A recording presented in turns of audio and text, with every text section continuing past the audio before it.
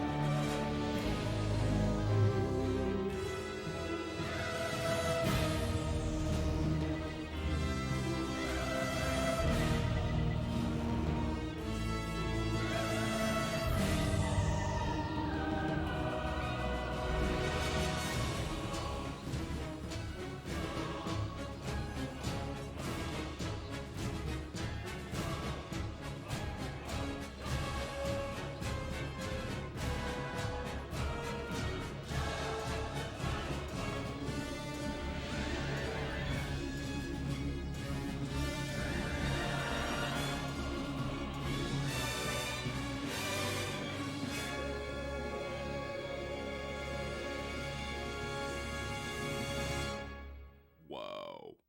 Hi. Hi. Welcome on in. Let's see. What are we doing? We are reading today, obviously. Last time, I'll do a bit of a recap. Last time we got through prologue, chapter 1, 2, and 3, I want to say. So we got a decent amount done. Today, I don't know how long we're going to get, but I'm hoping for at least 3 chapters. So Flesh and Faith, Crown's Burden, and Out of Touch. So we read Mind and Matter, and now we're on to Flesh and Faith. I did a lot of that in this book, actually, as far as like the chapter titles go. So we got Mind and Matter, followed by Flesh and Faith, and then we got Under a Common Faith Against a Common Foe. I like doing like little bookends like that in the chapters, like joining them together. It's fun to do. Hello, hello, Coffee. Hello, Maple. Good to see you. Good to see you. Hope you two are doing well. Take a sip of my Joe here. Got Onion on the lap. Hopefully she behaves. She'll probably one out later as I start reading. So be prepared for that. Just checking in for a bit. I have the flu, and I was like, oh no. Oh, okay, I hope you're managing well. I hope you're managing well. I had the flu 2 years ago is the last time I had the flu. And while I got over it quickly, holy shit, for the few days that I had it, I was completely out of it. I was just gone. Oh man, those were not good days. I got over it about like a week's time though, so it was okay. But the first couple days, especially, those were horrible. Those were horrible. Uh, over 104 Fahrenheit. Yeah, sounds about right. Mm. Okay. Now, let's get on to some reading here. So, Chapter 4, Flesh and Faith. Solthrasa flew his ship through the warp portal tunnel where ribbons, sparks, and bolts of a sort of blue energy whirled around it. The ship's scanners could not discern the nature and type of energy, but Solthrasa already knew its nature from his own experiences with things above and below the universe. It was order magic, one of the 7 schools of magic making up the fundamentals of reality. Order stood in opposition to chaos and governed the arrangement of matter and energy. Within less than a minute, the end of the warp portal drew near, and Solthrasa's ship exited back into normal space-time. Stars once again twinkled around, but he was now a few hundred light years away from Carlane. The ship's receivers immediately picked up thousands of different signals and comms channels through space, listing them on a display panel to his left. He was in Chelor's system. Zolthrasa turned the ship and saw one of Chelor's moons, now dotted with a number of moon bases, and steered his ship around it. Chelor, that purple and green sphere, came into view. His heart fluttered as the first stood on his arms, his ears relaxing in a wave of nostalgia watching over him. That single supercontinent amidst a vast, purple-tinged ocean, so easily recognizable after all this time, and it spoke a single word to his soul. Home. Zolthrasa flew the ship in, the AI on board automatically sending a clearance code for landing as he entered the upper atmosphere. Descending further and further, Zolthrasa leveled out about 3 kilometers above sea level, soaring over the vast fields of golden and green farmland in the Beltlands just north of the mountains, setting his sights on the great capital city at the rocky north end of the supercontinent. At a glance, it seemed little changed at all from how he remembered it, but he kept a shrewd gaze, seeking anything out of place, seeking any justification to feel right in his ancient hatred towards Lacta and all associated with him. Slowing down the ship, he entered the airspace of Inner City, taking one of the aerial skyways to a public landing pad fixed between several towers. Still there, just as he remembered. A little changed with it, namely much in the way of reinforcement and repair over time, but even after thousands and thousands of years, very little changed. He set his ship down and opened the canopy, the view screen flickering off as it slid open to reveal the sky above and surface below. Turning and taking the keys out, the ship deactivated, and Zolthrasa climbed out of the ship, setting his feet on the warm pavement of the wide landing pad. Many other ships also sat perched upon it, with the only difference being that none were reminiscent of the bulkier, ancient ship designs he remembered. A few of them were even alien models entirely, just like on Carlane. The air carried the ambience one would expect from a vast city, yet without any of the odor. He approached the railing behind his ship, leaning upon it as he looked out over the inner city to the east. In the distance, over a few towers and many dome-like buildings of inner city, he saw the great Majesty Park, and to the north of that, Glory Street, leading all the way to the most ancient still-standing building on this planet, and perhaps even the whole galaxy, the capital. A shiver went down his spine as time seemed to slow. Let me let Onion out.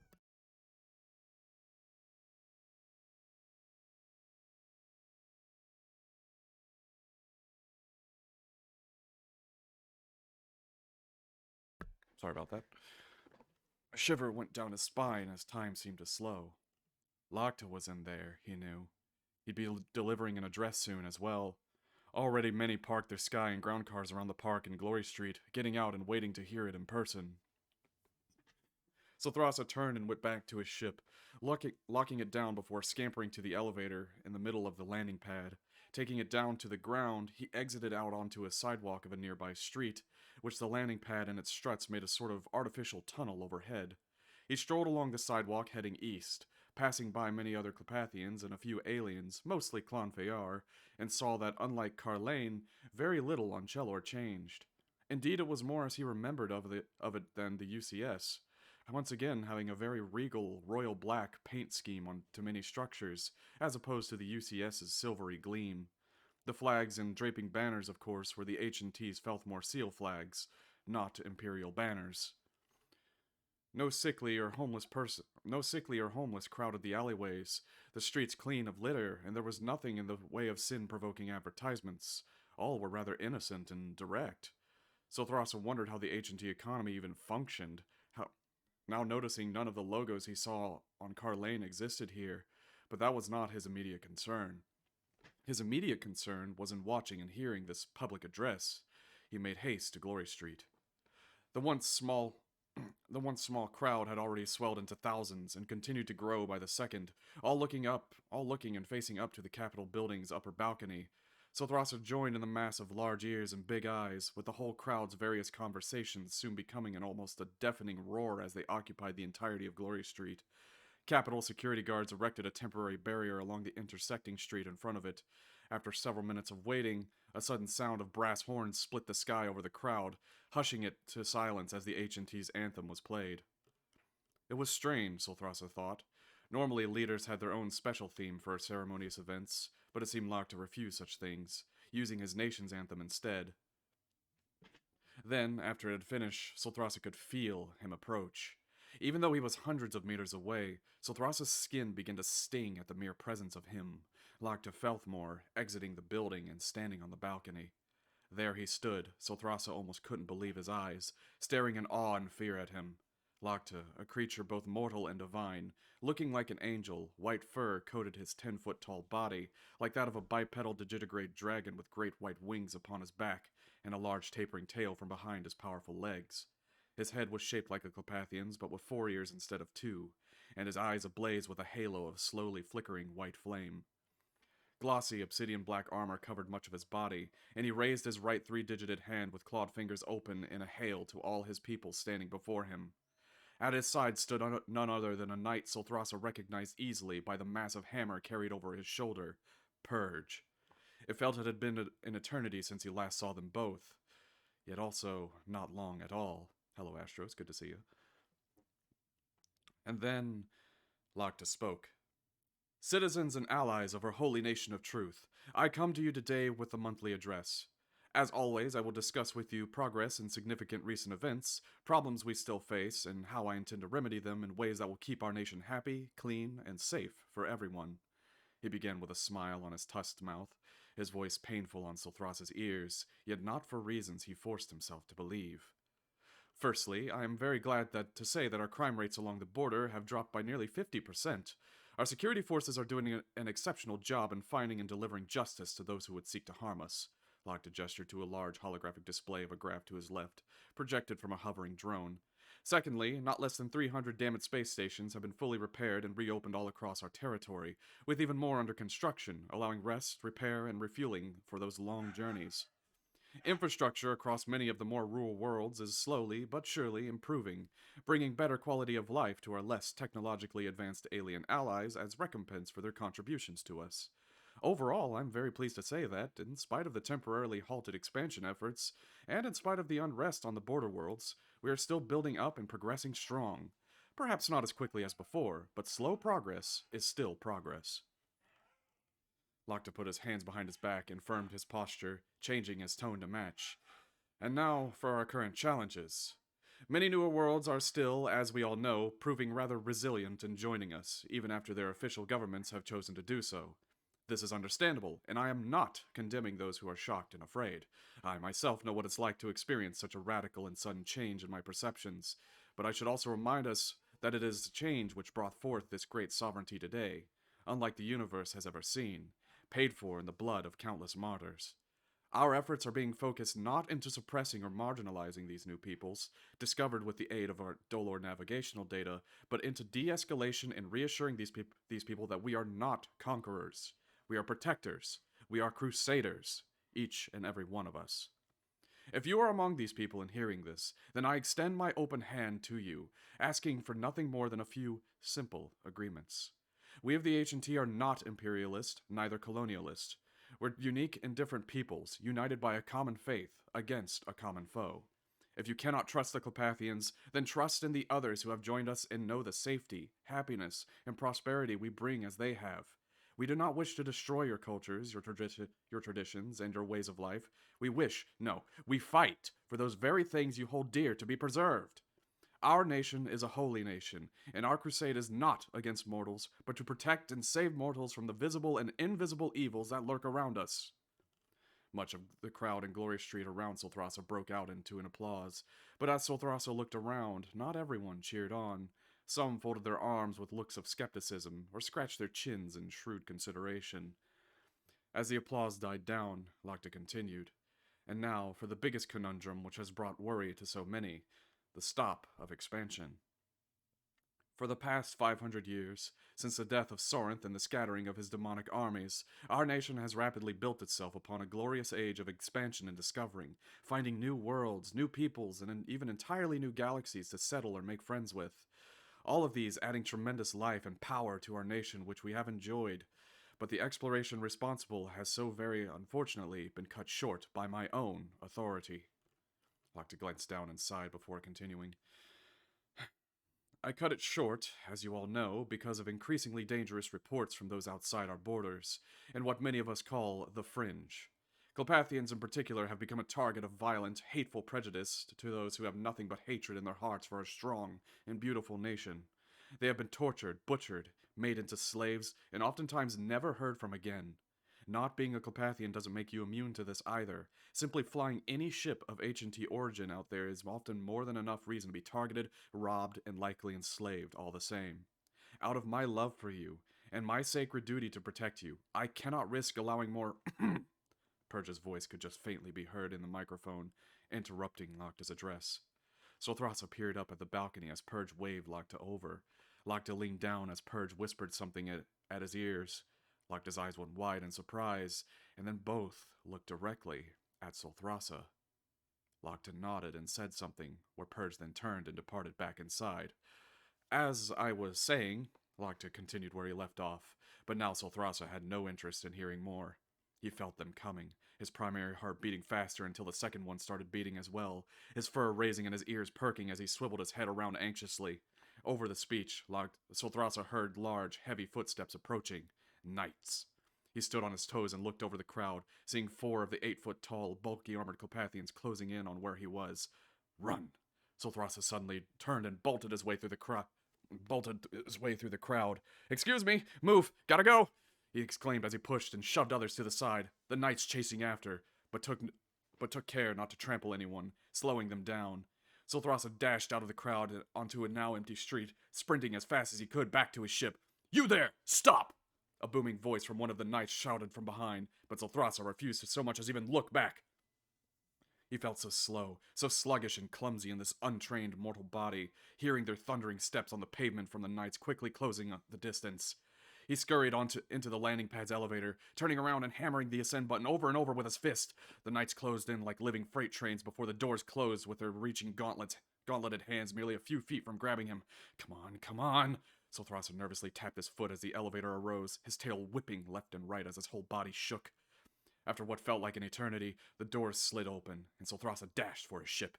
He heard the knights ascending the stairs as he fumbled with his keys in his jittering hands, and as soon as he opened the cockpit, he jumped inside and jammed the key into the ignition without even bothering to strap in or close the canopy. Solthrasa saw the knights appear from the stairway entrance, where they charged at him, but Solthrasa was not being captured today. He lifted the ship off merely a few feet from the ground and hammered the throttle forward. The ship rocketed ahead like a missile straight at the knights, forcing them to leap and roll out of the way. His ears billowing in the wind, Solthrasa looked back over his shoulder at the behind and below. They stared above at Solthrasa with unamused glares, knowing there was nothing they could do as he escaped into the safety of the open skies. Solthrasa slowed down the ship and closed the canopy, then fled at full speed away from Chelor City. In the small cockpit, the rhythm of his deep and quick breaths resonated back to him to the beat of his pounding hearts, gradually slowing as he realized no one else was giving chase. No security vehicles pursued him, leading him to believe that he got away. For now. He knew he was no longer safe here, at least not on the northern half of the continent. Almost no one, except for the mystics, lived on the swampy, untamed southern half of the continent, however. He recalled it being a place where fugitives would often hide, and also the place where the zealot found his own sword in a cave long forgotten to history. It was a place where Solthrasa once hid from him as well, and if it worked before, it ought to work again. Besides, now he was exhausted, and there was still one last place he wanted to visit before leaving Chelor for what could have been, for all he knew, the last time. The night would soon fall on Chelor, thus he figured he'd sleep it away hiding in the marshlands. Solthrasa passed over the jagged equatorial mountains, serving as a natural barrier warding off any land travel between north and south, then pitched down and pulled back on the throttle once he passed over them. He piloted his ship low and slow beneath the fog, just above the gnarled treetops, until finding a suitable clearing to set the ship down. Its landing strut sank slightly into the soft, black mud, but not enough to prevent it from taking off. Solthrasa opened the canopy to allow the fresh, cool evening air to breeze over him, listening to the many sounds of the swampy creatures. They were so loud, most would find it difficult to sleep at all, but the loud noises kept the dark thoughts away, and that Solthrasa found ease of rest. He closed his eyes, reclined back, and propped his legs up on the dashboard, took a deep breath, and drifted off to sleep. Unfortunately, however, the day for him was not yet over. Just before he drifted off into the realm of dreams and nightmares, A change in the air fell over his ears, violating the harmonious rhythm of beasts, birds, and bugs of the nightly swamps. It was so subtle that any other creature would not have heard it, and even with his keen Clepathian ears, it was almost inaudible to him as well, until he heard it again. His eyes slowly peeled open, but he did not move, shifting his squinted eyes to look up and behind him, then scanning left and right. It became clearer now, a sort of humming or chiming in the air, more felt than heard with its low frequency. This was no animal.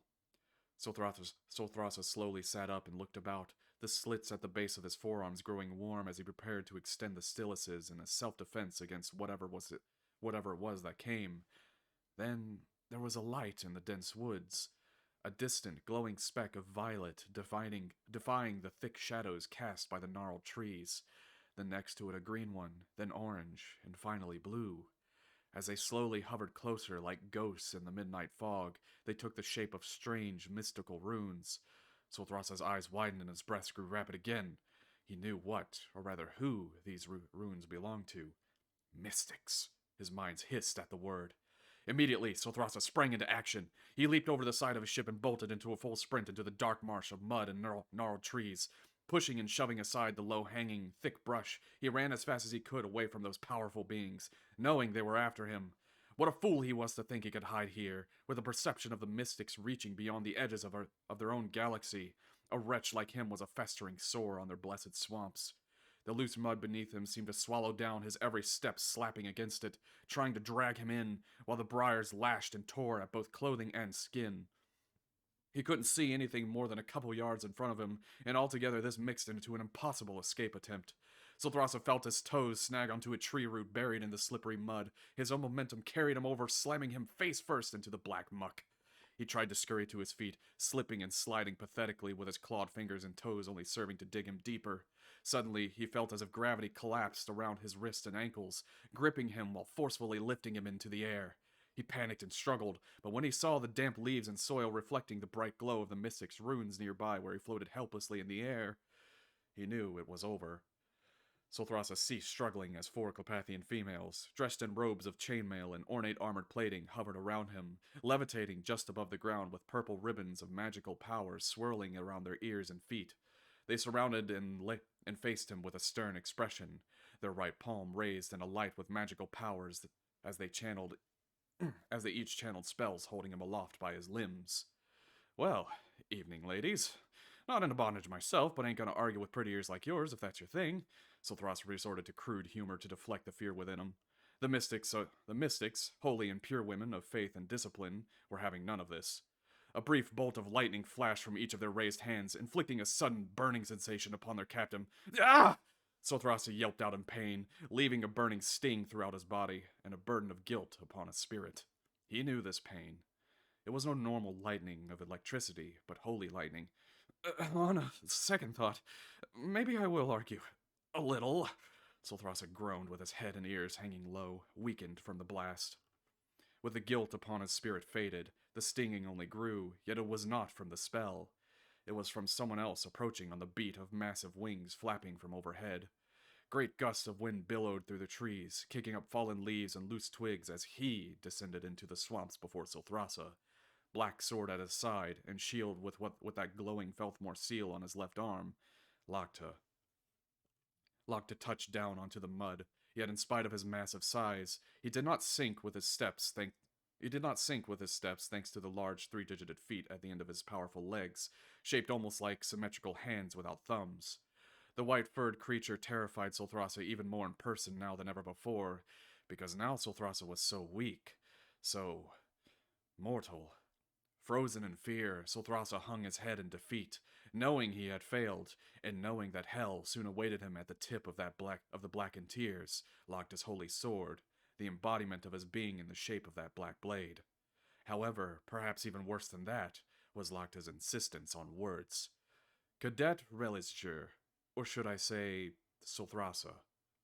Locta approached him as the mystics held him up to eye level with Locta. Why are you here? Strangely, Locta didn't sound angry at all, more confused than anything. This unexpected, unwanted response only irritated Solthrasa. There was no use in lying to someone who could see right through him, but unfortunately, his own ignorance was his ally in this. Even if I did know why I'm here, I wouldn't tell the likes of you. Solthrasa then felt Locta's large hand grab the top of his head, forcing Solthrasa to look him in the eyes. Those blazing, searing, holy eyes. Solthrasa's own eyes watered as he could not muster the will to shut them, forced to stare the Creator in the face and burn as Locta used his celestial vision to discern truth from the lie within. Then, after a moment of pain, temporarily blinding him as if stared into the sun through a telescope, Locta let go and stopped his scrying. You're telling the truth. Intriguing. Locta took a step back and looked to the chainmail mystics. Battle maidens, you've done well. Release him and return home. I would have words with Solthrasa alone.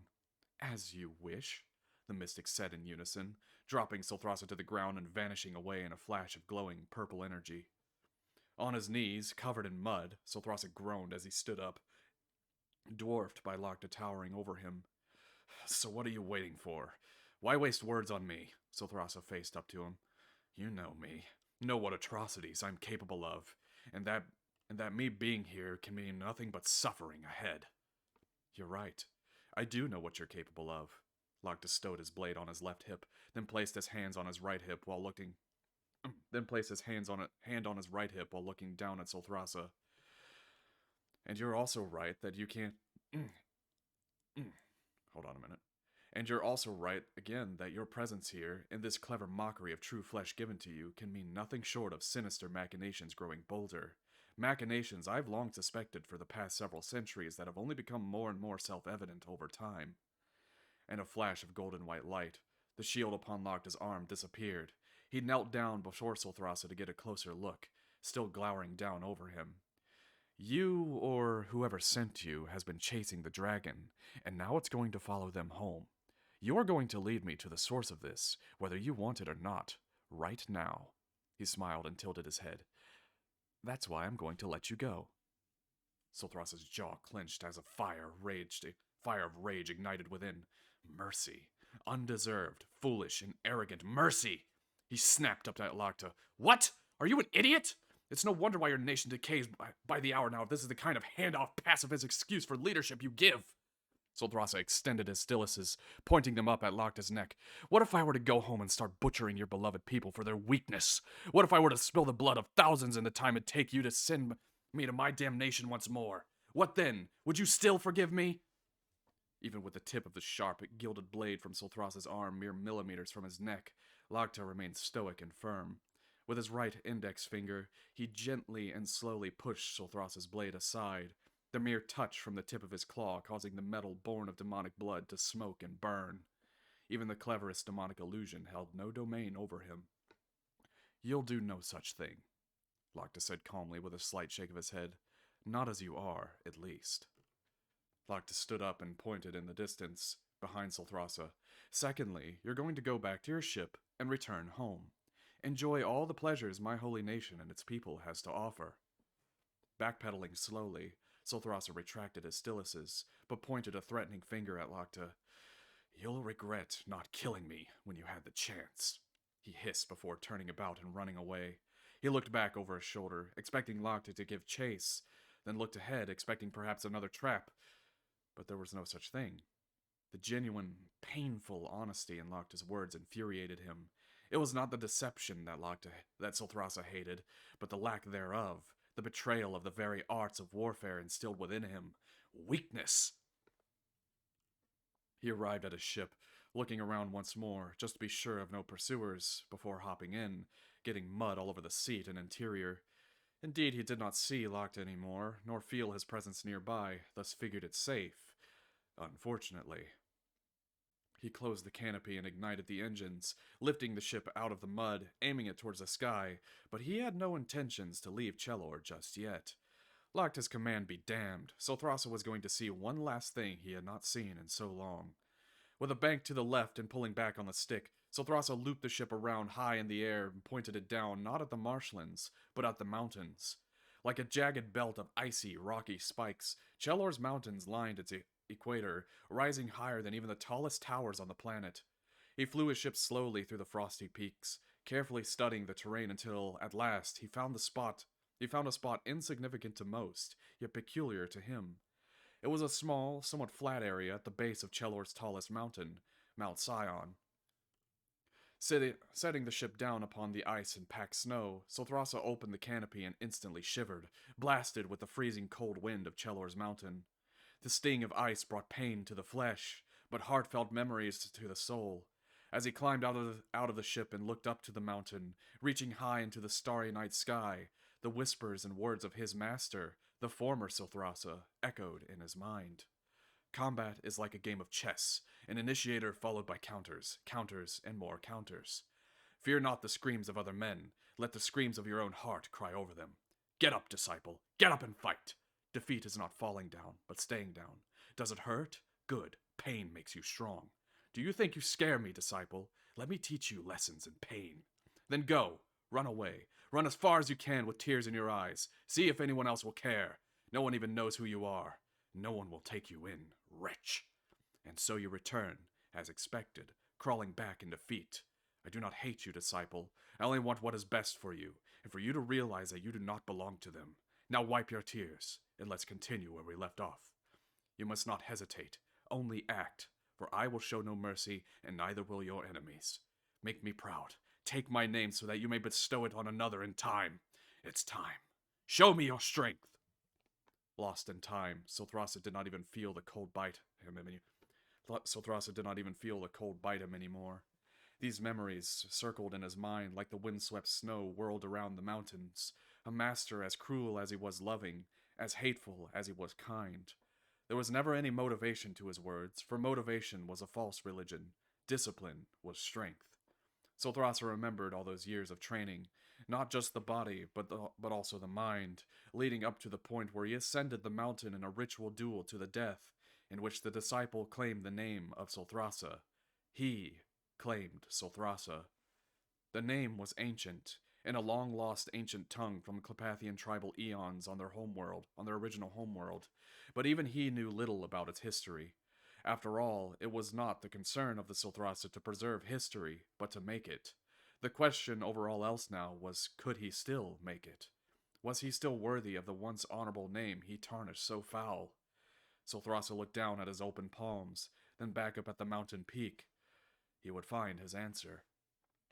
In accordance to the old ritual, he removed his shirt, his belt, his pants, all clothing to be completely bare except for his tail cap.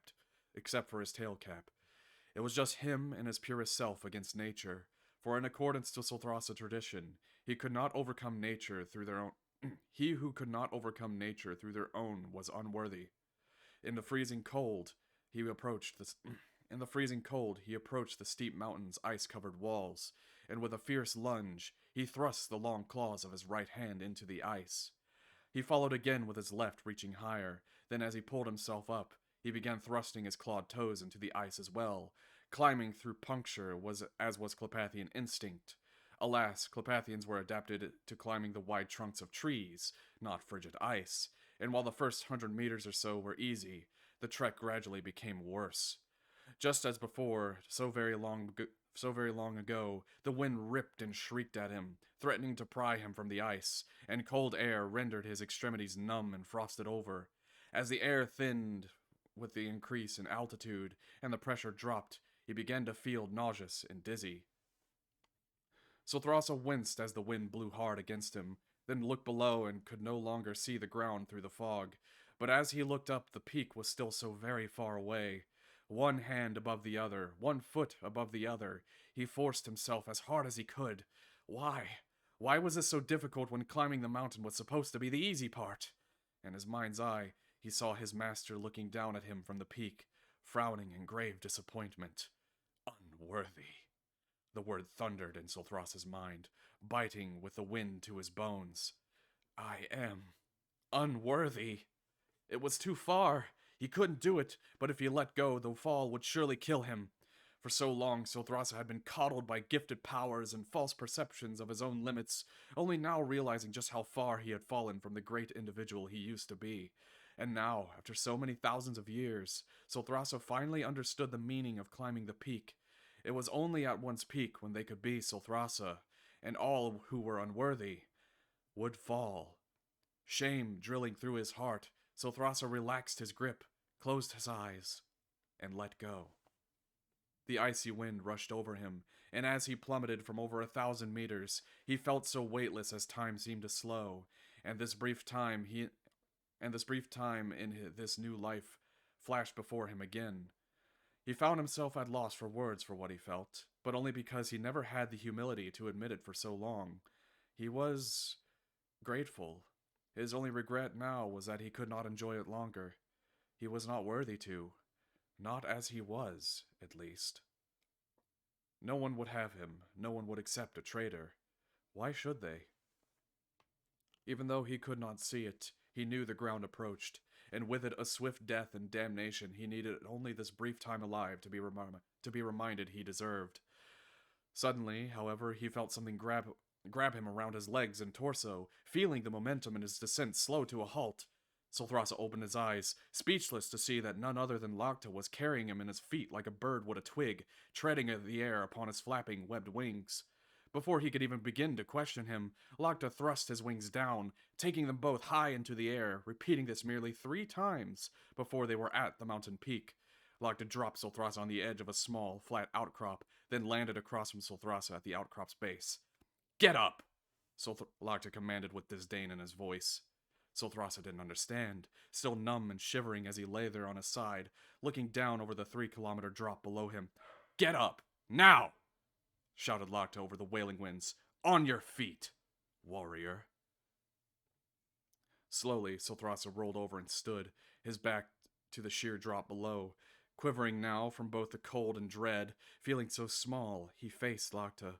Sothrasa stood where the former in his name once stood thousands of years ago, with Lagta standing where Sothrasa once stood as a disciple. It was here where each Sothrasa claimed and lost their name, climbing the mountain to its peak, bare and pure, where they would fight a duel to the death, deciding the disciple was worthy of claiming it, or if the master was worthy of keeping it. It was here where he remembered the visceral feeling of Astilus severing his master's head, where he claimed the name, only to be rewarded with silence. The image of his master's headless body pulsing silvery blood out onto the ice still burned itself in Sothrasa's mind, so vivid he could not even see what was happening right before him, until Lagta spoke again. "I told you to go home, but you didn't listen. You never listened to anything but your own hollow pride, blinding you to the truth you already know. I'll give you what you want, and show you what you refuse to see." Lagta began taking off his obsidian black armor, starting with the pauldrons, then the segment and cuirass, and finally the greaves, polines, and cuisses. Standing just as bare as Sothrasa, his soft white fur in a contrast to Sothrasa's stiff and charcoal black, he held only his sword in hand. What do you mean, give me what I want?" I completely missed some words here. "What do you mean, give me what I want?" Sothrasa questioned through chapped lips. Lagta looked down at his sword. "What you've always wanted." Then he threw his sword, his only weapon, at Sothrasa's feet. Why?" Sothrasa stammered in confusion, knowing that blade served as a catalyst to all that Lagta was. It and Lagta were one and the same. Puffing out his chest and holding his arms out wide, offering Sothrasa a free and easy strike, Lagta cried out to him, "Well, come on then! Do it! Kill me!" He was right, Sothrasa knew. This was what he spent every day of the last 26 millennia dreaming about, yet no matter how much he previously fantasized about killing Lagta, hesitancy choked his movements for some reason. Reluctantly, his feeble hands grabbed the hilt of the large black blade, its runes glowing bright with power as he held the very key to Lagta's life in his hands. Yet all he could do was cower as Lagta continued to scream, "Go on then! Plant that blade right here, in my chest, right now! Take that blade and destroy me through its corruption!" Lagta stepped forward. "Isn't that what you want? Do it, you coward! Do it and prove how much of a warrior you are! Do it!" Sothrasa's heart raced, each word like a shockwave against his pride. He remembered his time training Lagta the Zealot, believing he would be the next to carry his name. "Do it!" Lagta screamed again as he took another step forward. Yet this desire for his pupil turned to jealous rage and a baneful hatred of him. Solthrasa gripped the hilt of the holy sword and gritted his teeth as tears began to flow from his eyes. After all Solthrasa had seen and experienced, all his prejudices and plans of vengeance failed. Letting out a final scream, Locta was right in front of him now. Do it! He could not bring himself to commit such injustice, for it was a betrayal too great even for it was a betrayal too great even for him. I can't! Solthrasa finally snapped with a vicious scream up at Locta. Staring at him now, Locta watched Solthrasa collapse to his knees, dropping the sword on the ground and weeping confused and miserable tears. Why? Why did he feel this way? This was the opportunity he always wanted, yet he could not bring himself to take it. He could kill millions, set in motion great evils, whisper lies in ears of virgins, yet he could not strike down the one he swore as his eternal foe at his most vulnerable. The truth was already there, it always was, but even now, when forced to confront it, it burned against his pride in such a way that it cauterized his will to speak it. Locta retrieved his weapon from the ground, the black blade with its telltale arrowhead tip illuminating the frigid air around it with its holy runes. He paced away, then turned and faced Solthrasa once more. You see now, Solthrasa, times have changed, and so have you, whether your fragile identity held together by dead hatreds and broken dreams will allow you to admit it or not. Locta pointed the tip of his sword over a patch of ice in front of him, the Felthmore seal rune at its tip glowing warmer and melting away the ice to reveal the ancient skull of the previous Solthrasa. Times like those, the eras of barbarism and bloodlust against our own kin, have no place in the holy nation of truth, a sanctuary for all mortal kind, Locta enunciated clearly. All the political bickering, all the wasting of young lives, all those worthless bloody brother wars are over! No more, Solthrasa! Don't act so sure. Solthrasa seethed and whimpered, glowering up at him. Retrieving Solthrasa's clothes from within his cuirass and throwing them at him, Locta began dressing himself back into his armor as he spoke. You are welcome to stay among us, but your bloodlust towards my people, your people, will remain behind, Locta said, unfazed by Solthrasa's veiled threat. I will make certain of that. Once they were both dressed, Locta spread his wings and flew into the air, soaring around the peak where Solthrasa still stood before banking and diving right for him. He reared back and thrust his legs out, snatching Solthrasa into his feet like a hawk would catch an eagle in its talons. With Solthrasa in his grip, Locta then spiral dived down the mountain back to the ground, regardless of whether Solthrasa wanted it or not. He let Solthrasa go near the ground, then landed himself. Get in your ship and go home, Locta commanded with folded arms, glowering down at Solthrasa. I'll be watching you, Solthrasa. And by the way, you put your shirt on backwards. He smirked and winked at him. Solthrasa scurried to his ship, climbed inside, and glared at Locta as he began taking off. He blasted up to the sky once again, but this time Locta did not see him turn around. This time Locta had won. For now. Alone in the cold night, Locta looked now to the north, knowing that Solthrasa was not wrong in his warning. Locta could not be so sure those days of blood were behind them. Something was happening to his nation, stirring distress among his people, so subtle it hid even from his perception.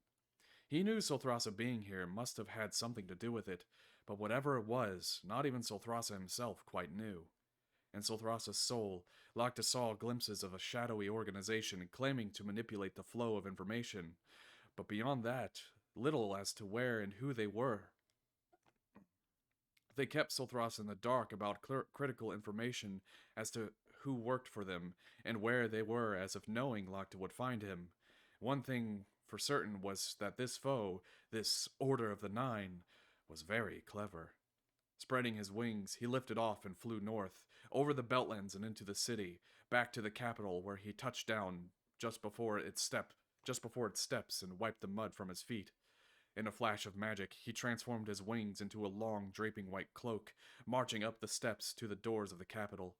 He reached out his hand and grabbed the door handle, but before he entered, he halted and looked back over his shoulder at the nighttime city streets.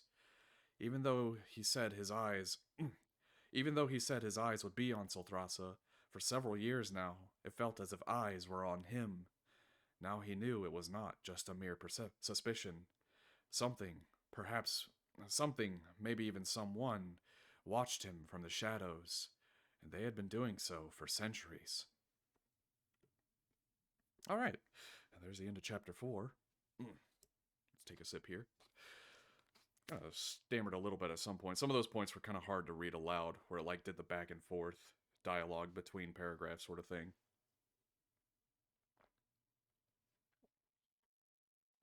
Mm. Loving this. I'm glad you are. Glad you are. Let's see. Read some chat here. It was me. You're probably wondering how I got here. Started just a few days ago. Out here playing Ice Climber. Yep, that's the trial of Silthrasa, climbing the ice mountain completely naked, pretty much. With a catch. That's how he's carrying Silthrasa. Yeah, I mean, if you got grabby feet, may as well use them.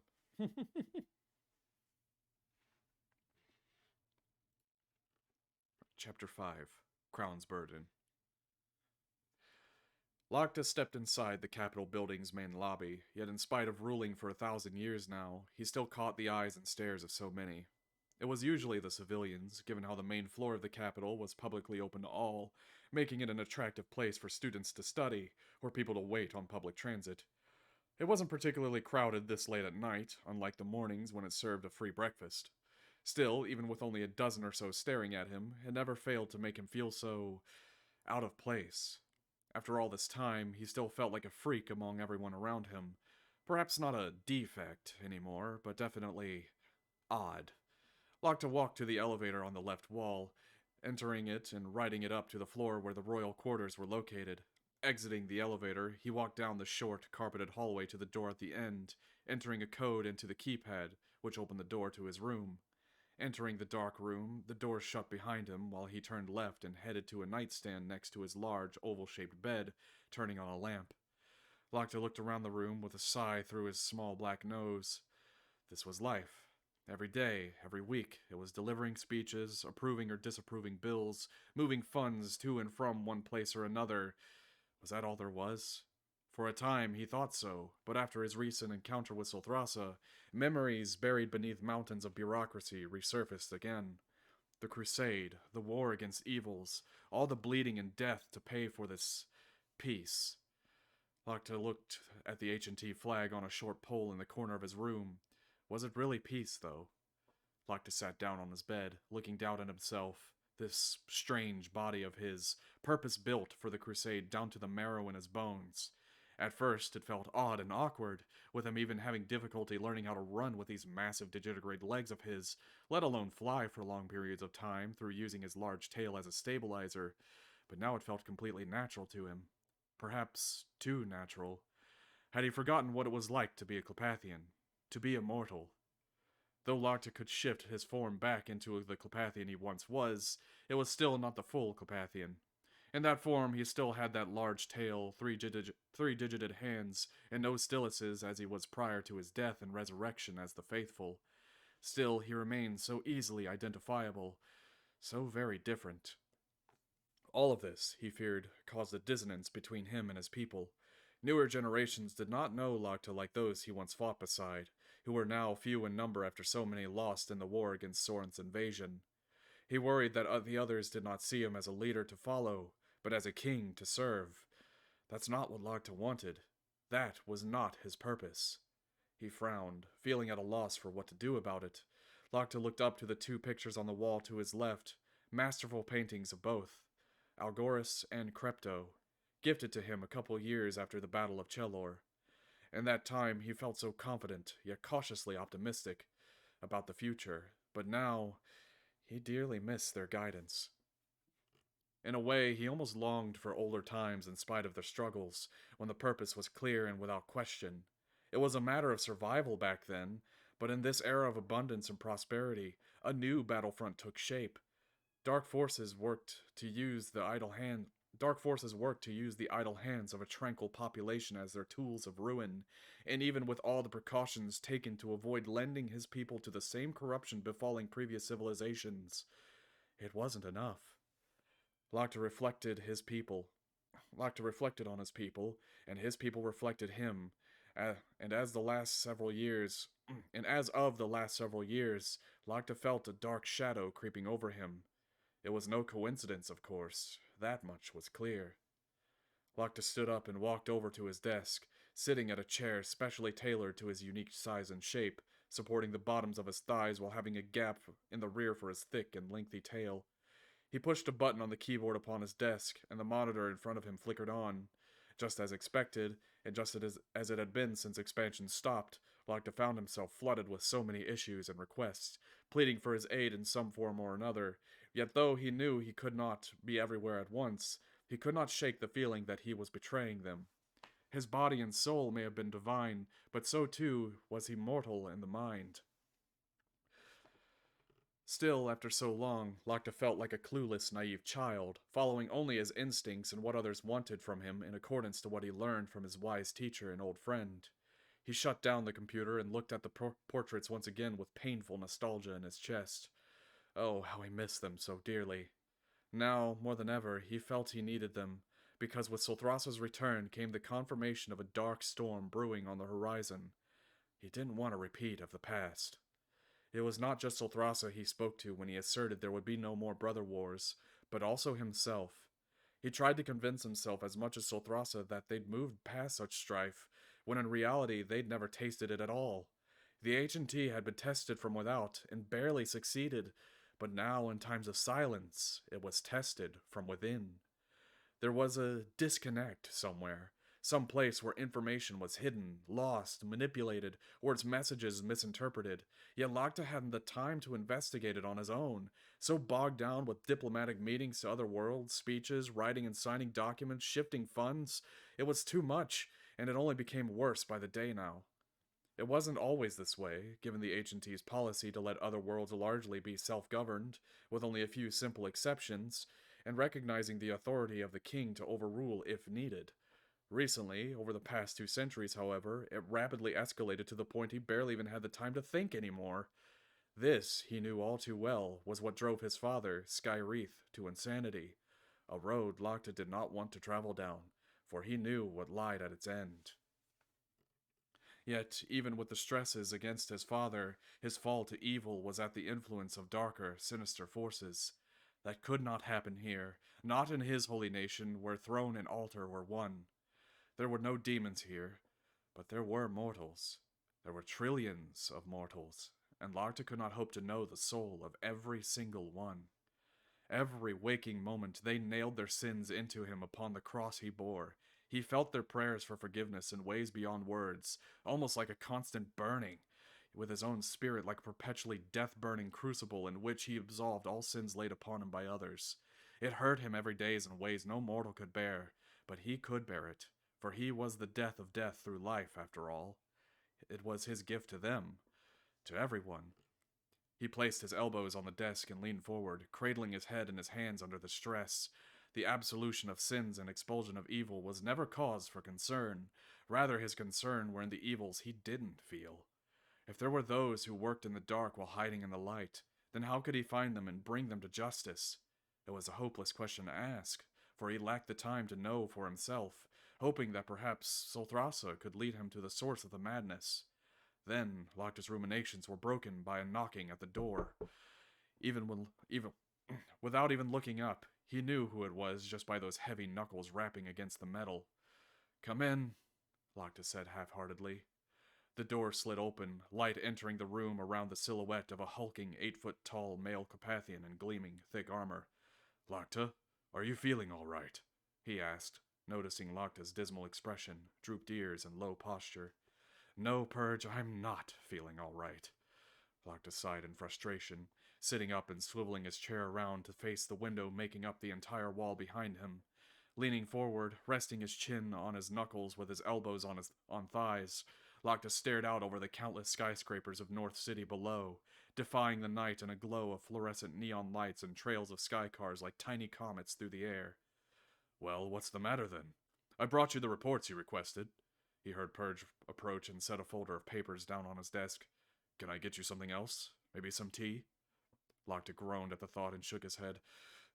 "I've drank so much tea and wine that if I still had a bladder, I'd be able to piss an entire ocean." "Geez, Locke, gross!" I did not need that mental image. Purge recoiled in disgust. That language isn't like you. What's gotten into you all of a sudden? Locke swiveled the chair halfway around the counterclockwise, looking over his left shoulder up at Purge. Just by looking in his eyes, Purge already knew. Sulthrasa had a certain effect on people like that. Oh, I see. Where is he, Locke? My knights and I are ready to send him back to where he came, at your command. No, that won't be necessary. Locke shook his head and stood up, holding his hands behind his back. Sir? Purge tilted his head in confusion.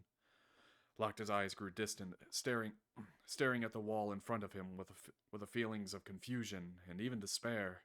He said nothing. Locke, there's something wrong. Then please tell me. We can't have you under such distress in a time like now.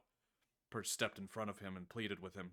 Looking down at him, Locke gulped and hesitated before telling him. I let him go, Purge. You what? Why? Purge gasped.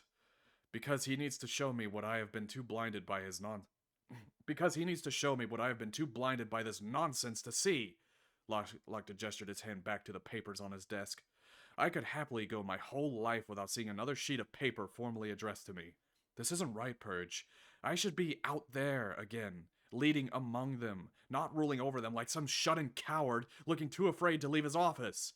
He gritted his teeth and shook his clenched fist in front of him. Purge shook his head with a stern stare, unfazed by the outbursts. You're no coward, and we both know that. Yes, but do they? Locke gestured out the windowed wall to his right.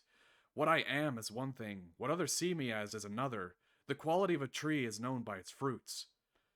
Looking in that direction at North City, Purge nodded in understanding. Okay, you have a point, I get it. There's something messed up in the chain of information and leadership. But what does Sulthrasa have to do with this? What does he have to do with you? Mercy, Purge, mercy. Locke held up his finger like a teacher giving a lesson. More than any weapon, what defeats Sulthrasa the most is mercy unveiling truths he already knows. Things about himself his pride makes him deathly afraid of. Perhaps, through this mercy, allowing him to live and experience the nation you, myself, and so many others have fought to build, he may yet have a change of heart, or at least be open to one. However, Purge could only roll his eyes with a disapproving sigh. Locke, forgive me for saying this, and I'm putting this in the nicest way possible. He paused, looking Locke in the eyes with a tilt of his head. But that is the most dumbass thing I've ever heard you say. Gee, thanks, that's really what I needed right now, sarcastically Locke spat, folding his arms and turning away, his tail waving left and right out of annoyance. Well, what would you propose then if I am such an idiot? Well, for one, if you feel you're disconnected from your own people, there are other ways than putting one of the deadliest enemies to all mortal kind, or there are other ways than letting one of the deadliest enemies to all mortal kind freely walk among us, Purge suggested, folding his arms as well, like a father scorning his son. Example? Asked Locke, still staring out the windowed wall. Purge shrugged and shook his head. I don't know, take some time off or something. Go out there, be among them, participate in events with them.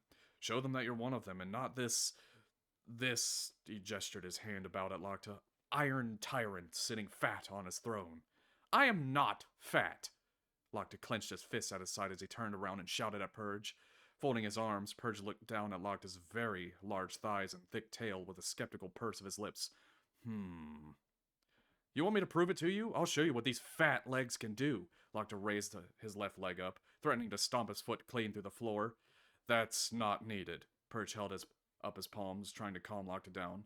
I already know from that time you kicked a supercarrier bulkhead right off its frames when it got jammed shut. But are you seeing what I mean? Purge asked, smirking up at Locke. You need to get out there and show these people that whatever false perceptions they might have of you are wrong. Or if they're right about something, you can then work to fix it. That temper, for one, getting away from all this should help with that, though. Locke looked down to his feet, then back at his tail, followed by the faint reflection of his four-eared head in the glossy window. Something tells me that'll be a lot harder than it sounds. I mean, look at me. I'm a freak of nature. Were the Clonfeyar any different to you when you first met them? Purge questioned with a smug grin. Rubbing the back of his neck, Locke considered it. Well, no, but... he stammered, trying to come up with an excuse. All right, you win this time. That's how many times now? Laughed Purge. Who's counting? Shrugged Locta with a roll of his eyes. Purge looked around, locked his room. So, here's what I think you should do. Take the next month or two off. Let me take your place in the meantime, regulating all this legal nonsense, since I've really got nothing else to do for the time being. The people trust me almost as much as they trust you, and you know that I'm not corrupt. In the meantime, get out there, be yourself, and cut loose for a bit. Let off some steam, let your mind clear itself of this pent up frustration.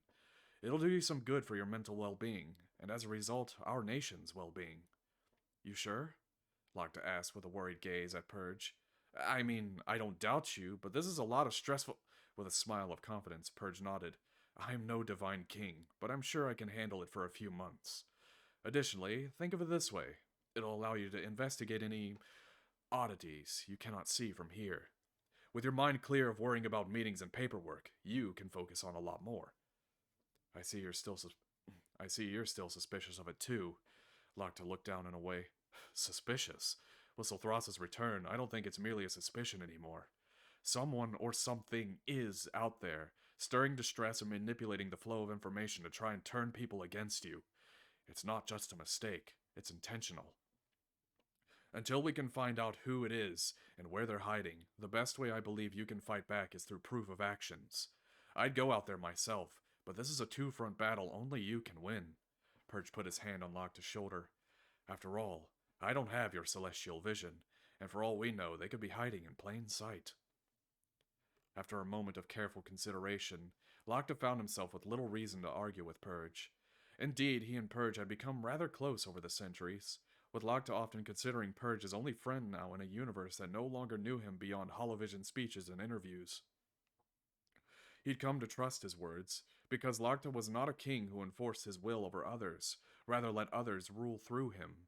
He only wanted what was best for the safety, prosperity, and happiness of his people insofar as it didn't lend them over to sin, and on this hair-thin line to toe, Locta balanced eternally. All right, Locta nodded, taking a deep breath and sighing. Yeah, I'll do it. I'll send a message letting the church and governors know that you're temporarily in my place. Just a few words before I leave, though. He held up one finger. Purge's ears and tail perked attentively. Don't screw this up. I already have enough on my plate as is. And secondly, leave Solthrasa alone. Keep an eye on him, and if he does something wrong, you have my full permission to treat him as any other violator of the law. But don't make him feel unwelcome. Locta asked of Purge. Taking a deep breath, Purge sighed. You really think he might have a change of heart? You really think he's ready? He's still mortal beneath it all. A suffering one, but still mortal. Animosity will only justify his thirst for violence. All he's known for his whole life is hatred and blood. You've already shown him once that isn't how things always are. Besides, I know better than you do. Remember that I have the memories of the other two in my name within me. Locta reminded Purge. Purge nodded. I have my reservations about this, but nevertheless, I hope you're right. It may be a pipe dream that'll make a fool out of you yet, but Solthrasa on our side would be a game changer. But please don't tell him I said that. Embarrassed? No, I just don't want it going to his head. Purge looked away. Locta wagged his finger at the night. To lie is to sin, Purge. Yeah, whatever. Will you just go already? Purge rolled his eyes and folded his arms. Smirking at the obvious feelings of rivalry within Purge, Locta said nothing more. With only the sword on his hip and armor on his body, Locta headed to the elevator in the corner of his room, descending down to the secret hangar buried beneath the Capitol building. Turning on the lights within the otherwise dark, concrete space, spotlights from the high ceiling shined down upon the various ships parked below the catwalk he stood upon. Among the many landed ships sat his own, a rather large ship as far as personal ships went, with large and thick reverse-swept wings painted gold, shaped like a crescent moon. The main hull, shaped like half a flattened cone on its side, painted black, protruded forward from the middle of the two wings. As anyone in the H&T would recognize the telltale shape of the ship as an M41 Deep Space Reconnaissance Craft, or M41 DSR for short. His ship, however, named the Star's Breath, had numerous modifications, making it almost an entirely different class of ship altogether. He approached the Star's Breath, pacing around it as per standard pre-flight checkup. The ship measured about 120 feet long and 150 feet wide. Such ships were suitable for about 20 crew or passengers, but only needed one pilot to control all of its main functions. This was standard Clepathian ship designs needing very few to operate, owed to their use of flight assistant AI while also serving as a safety feature. After ensuring the Ramscoop engine intakes were clear, launcher tubes weren't obstructed, and the glossy black hull and gilded wings were free of any signs of structural decay, Locke ducked underneath the ship, where he slid open the panel in the hull, revealing a keypad. When he typed in a code, a sound of mechanisms unlatching echoed through the spacious hangar from the ship, and a boarding ramp from the bottom of the hull opened, inviting him within. Locke climbed up the ramp, stepping on and grasping a floor switch with his left foot, giving it a twist and pull to close and seal the ramp. Lights, Locke said with a clap of his hands, and the ship's lights flickered on.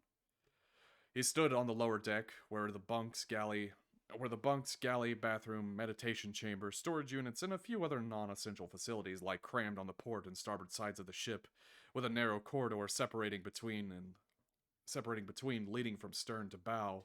Though the ceiling had been raised and the corridor widened to accommodate his size, he still found it rather cramped within.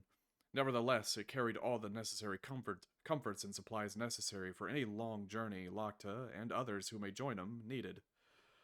He walked to the stairway at the back of the ship, ascending it into the upper deck, the bridge. Unlike the cramped lower deck, the bridge greeted him with a spacious, almost empty interior. A large crescent view screen gave a clear view ahead and to the sides, with monitors and control stations along the port and starboard walls. Following the shape of the hull, in the middle of the bridge sat the command and control chair, specially tailored to fit Locke's form. Locke approached and sat upon it. In response to his touch, floor panels slid open and the controls arose out of the floor in front of the chair. A large control yoke with a throttle control on a thumb wheel, and two yaw pedals shaped like horizontal rods on levers for his dexterous toes to grip. From the sides of the headrest, a holographic band of light projected around and in front of his head, displaying everything from hull and shield integrity to forward launcher tube controls. After strapping himself in, Locke pressed a few buttons on the right armrest of the chair, beginning the takeoff sequence. The levitation fields humming to life, the ship defied gravity and hovered several meters off the ground, where he then pushed the left yaw pedal forward to pivot the ship to the left, facing the exit tunnel. Making a few final checks on the display before him, he scrolled the throttle wheel forward, the massive engines at the rear roared to life, and the Star's Breath accelerated through the tunnel. The ship exited out of the cliff face overlooking North City, taking about a minute or two to break the speed of sound. Even with its many modifications, M41s were not the fastest to accelerate, nor the most agile, but Locke did not require high speeds and maneuverability in a starship. His ship carried not just the Ramscoop engines with their near-limitless running time standard to all M41s, but also further modifications such as various probes, weapons, and devices to fire out of the forward launcher tubes, a reinforced hull, a longer-range antenna, but perhaps most importantly, the cloaking field. So long as he did not fire any weapons, and as long as the shields were up, the cloaking field would render his ship totally undetectable to sight, sound, and energy-based detection, exactly the same type found on Angervos and M41s. He hadn't yet found a need for it, but as tensions slowly began to boil now, he felt his ship's capabilities may very soon be put to the test. Locke pulled back on the yoke, watching through the view screen as the horizon dipped below the bow, and a great blue sky illuminate the dimly lit bridge. Gradually, it began to darken as atmosphere gave way to the stars of space, where he entered the low orbit over the world bustling with starship traffic, satellites, and space stations. Locke continued away from Chelor, accelerating much quicker now without any atmospheric drag, yet he did not know where exactly he wanted to go. For 1,000 years now, technically even longer, he had constantly been busy and weighed down with working or fighting to satisfy the needs of his people. He wasn't used to being so free. Well, this is awkward, Locke said to himself. In spite of no one being around to judge him, he already felt embarrassed. However, with the thoughts of a possibly hidden enemy still fresh in his mind, perhaps an investigation should be his first move, he considered. While life was fairly stable and content in most worlds in the H&T space, civil distress and mistrust towards the H&T gripped the border worlds and the outlying galaxies. Locke did not know the full severity of it, only having written reports and sparse video feeds. It was time to see it with his own eyes. One recent world in this was the planet of Alanoon, homeworld of the feline Shearin. Lagda entered the coordinates into the warp portal generator, and with it humming to life, energy skittered across the ship's hull before tearing open a hole in before it. Flying the ship into the warp portal, Lagda knew not what to expect on the other side. He'd never been to Alanoon, always so busy with dealing with other matters piling onto his desk by the day. As Lagda sat alone in the ship, he realized how much he missed times like this. Time on his own, adventuring and exploring the unknown. He didn't like war, but fewer things invigorated him more than the pursuit of justice and truth. It made sense, of course. He was meant to be the light in the universe, yet for so long he sat and meandered, hiding away from the darker places. That ended today, and hopefully would set forth events that would repair his nation before its wounds became terminal. The issue was that Locke didn't even know where the wounds were, let alone who caused them. This information was obfuscated from him somewhere along the chain of distribution, which also likely meant others heard his own commands and decrees with blurry and muddled meanings. How could this happen? Better yet, how could he redeem his nation, thereby himself, of this corruption? Perhaps he was asking all the right questions, but at the wrong time. For now, he did as he always would, and focused on what was in front of him. The Star's Breath exited the warp portal about 100,000 miles from Alanoon. Almost immediately, the speakers of the command chair beeped, indicating someone hailing him. It was on an Angervosen command ship frequency. Locked to open the comms frequency. Hello? Star's Breath? My lord? Is that you? Came an obviously Clepathian voice from the other side, discernible by its accent. Yes, Commander. Is there a problem? How can I help? Locke asked back, slowing down as he approached the terrestrial green and blue world. The commander replied, It's not about you helping us, but us helping you. It's probably not the best idea for you to go to the surface. Why is that? Asked Locke. The commander paused. The commander paused for a moment in disbelief. Haven't you heard? This entire planet is on the brink of active world war. The words made Locke nearly throw his ship into a spin. What? Why haven't I heard about this? He exclaimed in shock. I don't know, sir, said the commander with honest confusion. We've been relaying all the necessary information for the past 5 years, receiving nothing but orders to continue defending those who've allied themselves with the sovereignty. Locke sat back in silence, taking a deep breath and gulping at the planet before him. Sir, if I may ask, what are you doing here? The commander asked after a pause. Hesitating again, Locke looked left and right as he passed through a fleet of warships blockading the world. I thought it was just some civil unrest and distrust. And I came here hoping to investigate. Seems the time's passed for an open hand. Locke pressed a switch on the left armrest of his chair, ringing a satisfactory series of beeps, followed by a low, energetic resonance through the ship.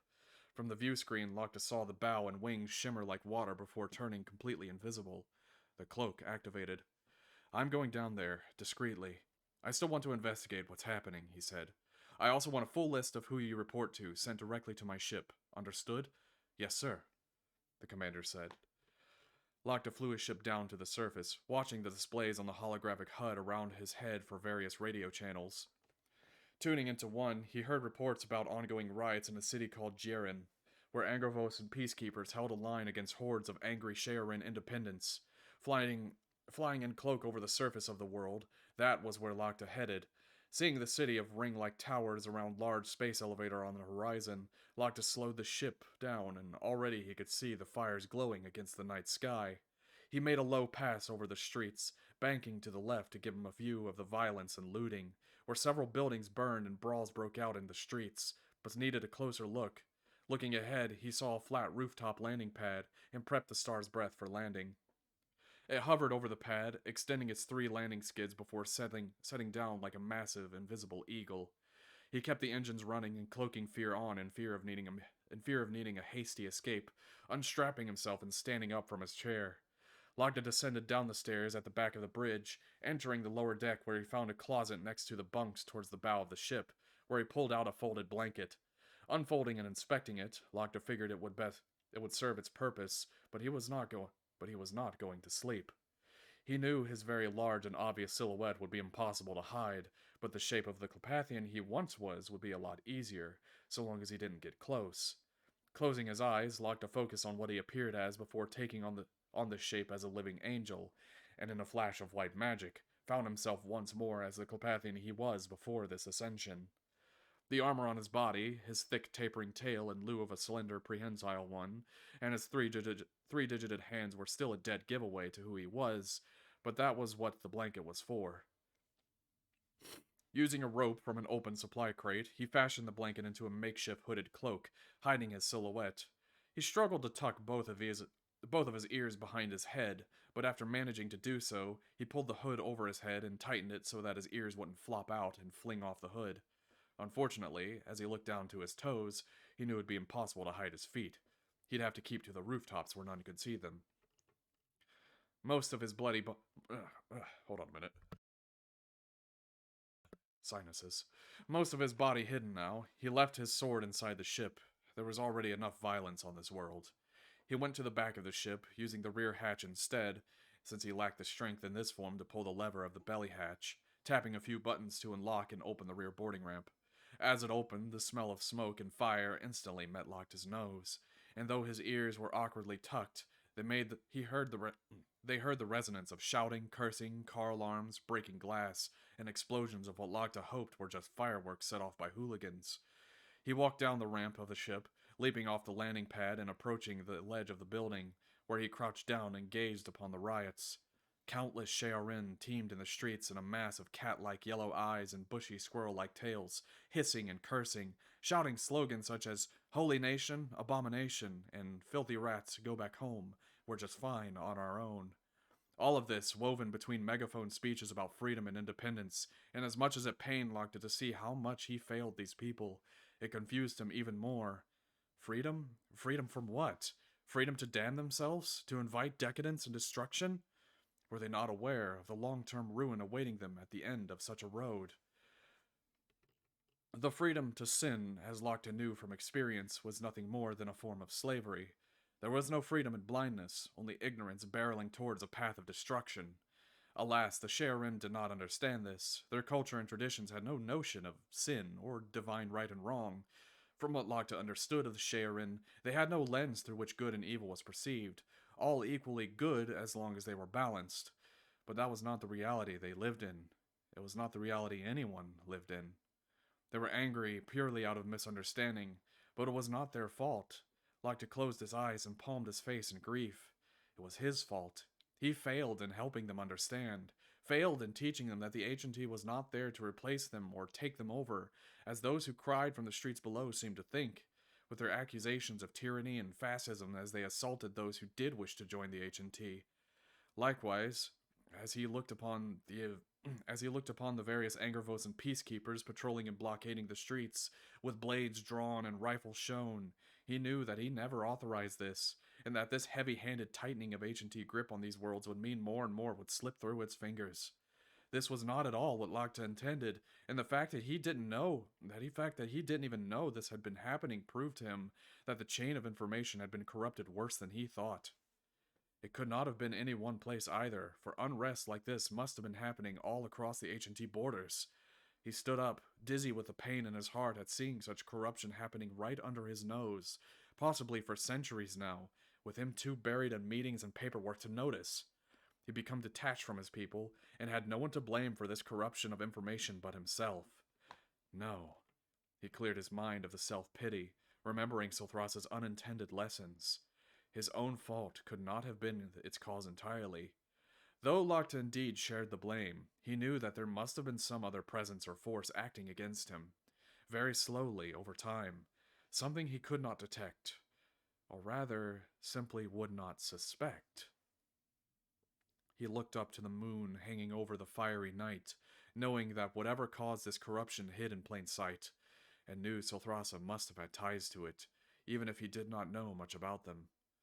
Regardless of whether Silthrasa wanted it or not, he may just yet be the HNT's greatest ally on this brink of decay. The only problem was in convincing someone as stubborn and self-hating as him to help. That would not be easy. Not for Locke. As much as Locke wished he could do something while on this world, any action made by him now would only make things worse. His mere presence would escalate tensions, and while it was certainly in his power to have this entire rebellion stomped out in a second, that was not the kind of kingdom the HT was. That was not the kind of army the Angervosen was. That was not the kind of leader Locke wanted to be. He turned and climbed up the boarding ramp into his ship again, sealing it behind him while taking off the blanket and throwing it aside, his ears flopping out to the size of his head in their natural position. He shifted back to his true, ascended form in a flash of magic, stumbling a bit in the awkward sensation of going from walking on his heels to walking on his toes. Well, hello, Balador. Good to see you, good to see you. He never did get used to that. Climbing up to the bridge, Locke strapped himself into the command chair and lifted the star's breath from the landing pad, already dialing in warp portal coordinates for planet Carlane. As he ascended out of the atmosphere, he read over the information sent to him by the fleet commander, officially brigade commander in rank, reporting directly to a Clonfayard division commander who could have reported to any number of generals of defense in the local core of this holy cluster of the Angervosen.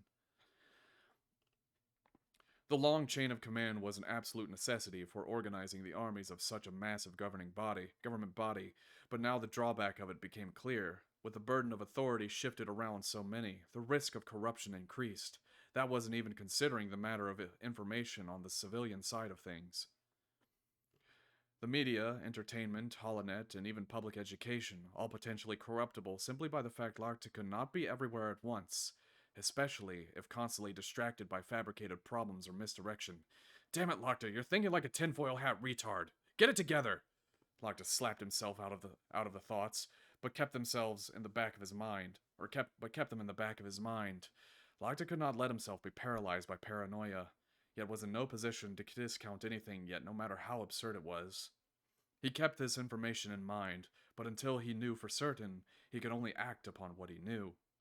One thing Locke knew for certain was that reality was never as simple as it seemed.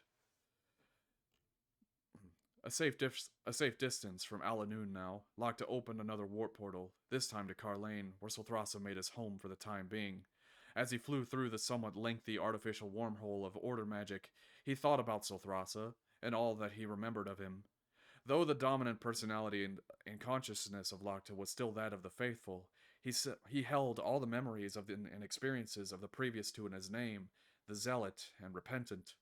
The Zealot in particular spent quite a lot of time with Solthrasa, even becoming rather close to him for a time. This would have surprised Locke normally, but because they were technically his memories, he felt no such astonishment. In that time, during the era of the Clepathian Empire and Breton Republic, they looked locked in a constant bickering struggle. Locke knew Solthrasa as a disciple would a master, and as a son would a father. He recalled how Solthrasa took him in, found alone and abandoned on an imperial border world during one of the many wars with the Republic, and tried to raise him as to be the next to carry his name. Of course, Locke was never any mere Clepathian in any of his lives, and the Zealot had a much different calling, often in defiance of Solthrasa's will. Locke, as the Zealot, always knew Solthrasa had great dreams of leading the Clepathian Empire, knowing that he would be chosen since their current aging emperor at the time lost his three heirs from assassination. Solthrasa had more than proven his capability to lead and his loyalty to his nation, but the emperor did not choose him. He chose Locke, a decision that, to this day, Locke still felt he did not deserve, but none felt that more than Solthrasa. All of this because of how much the emperor trusted the words of the mystics who delivered prophecy unto him. The betrayal, as Locke recalled, was not instantaneous, not in action at least, for Locke saw the envy in Solthrasa's eye the moment it was declared. For a time, Solthrasa begrudgingly served Locke, but the primordial conflicts quickly following not only destroyed nearly all Clepathian kind at the hands of mortals possessed by demonic spirits, but also destroyed Solthrasa's faith in Locke's capacity to lead. He abandoned Locke's command, took matters into his own hands, yet for every victory found another defeat. It was in that where Locke now found his new sympathy and mercy towards Solthrasa. The faithful may have only known Solthrasa as a hateful, barely even mortal creature of wrath, but with the context of the Zealot's memory, he knew now that Solthrasa was just a victim like any other to the powers of darkness. Solthrasa's betrayal, when he stormed into the throne room and challenged the Zealot to a duel to the death, the demonic powers deforming his body and soul at that point, was not a battle of glory for the zealot. It was a battle of tears and mourning over a friendship lost. It was a battle of two betrayals, not one. Indeed, Locke betrayed Solthrasa, just as much as Solthrasa betrayed him. It may not have been necessary, but betrayal was betrayal nonetheless. As the Star's Breath exited the warp portal and Locke looked upon Carlane through the crescent view screen, he took a deep and nervous breath before letting out a worrisome sigh. His arms, legs, and wings and tail felt weak with guilt. He knew that it was not just in Solthrasa's hands, but his own to try and rebuild this bridge burnt between them. He needed Solthrasa now, but did Solthrasa feel the same towards him? Would he ever feel the need for redemption like Locke felt now? Alright, that's the end of chapter 5. Seeing things spice up, seeing things from Locke's perspective in this story. Oh, and hello, Balador. Are you who I think you are? I recognize the name. I don't quite remember. It's been a long time. But hope you're doing well. Sorry for not reading and catching up. I try to focus on the story and then read between chapters. For maybe oh, it is you. Okay, I remember you. Okay. Wow, a lot of time has passed. A lot of things have changed. Hope you're doing well. Hope you've been holding up nicely. I don't play WoW anymore. I haven't played in a long time, but it's good to see you. Good to see you. Sorry for not catching up during reading streams. I usually catch up on chat between chapters as to try and not break the flow of things. Well, welcome on in. Welcome on in. I gotta drink some water here. Okay. Yeah, but I've been doing streams regularly for about 2 years now. Usually Wednesday to Sunday with some reading streams occasionally on Saturdays. I usually can't catch anyone on Twitch because I'm working. That's understandable. It was good to see you regardless. After the 2-hour mark, or after I finish probably this chapter, maybe I'll probably be swapping over to Borderlands 3. Because reading for a full 4 hours is, it's, headache inducing. Holy shit, it saps you. Well, welcome on in. Hope you enjoy your time here. Let's see. Chapter 6. Out of touch. You're out of touch. I'm out of time. Okay, I'll stop. Chapter 6, Out of Touch.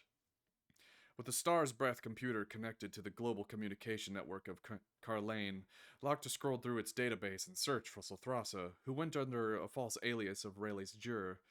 The Star's Breath clearance code allowed it to penetrate any H&T network, yet even so, the alias fabricated for Solthrasa was perfect. Had it not been for his own celestial vision and Purge's uncanny shrewdness, Locke would not have known he was Solthrasa at all. The fear therein came from the fact that all citizens of the H&T sovereignty were assigned these permanent IDs, either upon birth or alliance, based on genetic makeup recorded by high-level medical authorities. Locke knew this meant there was a corruption, even on the medical levels. In that, it also meant there was likely corruption on the civil and academic side of things, not just the Angervosen. Even if it was only a handful of people causing this, Locke could not hope to stop them all.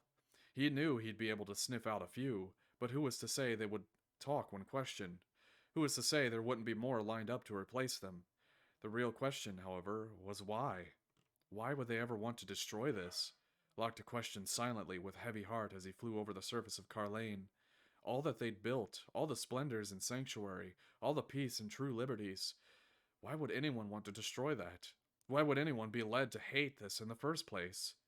Locke knew that many of these individuals, playing their part in rotting the foundation of the H&T out from under it, must have been swayed by the control of information, perhaps even bribed. But what Locke wished to know was where it started.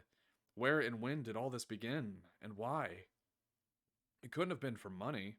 It couldn't have been money, for the distributist economy of the H&T offered fair opportunity for all, no matter how small they were. It couldn't have been a loss of cultural and species identity, for the H&T held a significant emphasis on each sentient appreciating who and what they were, as opposed to envying and mixing with others. Could it have been the war a few centuries ago? Possibly, Locke considered, but it was in times of fighting and immediate danger where the H&T had its strongest bonds. Maybe it was a religious matter, with certain people unwilling to turn away from the aired beliefs. He didn't know enough to count or discount anything. He just didn't know. This was life for Lagta. Always was, always had been. Lagta didn't know. Algorithm said this dependency on the wisdom of others was good for a leader, to be able to learn and experience, but when faced with an unknown as cunning and shadowy as this, Lagta wasn't so sure. All this power at his fingertips, potentially unlimited in his potential, and yet he barely even knew how to use a fraction of it. His own potential terrified him. Carrying omnipotence by nature also carried the burden of knowing that even the slightest thing could change the universe forever. To this day, Lacta still felt as if he didn't deserve these capabilities, like a child failing to live up to the expectations of parents they dearly loved. Lacta himself could not fully comprehend what he was, and in that came a greater struggle than any army of darkness, one that he knew would follow him until the end of time. Creator in the flesh or not, he just wanted what was best for his people, for all mortal kind, for he knew the full horrors of the alternative in all three of his mortal lifetimes. He hoped that Solthrasa, who must have at least had some ties with it, could provide somewhere to begin. Hello, Onward, good to see you. Even if just a small clue. Convincing him was another matter entirely. Locke tracked Solthrasa down to his apartment in the residential districts of Carlanian City, landing his ship upon the roof of the massive skyscraper. As soon as he exited the ship, his ears billowing in the high altitude wind, he felt a strange sense of derealization. He looked around the cityscape, then approached the edge and looked down at the countless people below. His people, who looked up to him, followed him, and trusted him. In these rare moments, with his mind unburdened by incessant bureaucracy, he was finally able to take all of it in. Their lives all rested on his shoulders. Looking down at himself, this strange body of his, unlike any other creature in existence, having its own unique capabilities in biology, he found a disconnection within himself. He did not feel discomfort in his own skin, this new skin, but did he make others feel uncomfortable in theirs? Was he too alien for them? Perhaps, he figured, that was the whole reason why he was terminally unique, so that there was no apparent favoritism towards one species or another, yet this came with a cost of distrust to all, belonging to none. How could he prove himself then? Alright, enjoy your sleep, Onward. He certainly would not find it sitting behind a desk. Once he solved this crisis, Locke promised to himself, he would make some changes to how menial political work was handled. What a naive fool he was to think he could handle it all on his own, for now as he turned and descended down the rooftop access stairs, he was once again reminded of how much he depended on others. They were not only just to help him in places where he could not always be, but the sole purpose for his existence. Without his people, without his nation, without his crusade, Lagta was nothing. After leaving the rooftop stairs into the top floor of the apartment building, Lagta began his way to the elevators, but upon opening one, he realized it was far too small for him to fit inside. The stairs, likewise, would take a small eternity to walk down to Solthrasa's floor. However, an open area ran down the middle of the building, leading all the way down the traffic tunnel in the middle. Lagta navigated through the halls until he found a railing peering deep into the large building, and all the way across the rooms on the other side, and had an idea. Looking over his shoulder at his wings, he flexed them in preparation, then leaped over the edge. Diving like a bird of prey, he kept an eye on the floors as he zoomed by, until he passed by the 217th floor. Hello, Mongoose.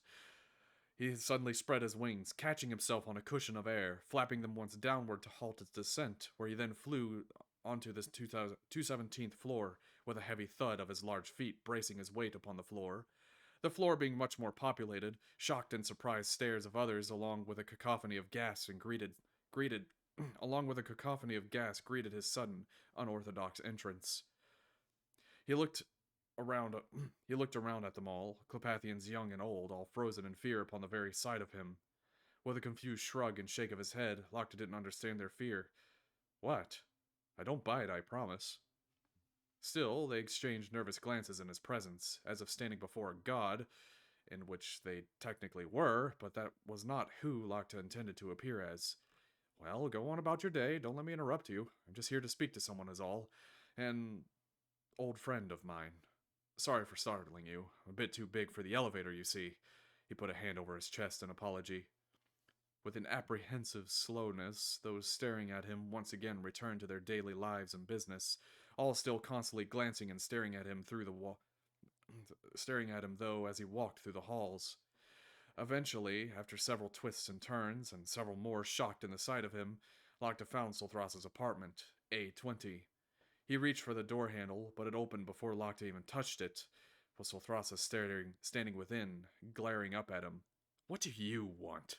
Solthrasa growled with a squinting glare. Locke gulped and glanced back over his shoulder. "May I, come in?"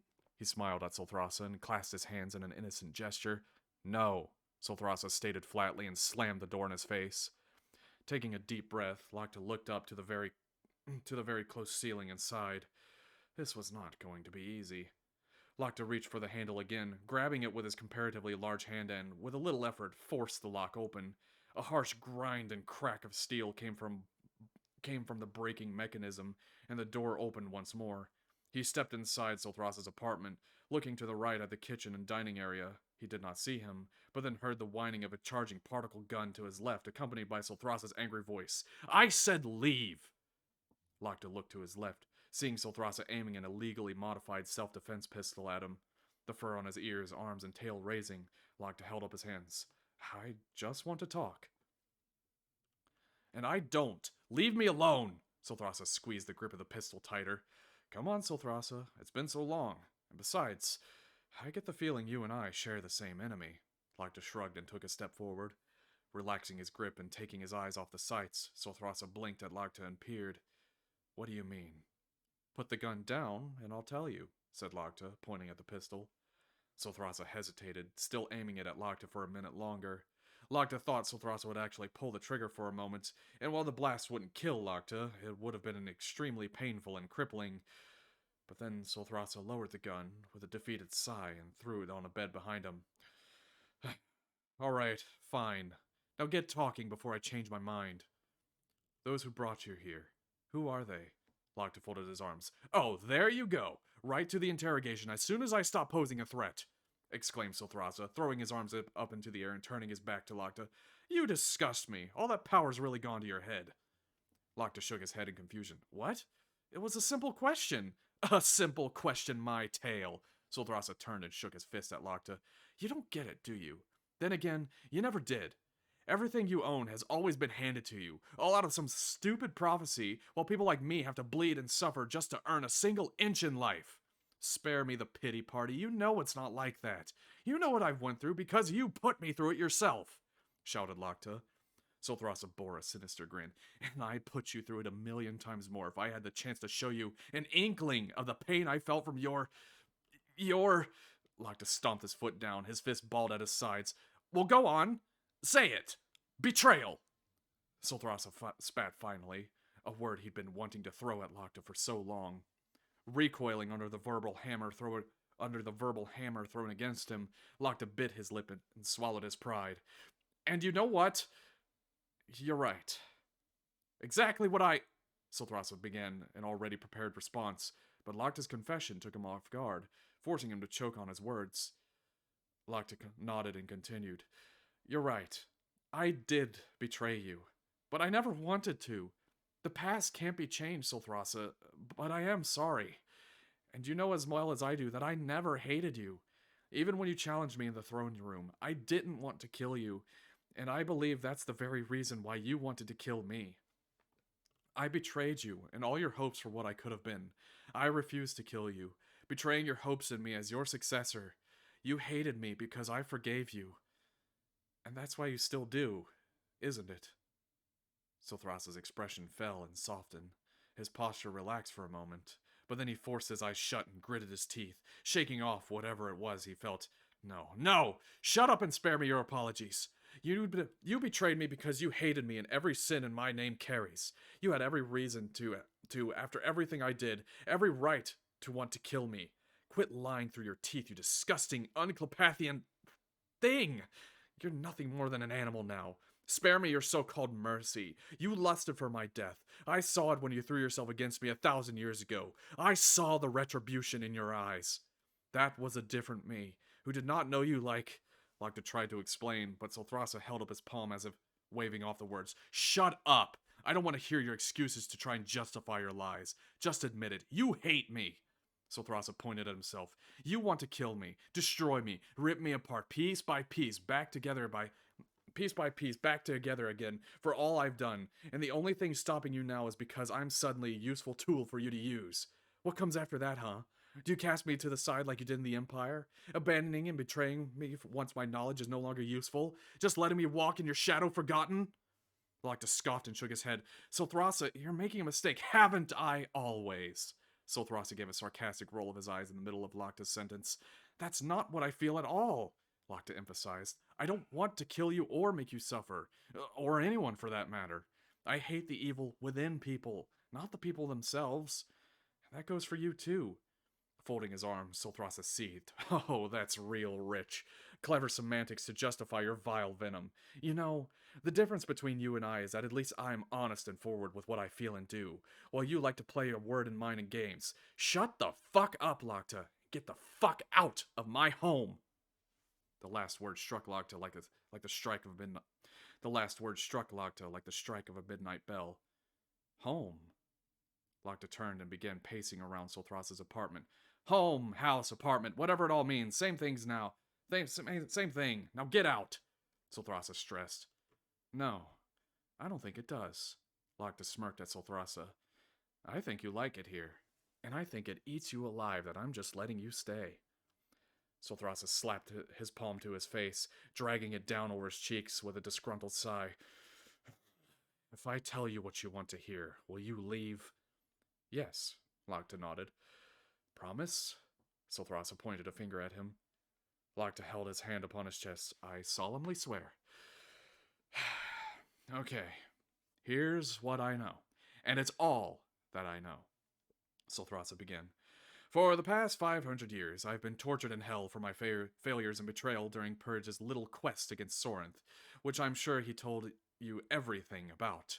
Then suddenly, I get promised freedom by a little shade demon, where I escape with my insides hanging out, skin flayed off, and half my fingers and toes missing, stabbing myself in the chest with a magic knife. Then I wake up in some sort of space station in the middle of nowhere.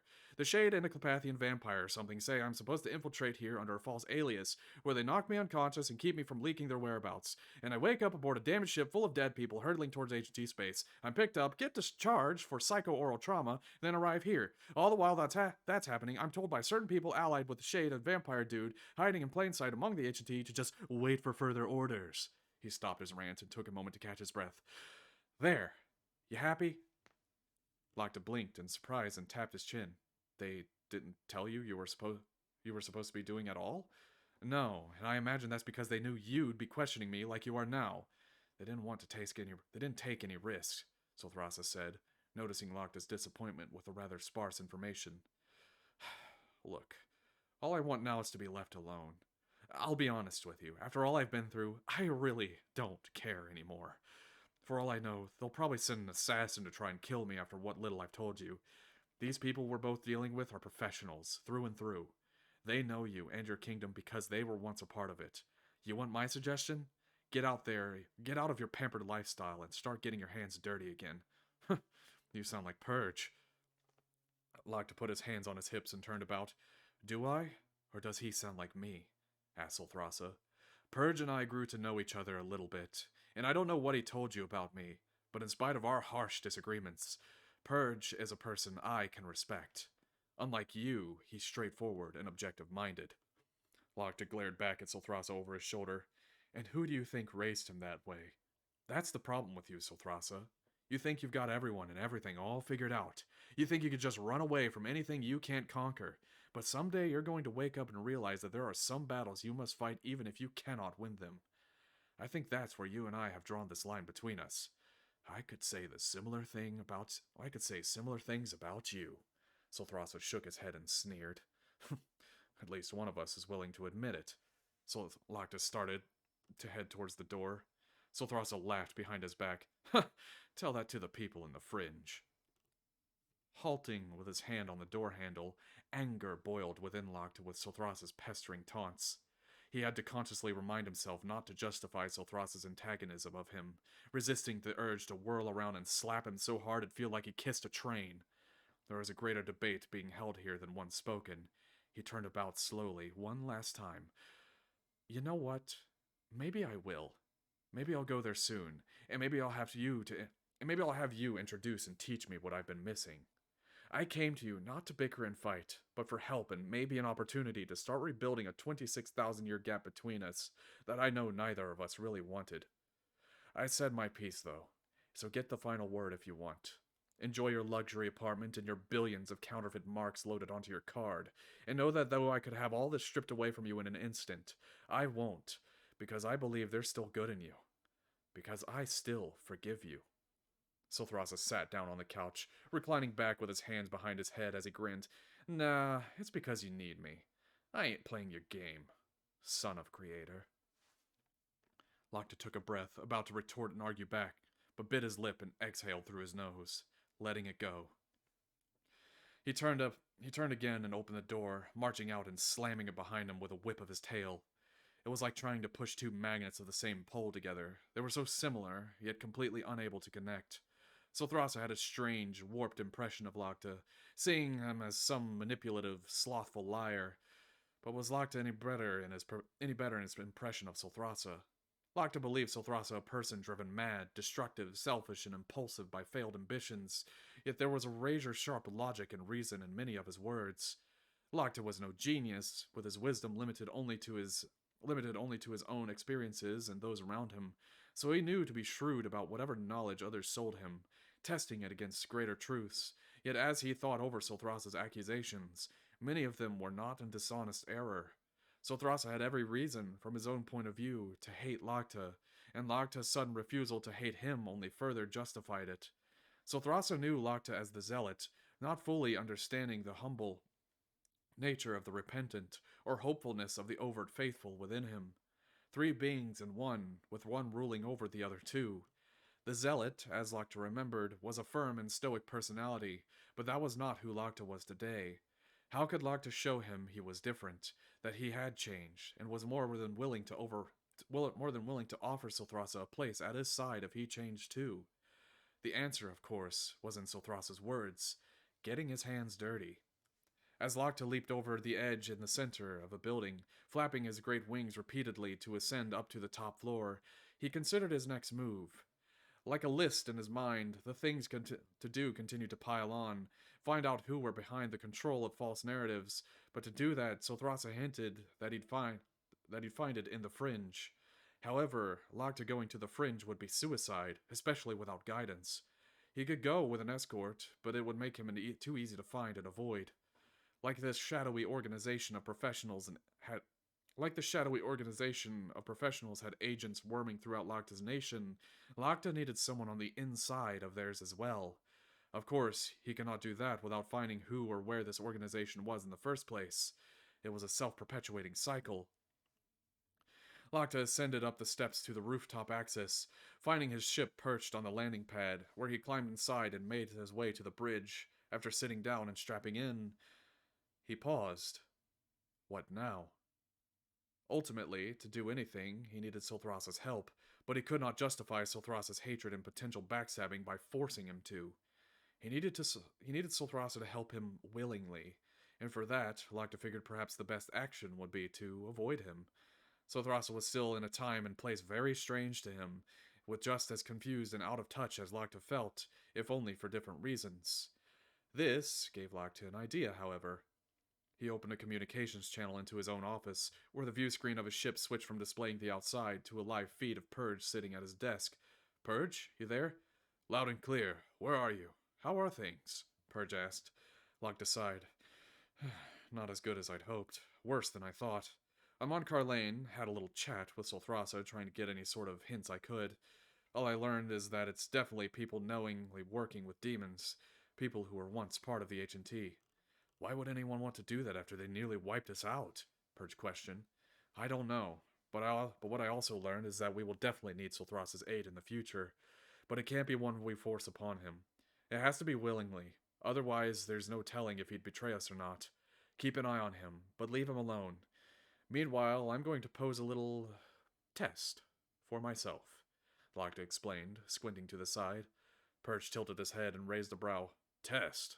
What do you mean, test? I don't like that look. You know, it's been a while since I've had some really good seafood. And I mean really good. You know what I mean? I'm thinking of going to Ciano. I've heard they've got some of the best grilled blue-bellied jassa for galaxies around. What do you think? Locta smirked at Purge. Purge's mouth hung slightly open as he furrowed his brow, his tail visibly waving in the air behind him. I know you're implying something, but whatever it is, it's lost on me. I usually just cook my own stuff. Oh, see how they play host to the king of the HMT compared to their usual guests. I want to know how people really see me. Have I been a leader for them to take by the hand, or a tyrant ruling with a fist? How bad of a leader have I really been? And what have they been led to believe I am? Maybe even upset a few particular individuals that I'm not who they think who they want to make others think I am, said Lockton with a snide smirk. You're sounding like Silthrasa now. Purge folded his arms in disapproval. Lockton smiled. Am I? Or is it that Silthrasa sounds like me? He repeated Silthrasa's words from earlier. I see. Well, have fun with your little tropical escapade. I've got business to attend to. You were right. This stuff sucks, Purge grumbled, already annoyed after merely the first day and locked a seat. I may not contact you over the next coming weeks, Purge. Don't hesitate to let me know if you need something. Lockta Felthmore, out. Lockta then closed the transmission, with the view screen flickering back to display the outside once again. He started the takeoff sequence of his ship, opening the navigational panel in the holographic display and setting coordinates for Ciano. Though he had no need for eating or drinking, nor even breathing, indeed he did get occasional cravings from time to time, but this was not just about seafood. He'd done his investigating, and now it was time to actually get out there, and to become one among his people, as opposed to over them. Lifting off from Carlane, he soared up and away from the world until he was safe enough to open a warp portal. Until he was a safe enough distance to open a warp portal to Ciano. Flying inside the portal, the trip would take several minutes. In the meantime, Locke set the ship on autopilot, getting up from his seat and heading down to the lower deck to clean and prepare himself. Outside of the small shower room, he took off his glossy black armor and silvery tail cap, still using one in spite of having no real need for it, and stepped into the enlarged shower room, closing the door behind him. Turning on the faucets, a spray of soothing warm water rained over him from the tap above, washing off the foulness of the day. Unfortunately, shampooing was something rather difficult for someone of his size and shape, for not only did it require a large amount, but his bipedal dragon-like form in this rather cramped in space made for an awkward experience. His upper body was easy enough, as were thighs, but when it came to his lower legs, things got rather off balance. Normally at home, he had a special sort of rod on the wall to grab onto with his toes, allowing him to bend forward and wash his legs and feet better, but he did not have that here. He leaned down, trying to stand on one leg while using his tail to prop himself up, but still just could not reach. His legs were too long, arms too short, and his oversized wings kept getting in the way, helped nothing. All of a sudden, he felt his center of gravity shift. His balance gave way. He slipped and fell on the soapy shower floor, reaching his wings outward to reflexively grab onto the curtain rod with his winged thumbs, only to end up pulling it down over himself, where it bashed him in the head as he and the curtains crumbled onto the floor. On his side, Lockta laid there, still as stone, the water still rushing over his tail and left foot still draping in the shower room, while the rest of him lay sprawled out on the floor, half covered in curtains. Physically, he was fine, aside from a couple bruises, but mentally defeated. Like an idiot, he laid there and considered his dumb mishap. Algoris always said that there were no coincidences, that everything had meaning. So what was the meaning of this? What was the meaning of any of this? Where he had all the power in the universe and more to single-handedly defeat entire legions of demons, yet here he lied, defeated by a bit of soap and water. Here he lied, defeated by his own mortal people, whose powers were infinitesimal to his own. And why? Because he failed them in some way, letting evil seep somewhere at some point, just like he failed to fully wash himself clean. Locke carefully stood back up with the help of his tail and wings to keep him from slipping over again, turning off the faucet and pressing a button on the wall to turn on the blow dryers. This was good enough for now, but how long would it last before anyone noticed? How long would the H&T last? When it came to himself, Locke knew very well that even simple and sometimes humiliating events like this always held some greater meaning. He was no mere mortal, but the son of the Creator, and he did not have the luxury of coincidence. After the blow dryers were finished, his soft white fur became static and poofy, which he was able to mostly brush down. The rest he just covered with armor as he dressed himself once more.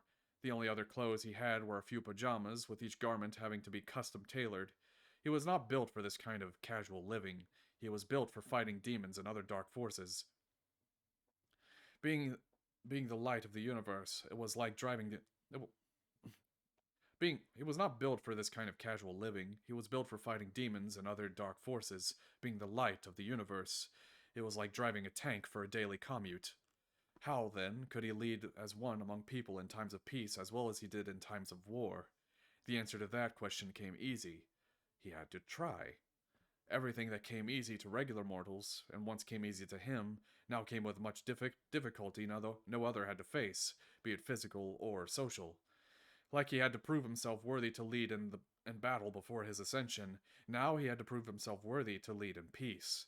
That was the real reason why Locke headed to Ciano. An alarm beeped throughout the ship, letting Locke know the warp portal's end drew near. After fastening on the last piece of his armor and ensuring his sword was secure at his hip, Locke rushed up to the bridge and sat in the command chair just in time to exit warp over the large water planet of Ciano. Small islands of green and brown sparsely dotted its vast, deep blue surface, and it was to the largest Locke flew. Given his ship's registry and H&T records, he was allowed access to the otherwise highly restricted planet, the many defense satellites and patrols letting him pass through. It was not that this planet was some military stronghold, rather that it was a vacation resort and tourist attraction for much of the surrounding galaxies, including the Blazing Sun galaxy.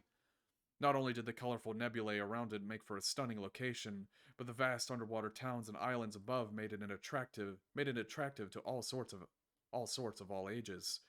For these reasons, it served a tremendous boon to the H&T economy. Locke, however, only visited once before, but never to its surface. He wondered just how differently they'd treat him compared to other guests. Thus, as he flew over the seemingly endless oceans of its surface, he pulled up information displayed on parts of the view screen about the world. Everything from advertisements to amateur video reviews and photos. He wanted to know what everyone else experienced and compare it to his own. It was, as he expected, just like any other vacation spot. Expensive, where most only stayed for a couple weeks at the most, but were treated to entertainment and, of course, the finest seafood in the galactic cluster. Either Locke would have a nice day of relaxation, or his suspicions would be proven right. Approaching one of the larger islands on the horizon, Locke sent in a docking request, and upon confirmation, scrolled back on the throttle and began his approach towards a hangar built into the side of a low and wide mountain. Parking his ship within next to many others, Locke powered it down and took to the lower deck of the ship. Finding the lever to open the belly ramp, Locke grabbed it, turning and pulling it to release the lock, where the ramp slowly opened to the outside. Stepping down a warm and salty ocean air greeted him, and as he stepped out from under the ship into the wider hangar of gray metal illuminated by the blue neon, it didn't take long for others to greet him as well. Not even taking 5 steps towards the entrance to the resort proper buried underground, others also leaving their ships caught sight of his very difficult-to-hide appearance and began staring, whispering at each other, or even shouting for him. Locke gave a friendly wave, but otherwise tried to remain humble. Of course, there was nothing humble in appearance from what may as well have been a 10-foot tall, white-furred dragon with a 4-eared head of a Carpathian. The glowing holy flame around his eyes certainly didn't help. Approaching the entrance door at the opposite end of the hangar, others waiting in line immediately parted aside for him. They even grabbed their children by the wrists or similar appendages and pulled them while muttering something about, "That's the king, don't you dare start crying," and the like. Locke froze and frowned at them. "What are you doing?" he asked. There was a nervous pause. No one answered. "Don't let me hold you up. You earned your spot just as I earned mine." He smiled and shook his head.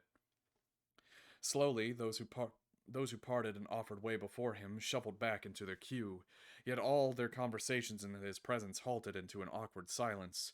The children in particular could not help but keep staring at him. Maybe they'd get used to it, he hoped. Maybe they'd just never actually seen him, and were as nervous as any other would be towards new alien life. However, that couldn't be it entirely, as the line in front had and forming behind him was of all sorts of different species. There wasn't even a single Clopathian standing with them. As he reached the colorful bird-like receptionist, a Rapachi, at the front of the entrance, they immediately opened the door and offered him entry. Locke paused and raised a brow. Don't I have to pay for something? Well, no, sir, said the receptionist. You're the king of the nation. Please, stay as long as you like. And why does that make me any different from the people before... and why does that make me any different from the people before and behind me? Locke leaned forward and questioned. I mean, yeah, I get it. I look like a total freak of nature, but that doesn't entitle me to being treated like a superior being to say... He pointed his thumb over his shoulder at the squid-like alien behind him. This guy, or anyone else for that matter. Locke pointed to the stack of registration paper on the receptionist's small deck. Give me that form and pen. The receptionist did so, as well as providing a special device allowing long-clawed sentience to write, but whether out of being asked or ordered, Locke didn't know. He took the pen and holstered it in the device, which he fastened around his right index finger claw, allowing him to fill out the form everyone else had to, as if finger painting it on the paper. He filled out his full name, his necessary bank account details to pay for it, and signed up for only 1 day. Afterwards, he returned it and the writing device to the receptionist. Here you go. Oh, enjoy your stay, sir. The receptionist took the form, their feathery hands visibly trembling with the paper in hand. I hope to. Have a good day. Locke smiled and headed inside. He descended down a slightly inclined tunnel illuminated with decorative blue neon lights, eventually arriving at the undersea resort. It was like a massive underwater fairground and park in a transparent onion-shaped dome suspended under the sea near the island. Everything from hotels, rides, island tours, to restaurants, arcades, live shows, and all manner of things between populated the bustling ocean-themed park. The surface was usually limited in access because of the high gravity of the world, unlike the interiors which had gravity altered to be more standard of common terrestrial worlds.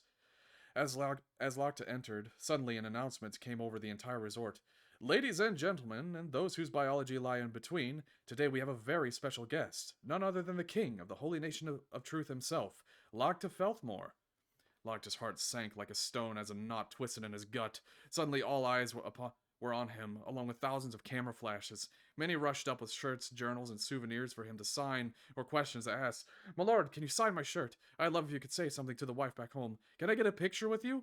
All of this and more, muddled into a cacophony of fame he never wanted. The blinding flashes, the flattering praise, the blind worship.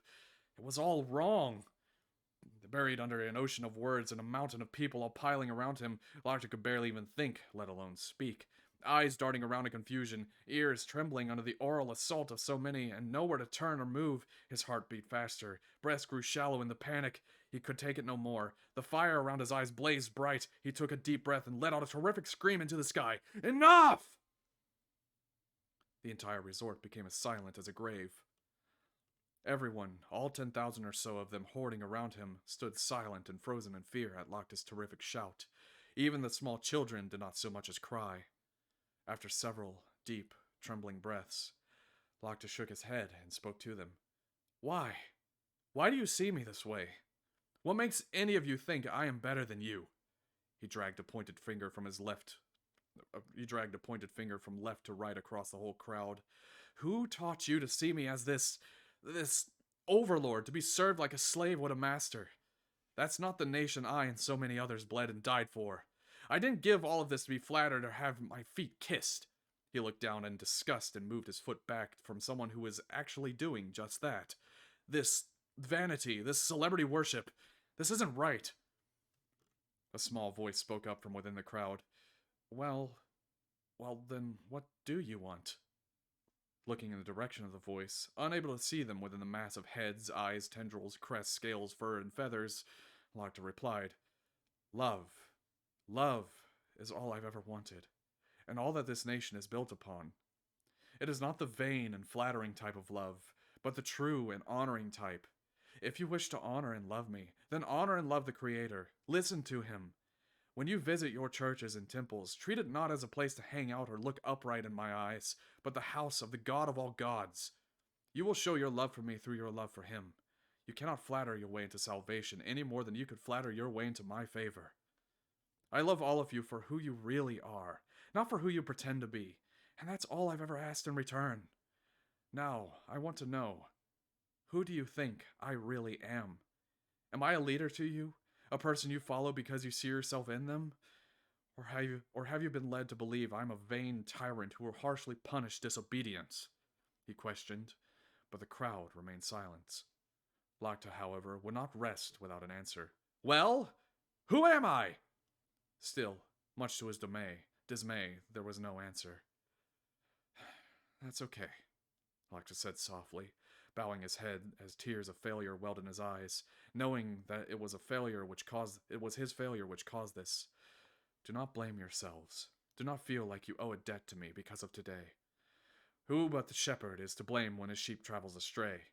I have let wolves into the fold, and they have devoured you. I'm so sorry for what's happening, but I swear to all of you, everyone in and outside this nation, that I will atone for this. I will make it right, because it's not you who serve me. It's me who serves you. I will atone for you, as is my sacred duty. Now go on. Enjoy your lives. I see I've got a lot of work to do. Lakta turned and sulked back towards the exit with his head hung low, seeing now just how much he'd failed his nation. Still standing, but already dead. He didn't know where to begin or how to fix it now, hopelessness swelling inside of him as he realized that whoever was in control of this madness had successfully pitted the people he loved so dearly against him. But worse than that, pit him against them. Whether he willed it or not, he had been cut off from them, out of touch with them, and for that he paid the price. What was there for him now but to be a bystander to a decay he failed to prevent so quickly? Would he start over again somewhere else? Would his hand be forced into the iron grip people saw him as? Or would he let go and be cast into obscurity as fickle mortal minds and hearts ruled again, and once more fueled the engines of hellfire? As he reached the doorway to the hangar once more, his ears twitched with the sound of small footsteps running up from behind him. Lakta halted and turned halfway around, looking down to see a little Sharon child standing in his shadow, staring up at him with 4 big yellow eyes. Mr. Lakta, sir? Oh my god, stop texting me, the little one stammered awkwardly. My mom just wanted to tell me that thank you. Then the little Sharon hugged Lakta's left leg tightly. Taken off guard by this, Lakta gasped and looked back down the hall to see an older but lonesome Sharon female standing several meters away. She smiled at him graciously, but said nothing else. Alas, she didn't have to, as her child ran back to her arms, waving goodbye at Lakta. It said a kind of love words never could. All he could do now was smile back in return. An ounce of hope seeded in his heart that not all was as doomed as he believed it was. There were still people who knew him, people who loved him as much as he loved them, even among those newer to his nation. It was them whom he lived and died eternally for. It was that kind of light he would return. It was that kind of love Lakta would return. And this is chapter 6. A nice little ending spot there. Chapter 7 begins interesting. Was that kind of hatred Lakta never understood? Interesting. Getting a different perspective next time we read. A good stopping point, though. It gets a good stopping point.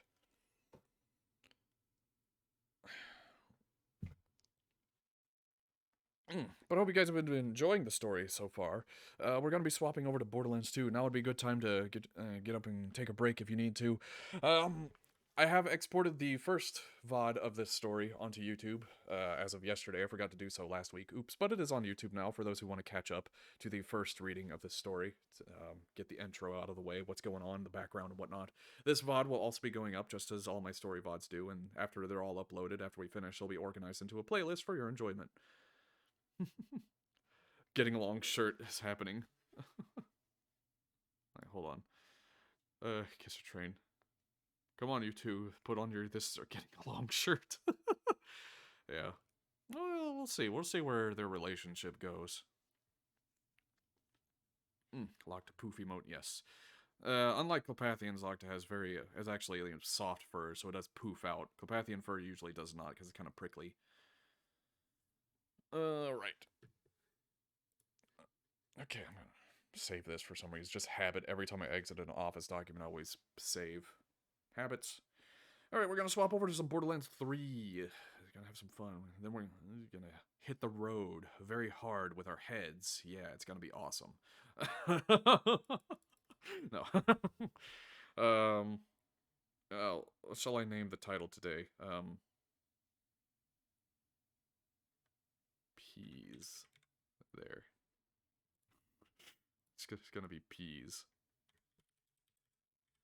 Did you get sleep last night, by the way? I got better sleep. As you can probably tell today by my stuttering and not reading as fluidly as I usually do. Not as much as I'd like, but it was better. I kind of slept a little too hard. You know how that feels, like when you sleep so hard that even though you feel like you've gotten enough, it's hard to pull yourself out of bed. Yeah, one of those. We're gonna make sure it's done. Borderlands 3, we're gonna do that. Okay, we are Borderlands 3. I'm gonna go ahead and start up the game here. Well, let me go ahead and hide the source, or hide this right quick. Let me just pull this aside. Where is it? Where is it? Where is it? There it is. Okay, move that aside. Oh yeah, this is the internal of the Star's Breath minus the Christmas lights. So this is actually what the inside of the Star's Breath kind of looks like. Not one-to-one, but it's close enough. It's a sillier drawing of it. Oh, let me let Onion back in while the game's starting up here.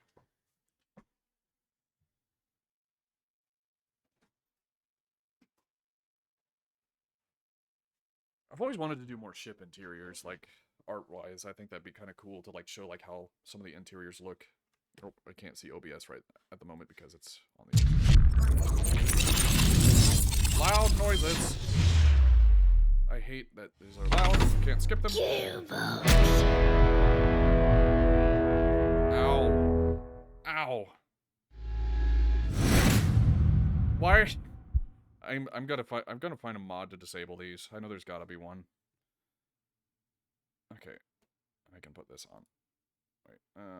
Put this, and then.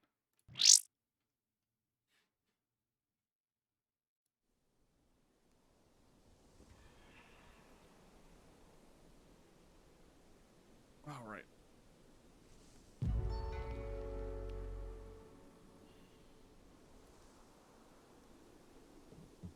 Yes, today's title is Peas. I don't know why. I just got a craving for peas.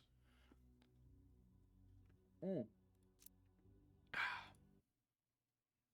Last time we finished the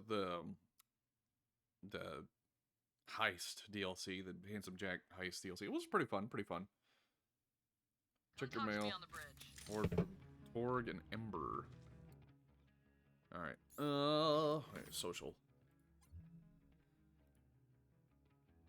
Wait, what? Oh, that's not the mail. What is this? Bull, I already know that one. Great fucking job, Vault Hunter. Nice. Double penetrate. That should be fun. Ember's Purge. This is the only one. That was one. Okay, cool. Like $1 million. Okay. There's no room for this in here. Of course there's not. Because I have junk. Even though skins should honestly just be automatically unlocked once you lose them. Like, I don't know why you can loot them. It's weird. It should just be, you pick it up, it adds. Backpack, yeah. It is of my opinion that looter games should have infinite inventory space. Firearms in every flavor at Marcus Munitions. What is this? I don't want to sell those things that I just got. Dueling Lucky 7. That one's kind of fun. Any item anywhere. Sell to me and I'll find a buyer. That was a good pistol, but I probably have better now. Telling me to do things.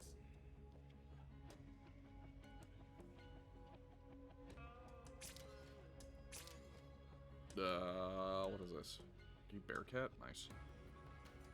Stop telling me to do things! Yeah, exactly, that's relatable. My gun sings for your blood, nice. Lighting your pockets won't make them bulletproof, you know. What is this? Why won't anyone listen to me? I'm screaming as loud as I can.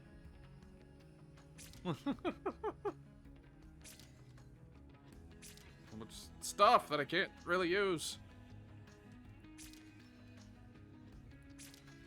Don't spend it all in one place, except right here. Bored. Why won't someone give me a mission? That's Elysian dead. I think don't. You're a terrible negotiator. I don't know which of these that I want to use. Whatever. Inventory comes and goes, but you can't beat cash. What? Hoping I don't accidentally sell the Stop telling me to do things. relic thing. Okay, yeah, I don't want to sell that. I'll have to bank this. Have you found the mythical No. We just got done reading. I just now started. Mars is a beast. Not really interested in playing them.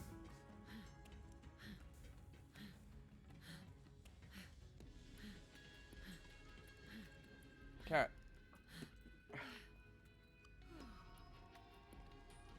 No, don't kitty. Where is the...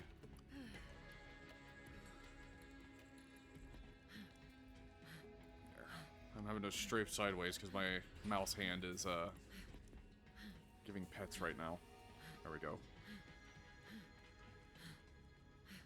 Okay, I gotta turn around. There we go.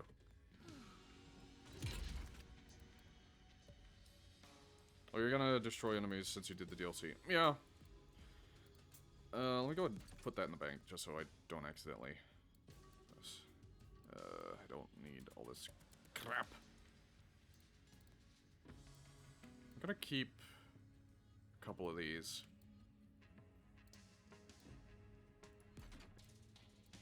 Guess I'll throw that in, why not? Who cares? Cat. No. No, onion. No. No.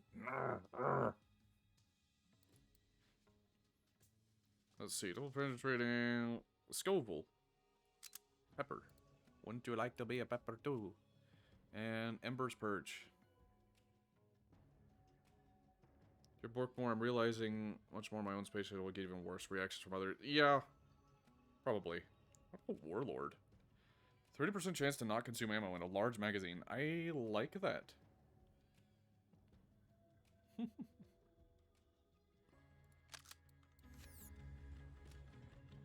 Let's try this. Ow! Ow! Oh! Oh! My bones! My bones! Ow! Oh! Oh! Oh! Oh! Well, shit. NPC pick you up. Oh.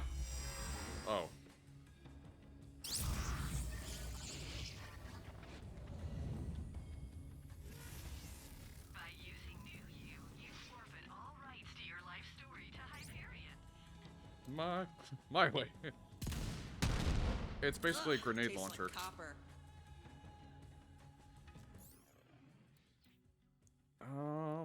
I like the ion laser. That one's fun. What does this?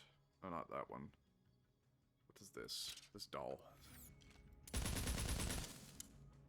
It swaps between full auto and full auto. Nice. Seizure gun. I like it though. Alright. I suppose we'll continue on the main quest. Just progress through it here.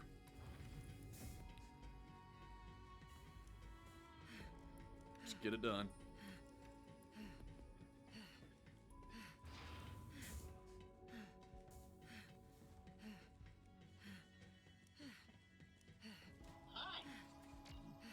You're putting Maliwan to shame out there, killer.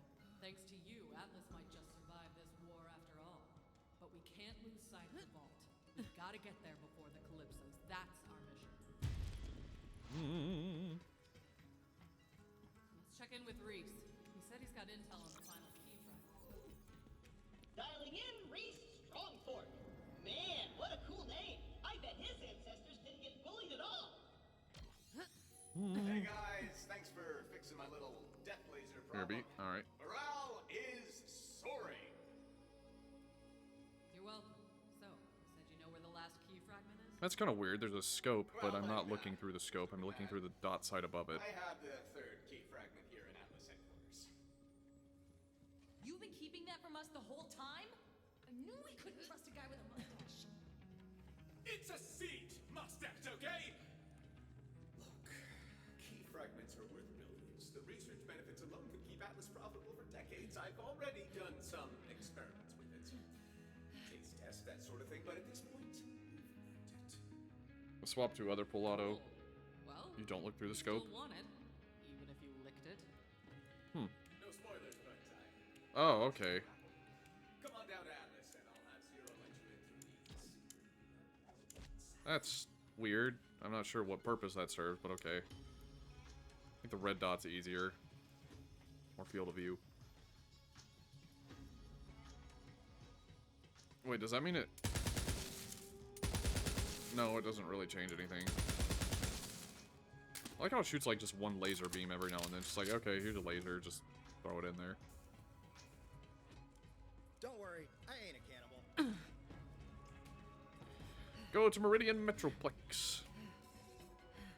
Dollar for a dance? That's one of your skills. Is it? Just randomly shooting a laser?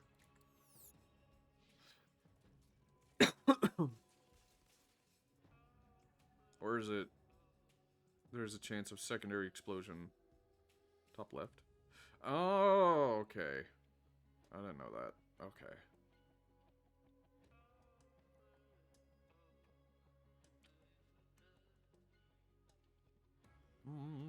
Oh, that's from the class mod, okay. I was like, I don't remember putting points into that. Orbit view.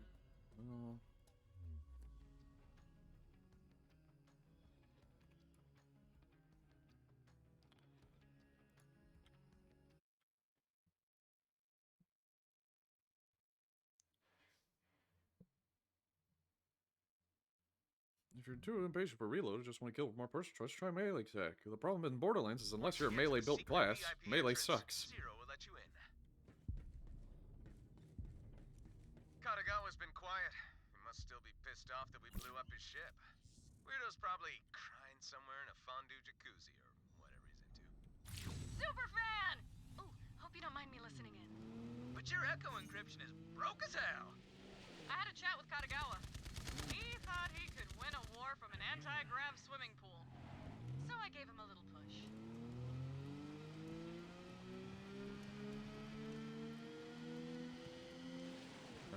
Where am I going here? Wait, there's a vehicle in here. Hey, VH! Know what's even cooler than a booster? A frickin' triple booster! Give me that sweet ride right there! It's behind that barrier! Okay, well, let's follow the cable and see where it goes. It's broken.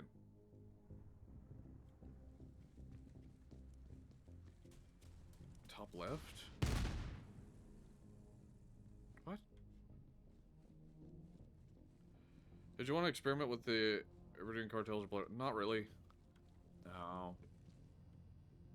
Not really at the moment. What the hell am I supposed to do to open this? The cable's broken.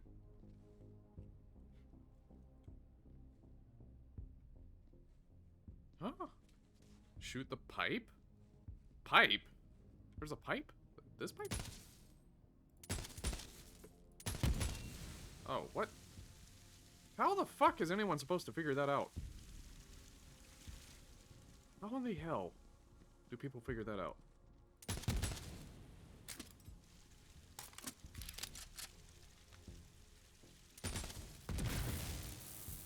Okay. Yeah, I would have, like, never figured that out. It's not very intuitive. Sonic Cyclone. I get it, because it's blue, like Sonic the Hedgehog. Ha, ha, ha, ha, ha. Nearest catch a ride.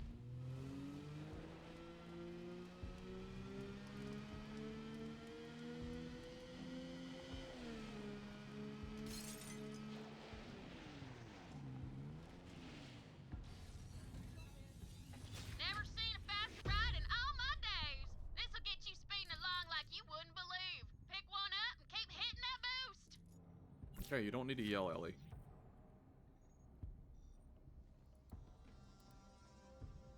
Those 3 times. Cool.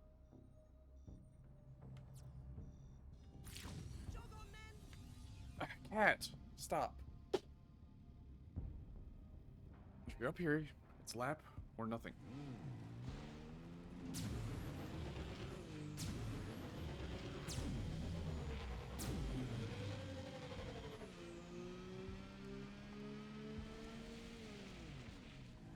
Why is no one listening? I'm yelling as loud as I can. Yeah. Where am I?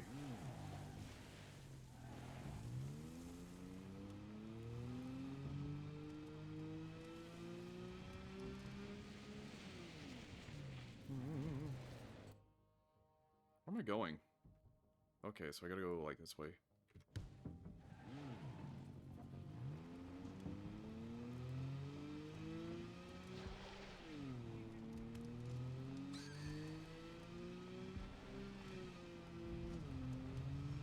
Hands where I can see 'em. No.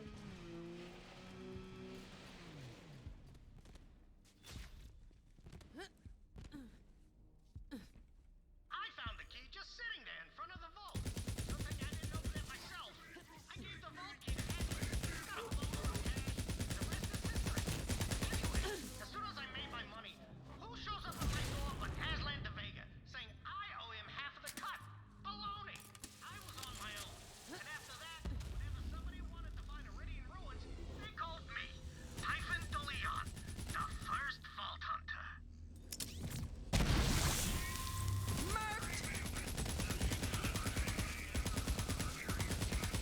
Racking him up.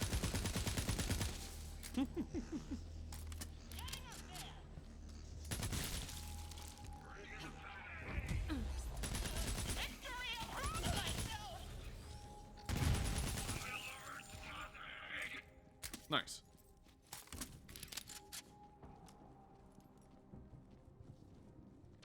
Oh, you're here. Awesome. Zero, let them in. Zero? You're here, buddy. Open up the door. Oh, great. Now Zero's missing? I guess I'll buzz you in myself because the CEO has to do all the work around here. Zero. He's a fun character to play. Borderlands 2. He was actually my first character that I ever played in Borderlands 2. And I made his name based off of something like super edgy, like that trailer for Hatred. My name is not important, so I named him Not Important. My name is Come not up to my important. office What's /museum important is grade what I'm going aquarium to and do. I'll get you that Oh, you tasty can cook yourself. fragment. Nice. Now I just have to find where Zero disappeared to. Easy, Liam. The Vault Hunter's with me. VIP, Title card from Tales from all Borderlands. access. I know nothing about Tales from Borderlands. Zero, a bigger number than you. Welcome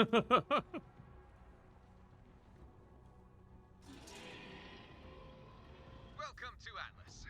Rebuilt this place from the foundations. The old Atlas was just a pile of glass sand and bankruptcy filings when I got here. Nice place, Reese. I'm gonna enjoy watching it burn from the inside out. Get over it, Katagawa! You can't hold the city. The key fragments slip through your fingers, and Locked. now you're losing your grasp on reality. That's 3 hand things right there. Yeah, you can't get past my defense turrets. Gun. Okay. Never tried Zero. He's difficult to play, but he's satisfying when you can pull it off. I like Melee Zero, where you like stealth and then wait. Because the longer his deception goes on, the more damage your shot or melee will do. So you gotta like time the shot or melee towards it to it being right at the end of the deception ability to get the most out of it. And if you time that well, you can do some really amazing like just one-shot damage. The kunais are the kunais are really fun. They're really nice because especially in regular Borderlands 2, because there's a high chance at least one of them's gonna slag an enemy, which is like almost mandatory in Borderlands 2, sadly. Maybe I can't, but your friend Zero can. So we're here.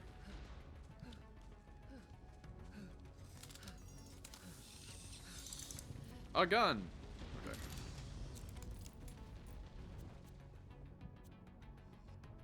I'm not really interested in that. Where is something up here, though.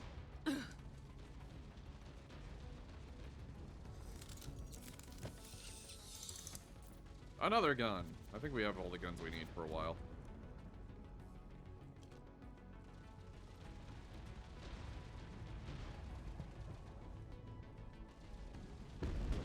What the hell? That was the Defense Command Center! Oh no! Freeze! All troops to the courtyard! Where the hell is Zero?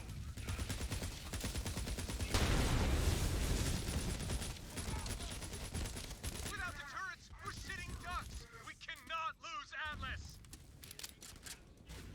Guns in a Borderlands game. Yes. Like how Borderlands is all about, like, using guns and shit, yet my favorite character is one that doesn't really rely on them at all. Freak!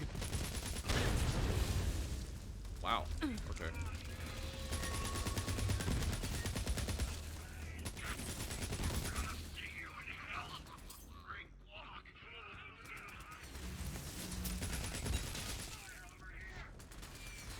Murderize!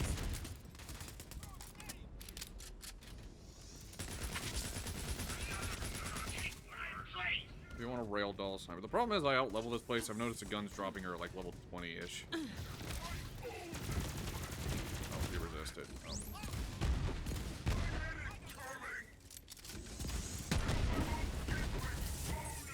You.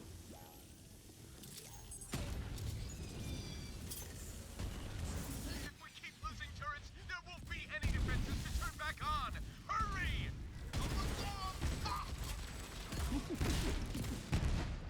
Malawan, a better way to kill.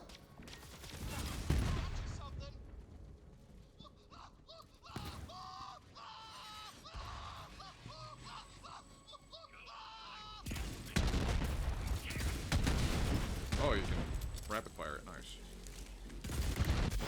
Ow, ow, yep. Of course. I'm not sure if I like this thing. It's a little too dangerous to use.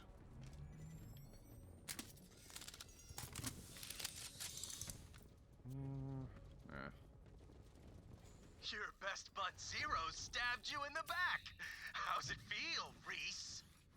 Shut up, Katagawa! Zero would never betray me.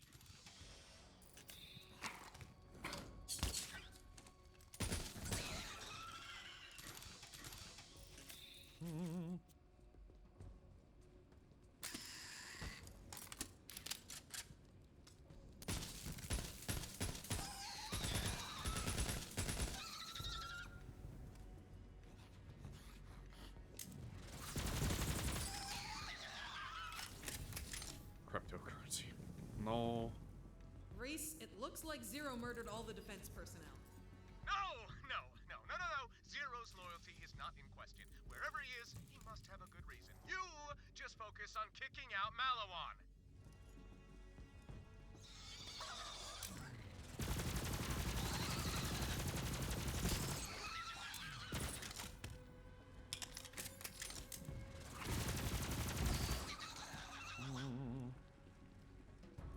Really good weapon. Okay, I'm not really interested at the Damn it, moment though. null hounds. I've got We good can't weapons reload already. turrets while their fields are active. Take them And I can out. only hold up to 3 at a time anyways, and I've got all 3 slots occupied. Oh, wow. They're swarming all over the place.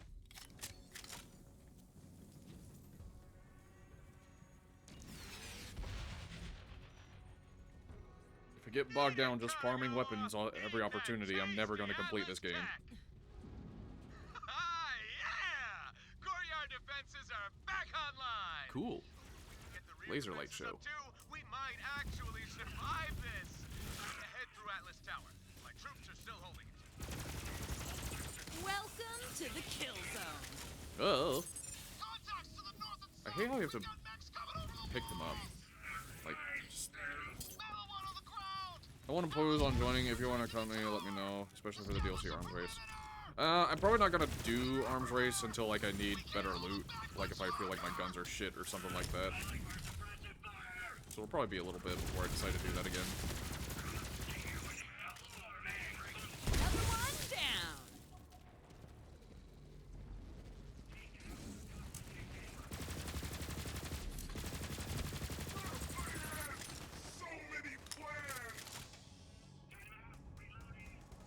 Well, it is fun. It's just my priority at the moment for generally when I stream games is just to get through them, I guess, reach a good endpoint.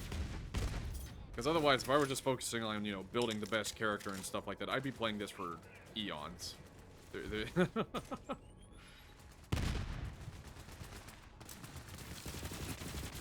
Like when I play Borderlands 2, I usually, if I do a playthrough of it, a playthrough is just me getting to level cap, pretty much. And I think that's also what this is gonna be, just me getting to level You're in cap. the lobby. We're going to hold them off from... What? Zero? What are you... Soldier, don't you dare use your last words to slander Zero. Say you're being murdered by someone else. I super meant it. What about the takedown? I don't know what that Oh, is. come on!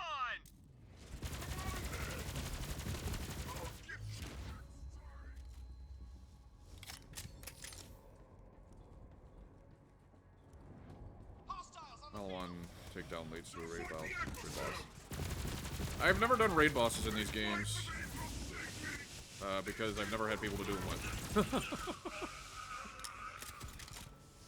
And, at least in Borderlands 2, they're really difficult to do solo, and in my experience, not worth it because I can't get what I want to drop from them.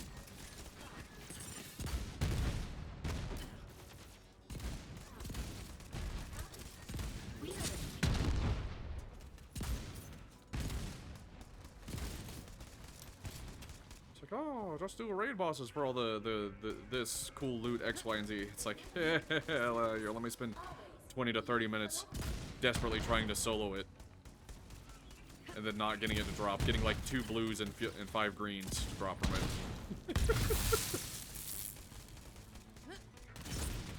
What up?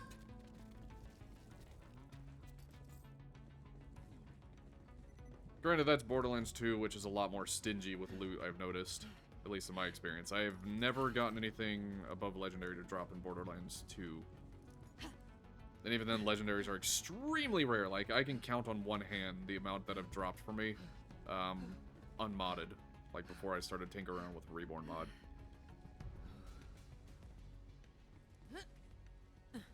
Hey, rough night? Hey, leveled up. Yeah, I know he's dead. Let me have this. Hop in, help a girl on weekends.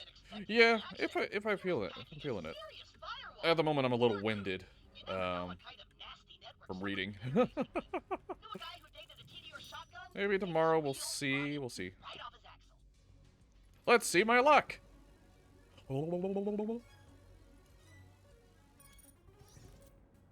Yeah, okay, alright. Not terrible. Jack Mask. I don't know why I'd want that, but okay. And for the raid boss or in-game content, not now. Oh, okay.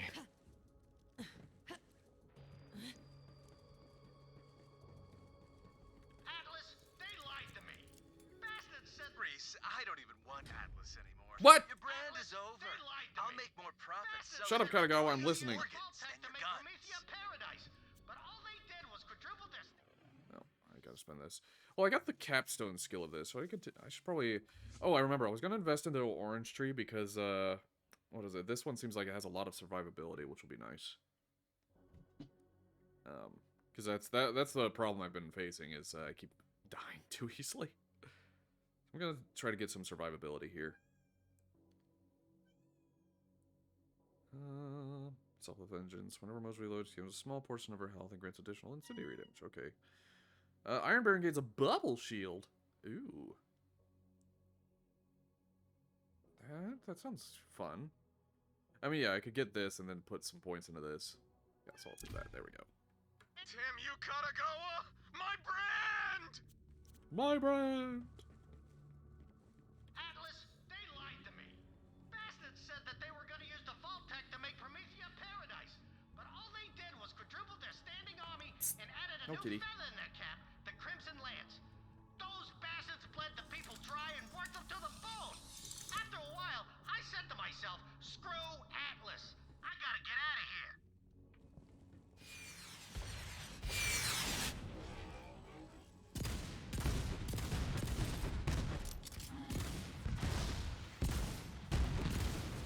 Next!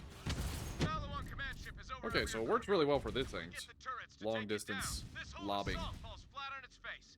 Get rid of those no-hounds.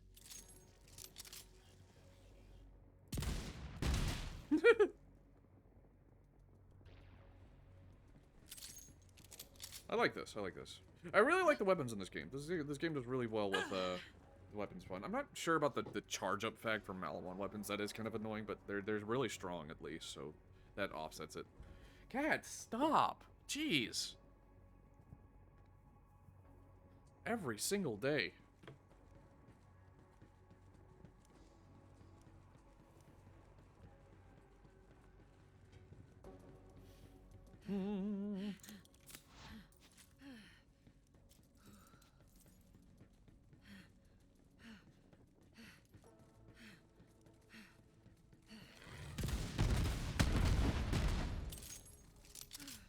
There's the command ship. Ow. Get those Damn it. turrets I'm firing. dead. Quick, get the respawn port. Case in point, about needing survivability. Vaguely at the edge of the blast radius, death. See?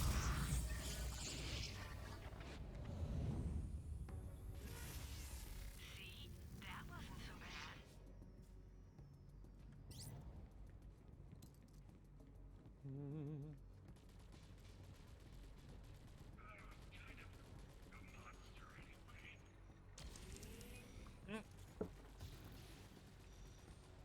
Ugh, cat. It's ruining everything. Turrets are down. Reese, you got any more I mean, listen, firepower? if Sothraso doesn't want that cool name. What cool name? Okay. Well, we left the Viper driving the orbital laser, right? Maybe it's got enough juice left to take out that command ship. You gotta hold them off while I get it working. Hold off Malawan forces. I mean, I could just wait here. Cat, stop! Ooh. This thing is going to get me killed. Okay, I'm connected to the Viper drive. It's still working. We can do this. Only for that, though. Hey, now. It wants a password. Did I set a password on this? Figure it out, Reese. Yeah, I'm on it. Just, New objective, kill all enemies. Yes. Isn't that always the objective? come on, me. That could be anything. Cat, stop. Berry crunch. No. Turbo nerd. Athenian vanilla. No, damn it. Chocolate dill pickle. Yes! Woohoo! I'm in. Okay. This might actually work. Hop light? What about a hop heavy? Deploying countermeasures. I can't get a target lock. Just fire! I got it. Target locked. Firing. Nice. It's beautiful. It's so beautiful. Oh, wow. I am legitimately crying. Oh, thank you. Thank you. Vault Hunter Atlas is safe. Now I just have to find Zero. Oh, don't worry about Zero, Reese. He'll find you. Your mind games won't work, Katagawa. Zero's on my side. Oh, see? He just walked in. I'm looking at him right now. Zero, man, everyone's just completely lost their... What? Zero, what are you doing? No! Oh, no! Oh, no! Vault Hunter, Zero's trying to kill me. He's the traitor. I know, I can hardly He's the believe it imposter. myself. Sus. Take elevator to Reese's office. It did the same thing.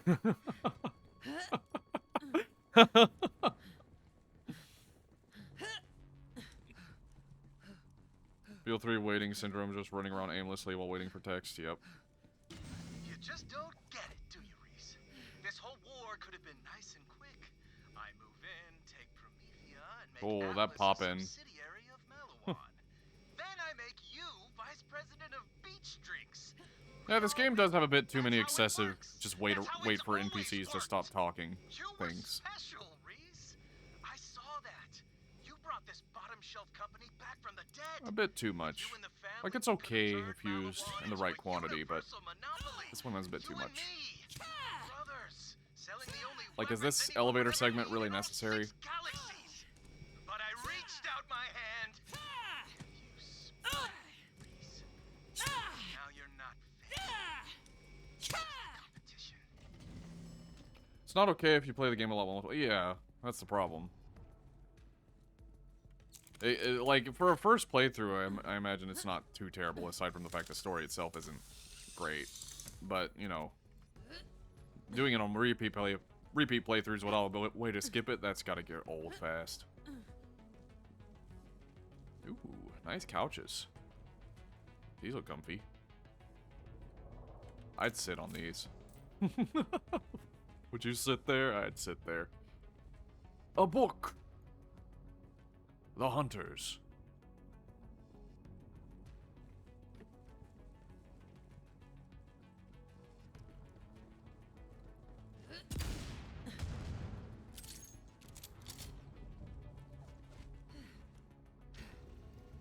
Hey, look, look, look.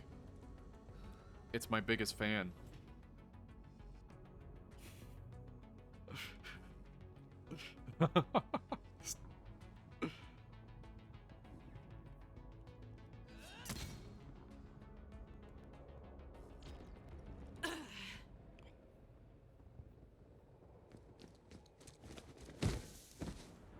Zero! Come on, man! Diarrhea? I No. thought we were friends. That's not Zero, it's Uno. You should have joined the family, Oh. Reese.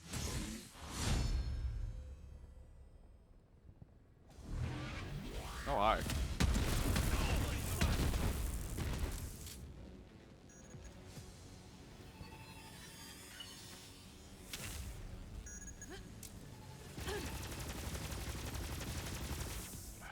It's gonna be one of those fights, huh?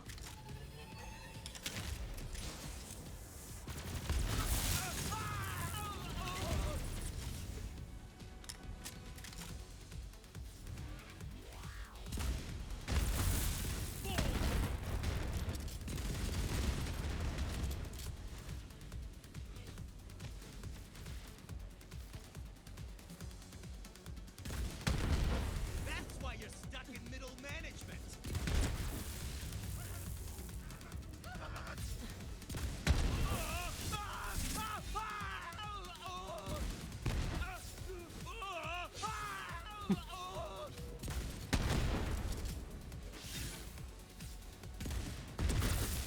Stop being an anime protagonist. 'Cause I can't shoot him when he's that close here.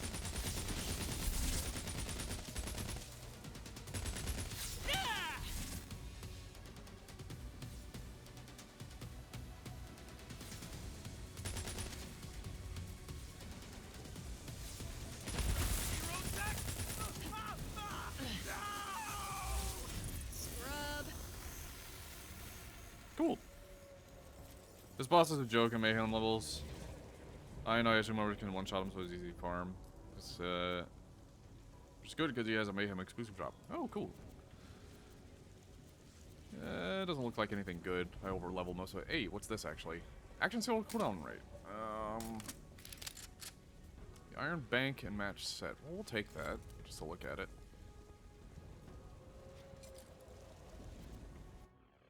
What does Iron Bank do?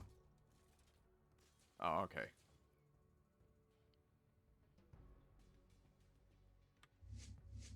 Don't worry about this. I'm mostly putting things. Your choice will decide the fate of a man's upper lip area. Oh, okay. He's gonna be like, hey, Vault Hunter, I must ask you a question. Well done, Vault Hunter. Thank you for saving my bro. That creep is finished. Zero, where were you? I was on the hunt. Could not give myself away. Radio silence. Like I said, Zero, I super trusted you the whole time, and it was completely justified. As for you, Vault Hunter, I owe you everything. You fought off an all-out corporate assault, saved my company, and killed my creepy business stalker. But before I give you this key fragment, I have one last thing to ask of you. Am I pulling off this mustache or what? Sure. I like how I have to hold E to confirm it. It's the best thing anyone has done to their face ever. It deserves a medal. Wow. Okay, that's a lot to take in. Thank you, Vault Hunter. Reese will remember that. Okay, I like that. That was funny. One vault key fragment as promised. Zenara destroyed. No more parties, just cold space. Very good. That is the third and final vault key fragment. Bring it to me on Sanctuary and I will assemble the full key. Katagawa ends. That kill was long overdue. What a goddamn... Vault card level 3. I haven't even looked at these vault cards. Do what? Vault card. Where is this? Vault card level 3. Does this do anything? Pandora, Bunker Massacres. Okay. Okay, so you can tab between them. Fallen Heroes, Welcome Pandora, and Creeping Corruption. What? I don't know. Card level 3 progress. What? Soldier locked. Oh, I need... What? 3 my keys. What? I don't understand. I don't understand any of this. It's too much. Meet a ruiner day. Look up how pineapples and artichokes grow. I kind of already know how pineapples grow. I'm not sure about artichokes, but yeah. Not sure how that would ruin anything. Vault Hunter, That's got a trivial. thing for No. you. Go to Sanctuary. Lots of go back and forth to Sanctuary. Hydrate. You got it.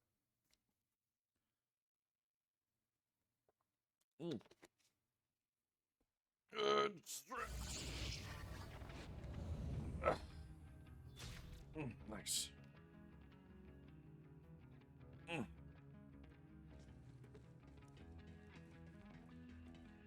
What is that? I love it.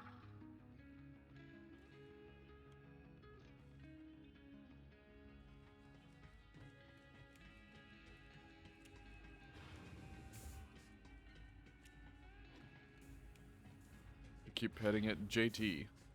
I vomit up ammo.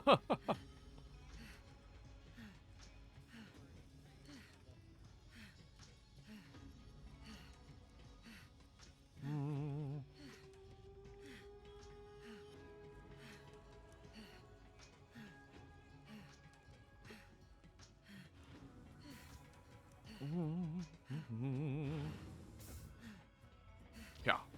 Now, shoot! I need to do a lot of science and Hello, Callis. Good to see you. alluringly potent and thus distracting. What is this?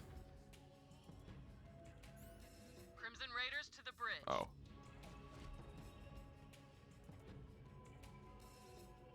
How's the game? We're shooting things. Things are exploding. We killed a ninja dude who was pretending to be Zero.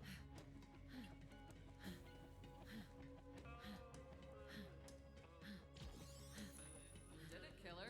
It'll be a long time before Malawan forgets the thrashing you gave him. See the Calypsos try to spin that. Now, we've got an opening and we're gonna take it. Reese, where's that vault? First off, I want to say a little something. You saved my skin and the skins of every Atlas employee. Skin's important. Stop saying skin. Right. The vault. It's hidden underneath the Apollyon Transit. It's in the middle of the city? How did no one ever find it?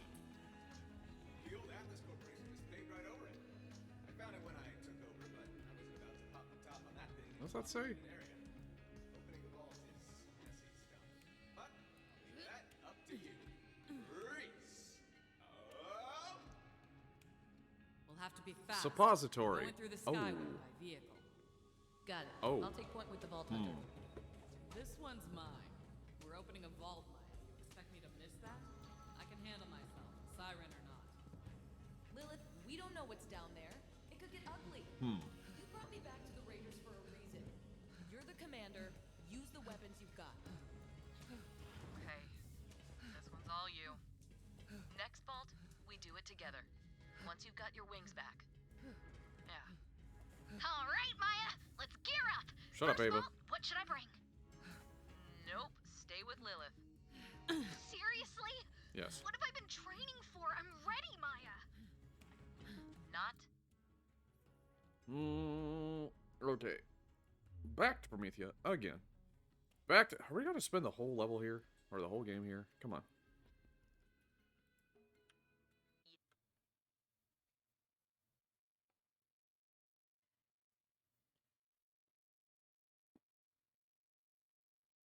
So if you want to do a Krieg DLC, All right, if killer. you just keep blowing Apollyon through the story, you Station's get to the last part stop where you on won't the be at risk of a Central spoiler. Line. Take the Okay. Central Arterial Highway out of the city. Slag me! You're really opening up the vault? Good luck. And whatever you find in there, try not to lead it back to the city. I know you got a need. Get you some Heads up. A squad of Malawan holdouts have fortified the access ramp. You'll have to Oh, kick cool them truck. out if you want to get through. I'm sending Atlas forces that away to support you. Read my mind, Reese. Vault Hunter, secure the ramp and push through. I want the These truck. soldiers fight on, though their leader has been killed. One of them is dead. Can I get some backup? Just steal their truck.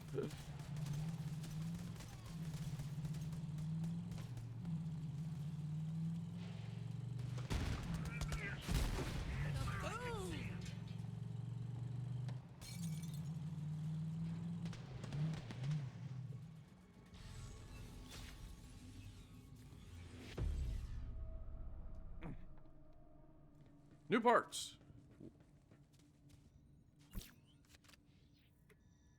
Let's see.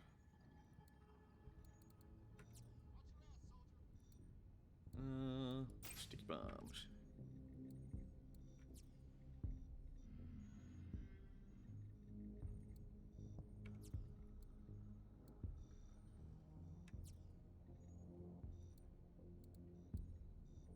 Meat grinder. Cat! Down! God. Heavy plated armor. That kind of looks cool. Yeah, I want a meat grinder. There we go. No! Jeez, please stop! No!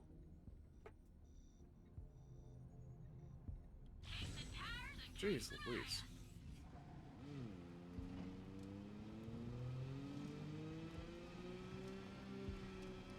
What are you doing? Getting on the desk, and when I try to push her back down, she claws everything and takes it with her.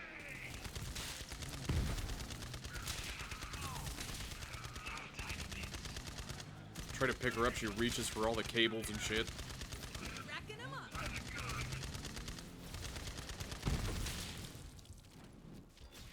They made for short work. Atlas reigns victorious. Join me, Vault Hunter.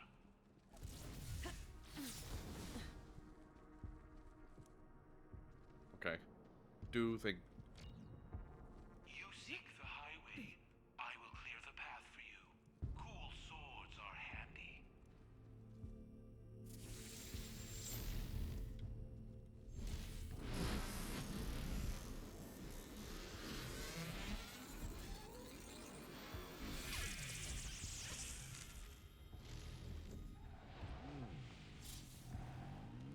What's up, Chuckle Nuts?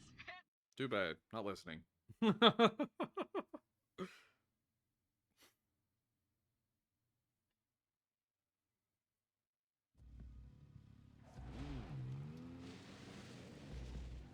Could drive this. Hey, a badass. You ready to crack open that vault?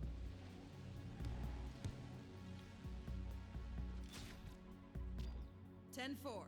Let's do this thing." Yo, Ellie, we'd like to make it to the vault in one piece. What you got for me? Girl, I've been waiting for you to say something like that. Get ready for Project Double D! Mm-hmm. Hell yeah. It Oh, just looks like a truck. Never change. You're driving. Oh, I have to. My hands Ah. free. Okay.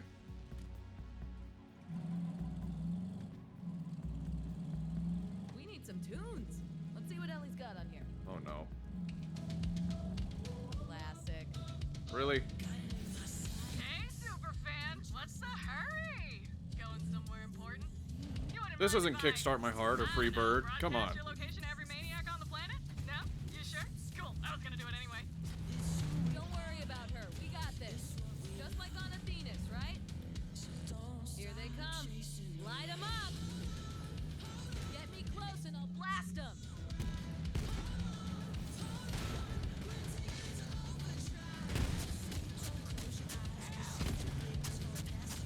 What?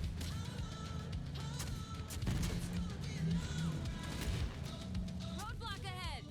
Hey! Over here! I don't know how I'm supposed to get this person up. Wait, what? We Get gotta off get my these car. crazies off our back before I can clear the way. Ram into a wall? That's not very intuitive. Oh my goodness, who put that there? Stand there. Why did they give me like the slowest, most sluggish vehicle to do this with?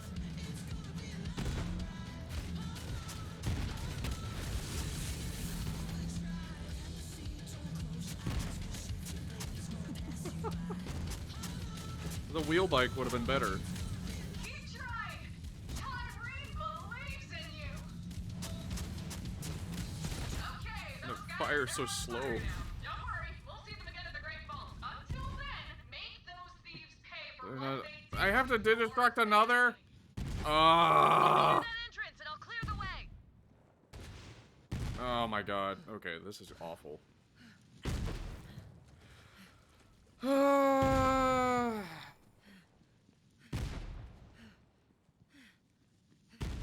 To use a specific mission vehicle, and it's the slowest, biggest, dumbest vehicle. Nothing that I can actually dodge anything. You just have to tank the hits, and it doesn't have enough HP to do that. What am I respawning? What? Deploy vehicle. This? Destruct. Well, what the fuck? I can't destruct another one because it's not giving me the fucking option. There should just be an option there that says destruct double D. What do I have to do? Completely botch and butcher the fucking spam queue without going on menu? That's a grenade.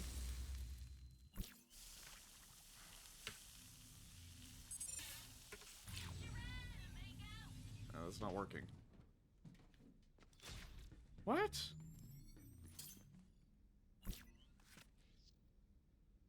Paint job? No. Thing? No. I can't.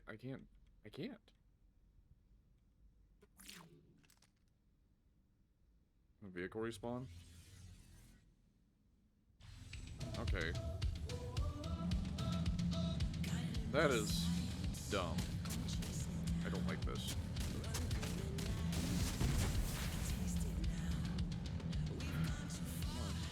Oh, I have to drive it. Okay, okay. All clear. Let's move. I preferred the Mass Effect, what is it? Forget what the vehicle is called, but there's a vehicle mission in there, or sometimes vehicle missions where you take this, like, multi-wheeled bus thing down. I preferred those. Gecko, I think it was called? I forget what it was called. Kaboom. Mako. Mako, that was it. Yeah, the Mako missions. And load. And I'm gonna be lame and not take the ramp. Ah, hiding in a gutter. I've always called you trash, but it's good to see you living your truth now. I can clear the way, but we need to get these idiots off our backs first.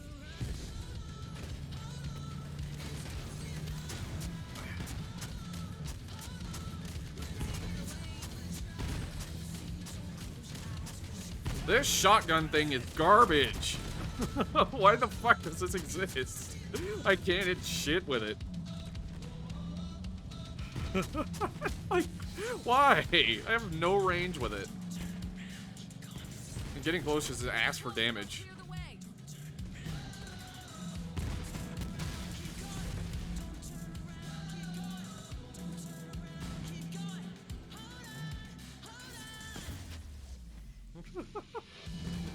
All clear. Let's move. Like, I like the concept of this mission, I just wish I could drive whatever I wanted on it. Station up ahead!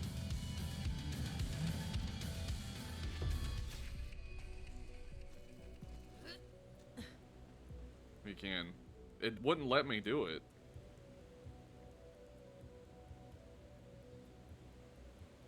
Just respawn them.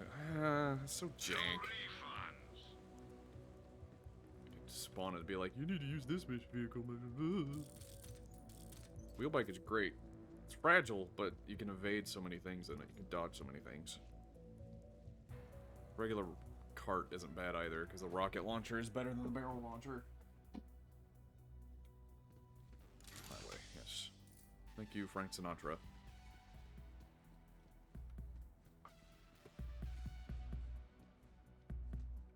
Let her rip! Destroy the interloper! Damn it! They're already here! That's right, you dumb shart tarps. We've had our followers combing the city for the vault since before you got here. Really think you were gonna beat us to it?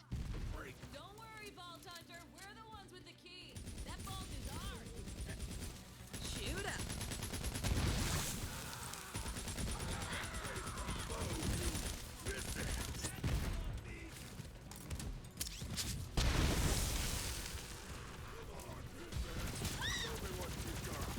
Stand and face me.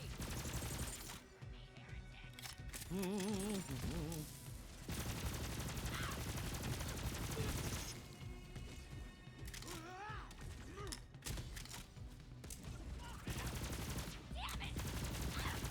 Screw you! Great.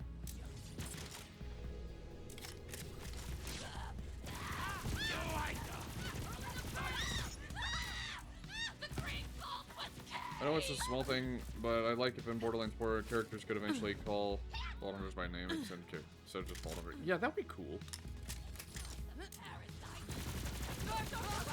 Problem is, they'd have to do multiple recordings for every time they're referred to. Get it over with. Maybe instead of that, would be more realistic is just like having some special lines for different characters at certain points in the story or something like that. That'd be kind of cool.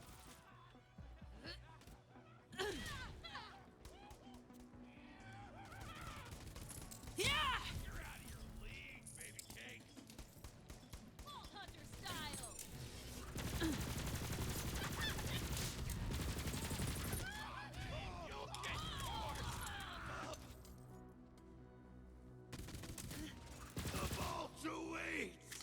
Get me close and I'll clear the way. What do you mean? You got your own legs. I don't have to carry you. Last stop, bitches! Follow me!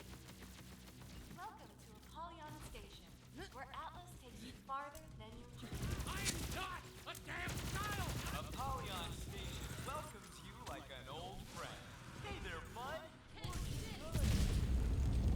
Anyways.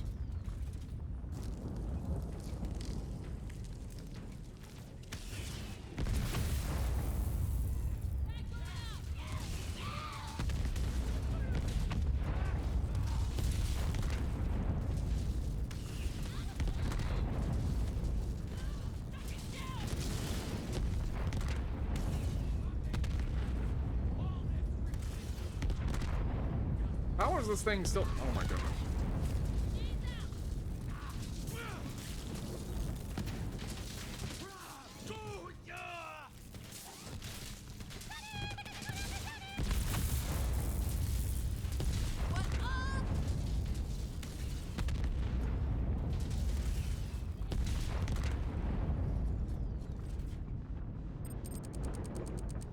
Alright.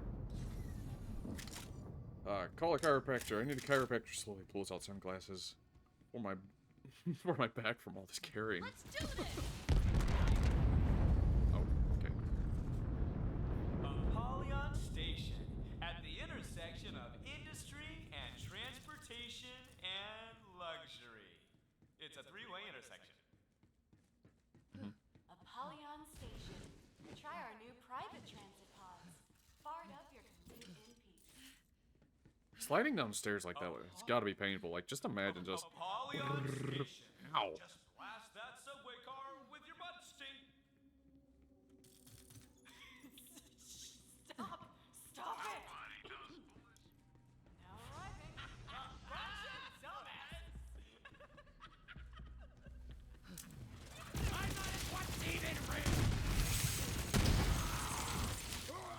Ah, of course there's cover.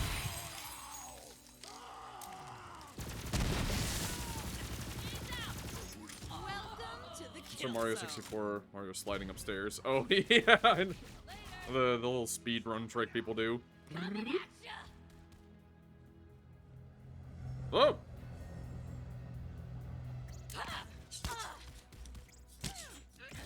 Hey, you want to fight? You want to fight? Oh, I'll punch you in the face. Yeah.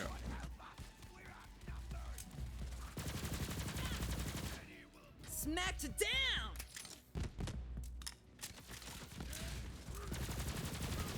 Just die already.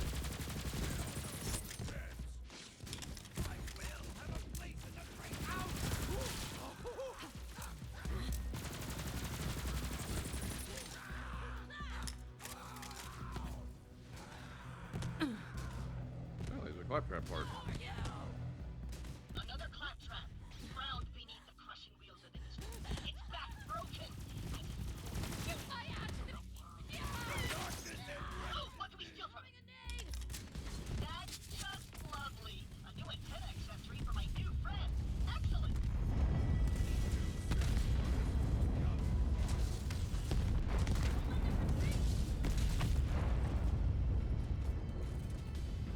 The vault is close now. Whatever power is inside, the Iridians locked it away Lame. for a reason.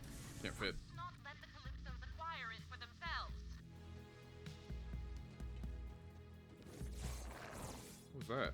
It's one of those things from God of War. What? Guardians. They protect the vaults from anyone crazy enough to open one. They won't be happy to see us. At the point where we basically don't need to worry about Creek Delcio spoiler. Okay. Well, then that'll be good because then we can do it. We can start doing it tomorrow.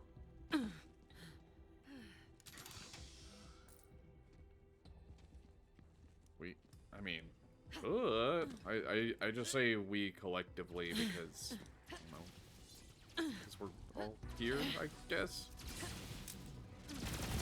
If you want to come, I guess.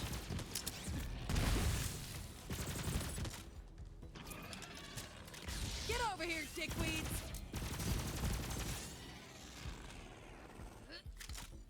Please, if you don't mind. Sure.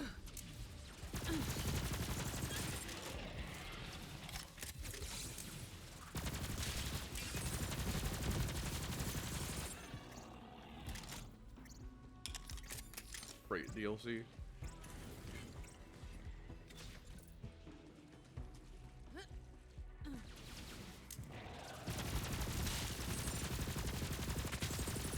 Murderized.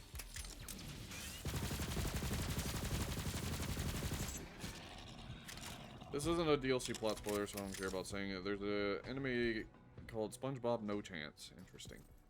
Or SpongeBob's No Chance. Okay. There's like these side paths over here. I wonder if they lead to any like little treasure or something. Let's see. What is this?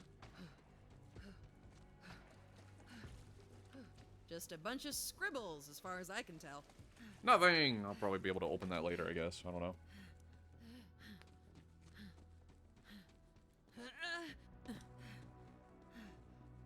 If you're not a fan of immunity phases. I am not! I hate immunity phases. Nook and cranny on Promethea. But the truth is, I never found another one. It's cheap and dumb. Atlas started accusing me of holding out on them. But Typhon's honor, there ain't no more vaults on Promethea. Good thing, too. You release a monster in a city, you better have another one to fight it. Saw that in an old documentary from before the expansion. What a flick. Oh, okay.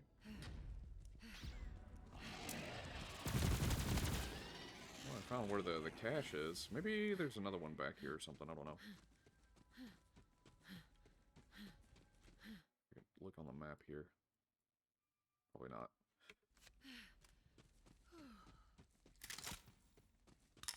You know what these games need? These games need a grapple hook.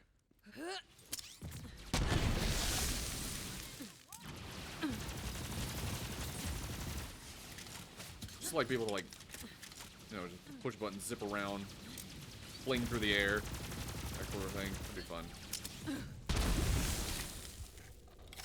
Or double jump on though. Oh, why not? Step to the wrong chick. Take the fight to them.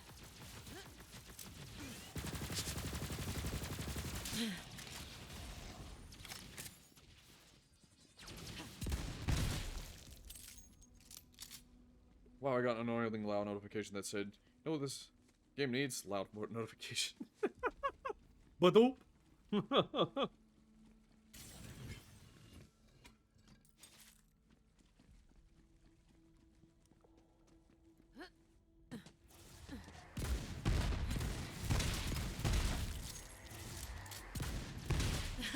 feeling it.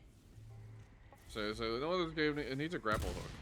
Like there's something to that, just being able to grapple hook, like while in combat, zip around, swing around like Spider-Man with a gun. It's fun.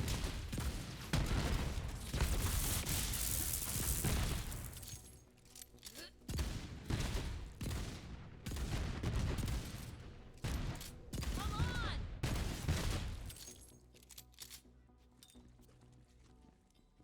Making that joke when you've entered the cargo through bay. here. Yeah, and the also in the dual wielding, the offhand weapons. Granted, I never really liked dual wielding. Like I love Halo, for example. I don't think you've seen me play Halo. I played it on stream a few times before. I love Halo, but I never was really a fan of dual wielding in that game, in those games.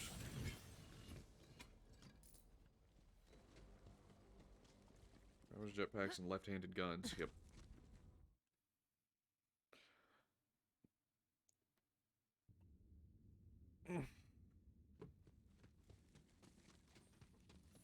We doing this or what? Lilith, we're in. Maya, Ava's gone. COV swarming everywhere. Looks like we're on our own, Vault Hunter. The part. Yes. No refunds. Let's see if I find my grenades. Ammo. My grenades are still better. Just a schmuck with a paperweight. Oh, what do we got here? I'm just in here.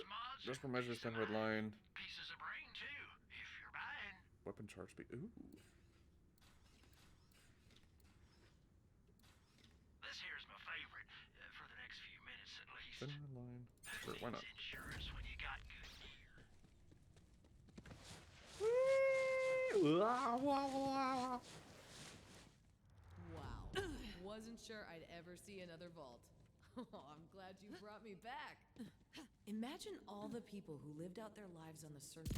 Get ready. The creature the Iridian sealed inside the vault has been sleeping for a minute. Wake up!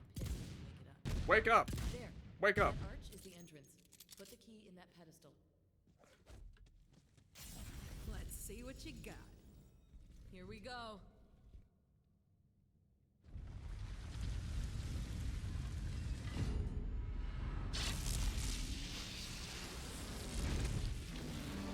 Ew. Looks like something out of Resident Evil. Good! Wow. I was almost getting bored!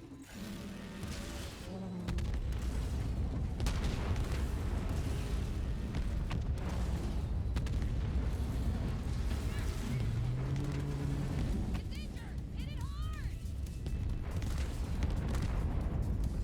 I mean, hit it over. It's resisting everything I do.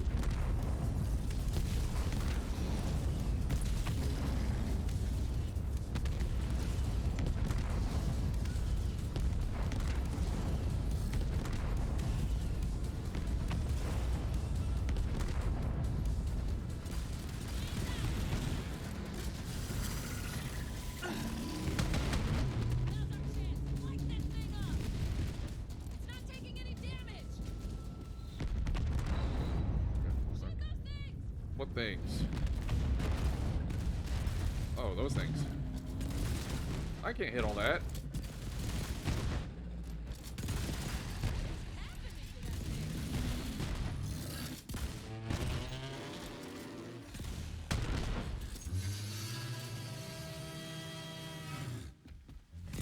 Oh, hi. That thing is knocking the place down! Let go!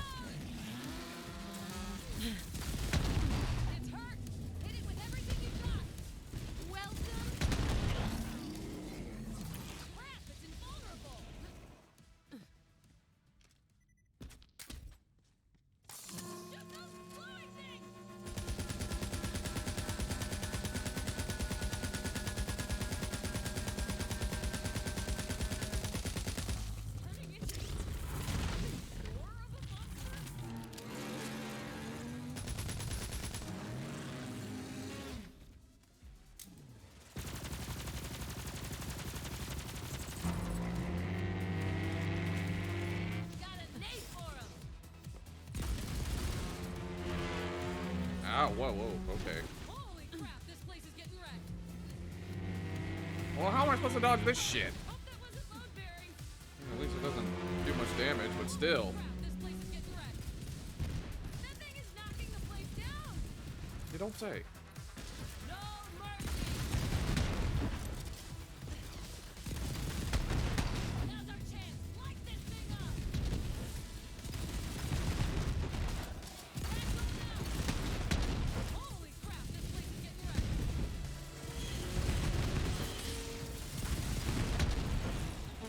Okay, there we go. Stay down, scrub. At least it didn't do too much damage with all the undodgeable effects. Hey, legendary. Yeah, another legendary. Okay. I thought I was gonna do one of... Hunted. That was a massive Birthday dog! masterpiece. Echo theme. Okay. Seriously, good job. What is this? Hell yeah, The Duke. That was awesome. Oh. Ava, I told you to wait on the ship. It isn't safe here. And this a chance to see a real vault? Look at this place.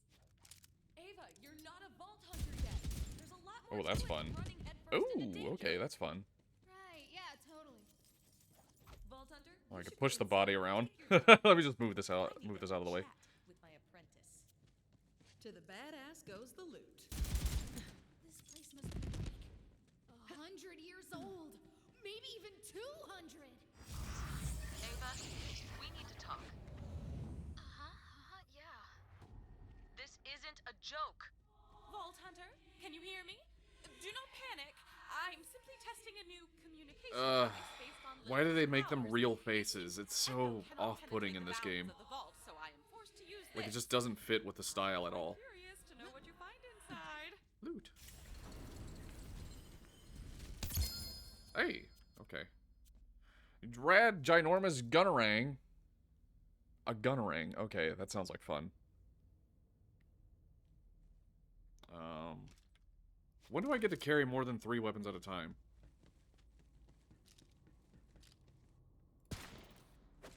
Ooh. It doesn't. Oh. Oh.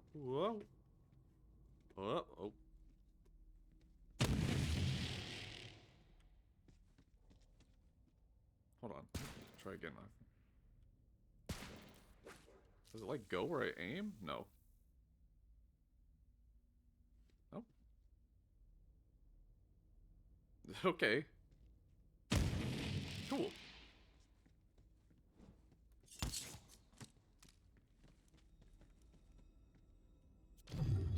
I didn't even read Whatever that. this is, I'm into it. The vault map led us here for a reason. There must be some significance to this device.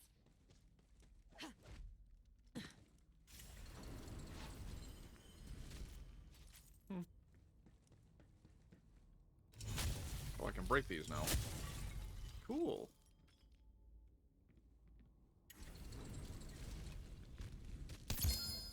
More stuff.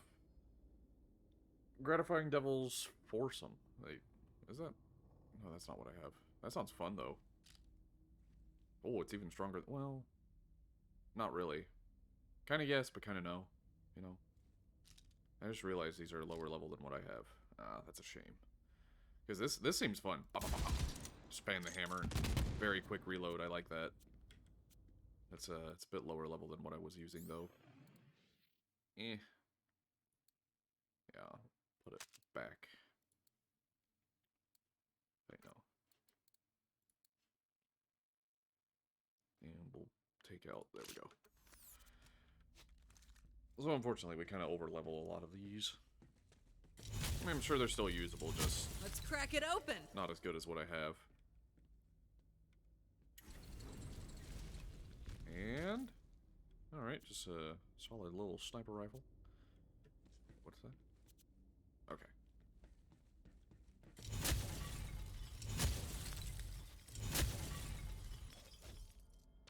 Fascinating. This vault is linked by an ancient energy conduit to a second vault. Those coordinates look like Eden 6. Good work, Vault Hunter. We have our next destination. Collect Maya and her little truant and return to the ship. Okay. Cool. A stereotypical Florida was a Time planet. to open Oh, is it you a big up. swamp? Oh, I can get iridium out of this. Nice. I imagine it definitely feels like iridium's a lot more common in this game. Well, Like, you get a can't lot more break of it. that. Yeah. I remember in Borderlands 2, the only thing you used it for was to access raid bosses and to upgrade your inventory. And that's really about it. That's about it.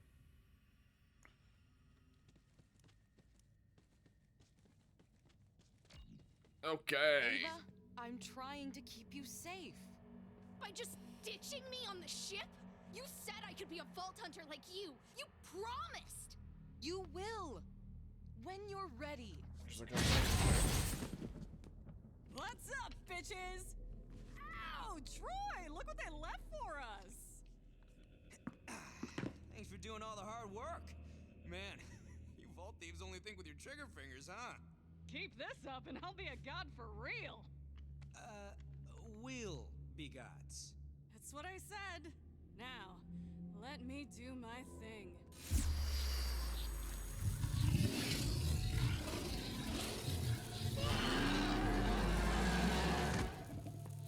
No! What are you doing? Taking what's ours. See, the monsters don't protect the power of the vaults. They are the power of the vaults. And now it's all mine. Hey, save any for the parasite?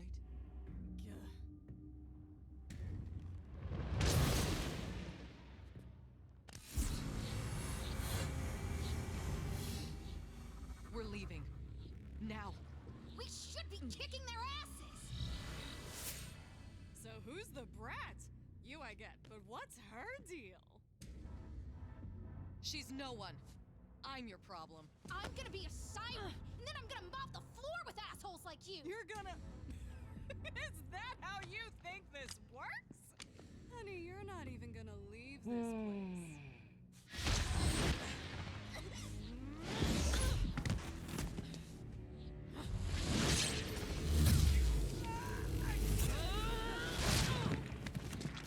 Put her down.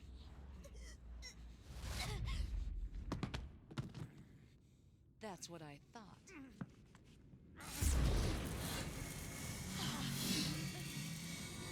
Maya! Ava, don't!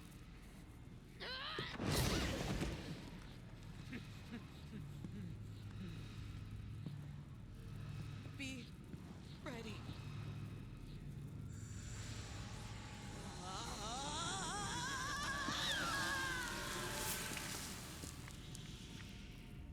Interesting. She left a book. No!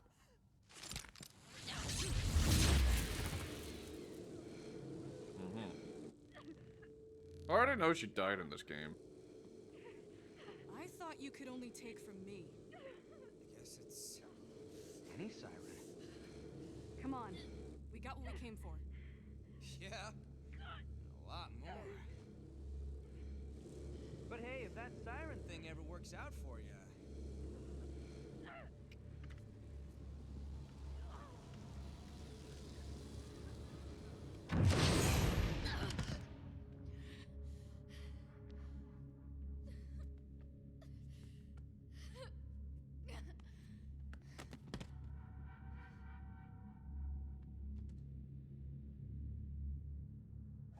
If Ava died, we got to keep Maya. Gone. Grab the girl and get back to the ship. I'll tell Lilith.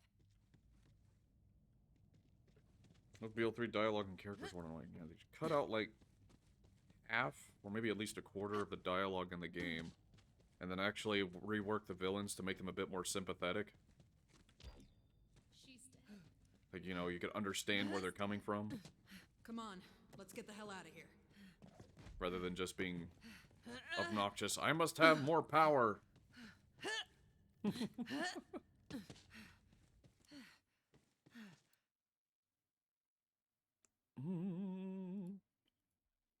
Well, who am I to say, you know? It's not like I've ever written anything before.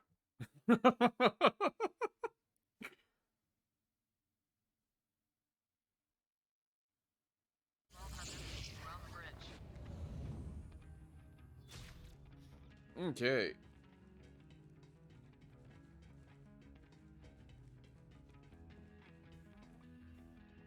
Stupid dumb is stupid dumb smells like skagmans.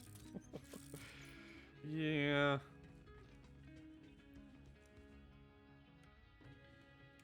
Typhon de Leon and the first vault. Okay, cool. What is that? Is it like a layout of the ship or something? I guess.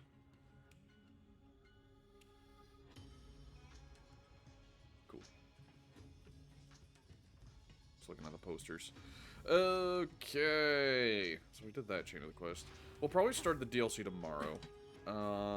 Like we still got 30 minutes, but I'll just go on and see what happens for the rest of the 30 minutes.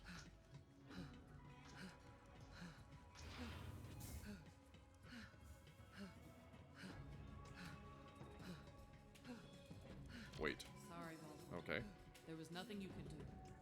Thanks for getting. Can I make a suggestion? Sure.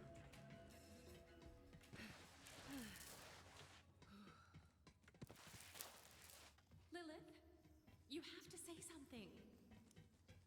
Fine, I'll say something. I knew Maya when she was alive. I preferred her that way. That didn't come out right. Would you be willing to do one cartel Bloody Harvest for the last... I don't even know if I have those enabled. To honor her memory, I don't even know what the function of those are. I don't know what you're supposed to do with by those. the droves. I mean, open your eyes, people. Don't ask me to speak at your funeral, Lilith. No kidding, Dennis. I never Takes a save quit. know what I am. Okay. A brilliantly Like, what do you do ruthless during scientist. them? And What's you know what like? you are, because everyone on this ship is waiting for you Like, to I don't say even know what they something. are. They won't be able to get back to the very important things they need to do To keep this hunk of floating space debris functioning. until you do. Maya wasn't just a Crimson Raider or a Vault Hunter. She was family. But we can't lose Maurice, sight of our collect mission. stuff from enemies, travel We're to a going map. to open the vaults. Maurice. That's how we make her death mean Maurice, anything. collect Everyone, back to your stations. stuff from enemies and travel to a map. That's all Okay. you have to say. Maya's dead. I mean, is there a because reason you to do wanted them? To open the Is it just like a little side thing? Should be hunting down the Calypsos and Making them pay for what they did. It's not that easy. Maya always told me a Vault Hunter runs toward the fire. Amazing loot. All her I mean, what I stories were got about is you. pretty good so far. I don't need Saint more stuff right Pandora, now. You killed Handsome Jack. Like, I'm leveling up too supposed fast to be the to fire be hawk. hunting things. I don't know what I am. Because I'll get it, and then I'll level up 3 times, and it'll be obsolete. Vault Hunter, go see if she's all right, will you? I'll get us ready for the jump to Eden 6. Like, I usually don't like to do the whole, like, loot farming activities until I'm, like, high level, like, high-ish level. And it'll be a while before I outpace it. At the moment, I'm still leveling too quick to really just hold on to much. Like, this gun, as amazing as it is, I'm probably going to replace it, like, in 2 levels.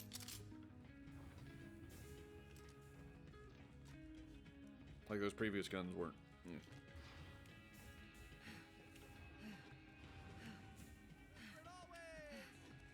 So I'm not really wanting to do just the loot farming activities. So I don't really need to.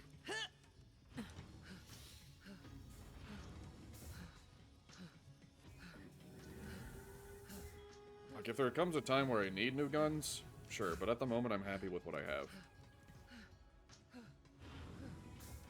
That's... You get your 4 slot here. Nice. I have to talk to Ava? Vault, Good, no. We need to set a course to Eden 6. No time to waste. Lilith, incoming transmission! Now. Hey, Joe! Looks like we interrupted your sad times. Here, maybe this will cheer you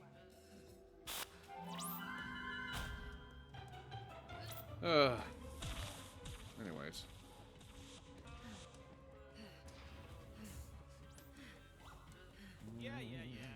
Memories. Our followers love it. Recruitment is skyrocketing. Well, maybe we won't do much in the last 30 minutes because we gotta take it up with so much fucking talking and shit. I want to play the game. Jeez Louise. Always a step behind, eh, Lil? Well, see you at the next vault. Which totally doesn't rhyme with sweet and mix. Video games should never have been vectors for stories that take themselves too seriously. Sure, That's the those realm of monsters books. Care about anyone or anything. That's what makes them so dangerous. It's a hot take, but it's my take. Was somehow connected to Unlocked a new weapon slot. Hey, good. Finally. That took way too long. Like, you get your 4th slot in Borderlands 2, like, super early. I guess we could use... Let me sort by... Score, I guess, would be... I already have a SMG. HE Breeder. Sure, why not? If the Calypsos want to get their hands on that vault, those monsters are gonna have to go through us. Luckily, we have a friend in the area. Claptrap, get Hammerlock on Vidster. Sir Hammerlock? With pleasure. I'll bet he can't wait to hear about my many adventures. Lilith, Wainwright Jacobs at your service. I'm sorry to report that those COP zealots have kidnapped Hammerlock. And it seems they're here for me. One step closer and I'll whoop you with lead. I'll emblazon my family crest on your craven ass. Interesting. Looks like the COV are already on Eden 6. Vault Hunter, meet up with Wainwright Jacobs. Find out what's going on now. Eden 6, alright. New place.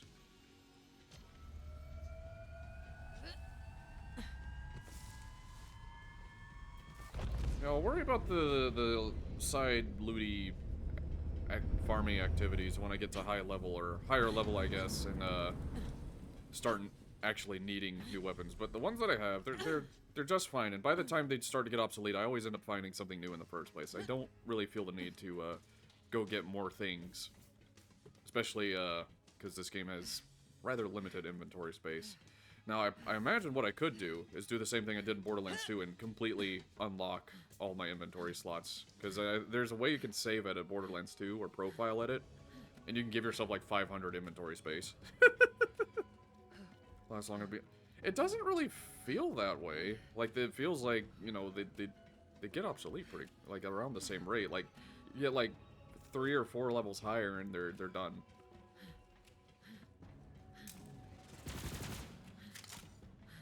Maybe it just depends on the weapon, but so far it's kind of felt about the same.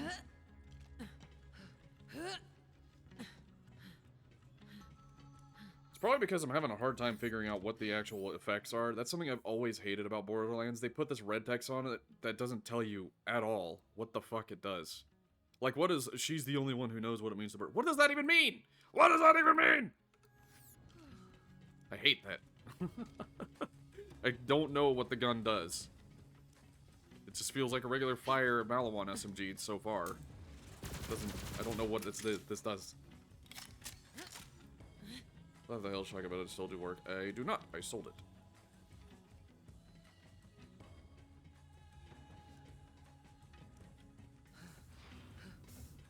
Here's the drop pod.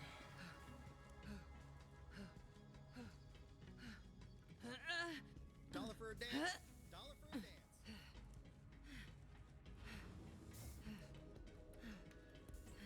$1 for a dance. $1 for a What? dance. I'm like, okay. Is it this way?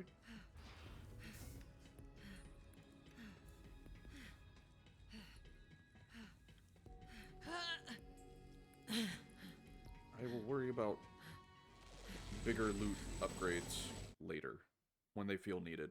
If I get to a point where I'm starting to feel like getting bogged down and things are getting tough to kill, then I'll worry about it. Then I will worry about it.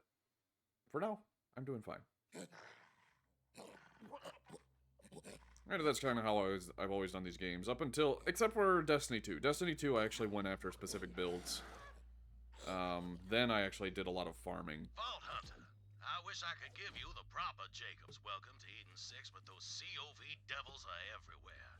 Me and a few So I survivors just found are $1 in holding a toilet. up the family's Alan. lodge. Supplies are running low and we're surrounded. I need your help.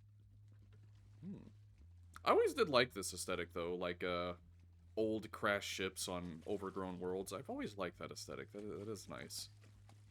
What class did you main? I did a Titan, specifically Bubble Titan. Well, I was Captain America build for a while because Bubble Titan sucked. But I did Bubble Titan.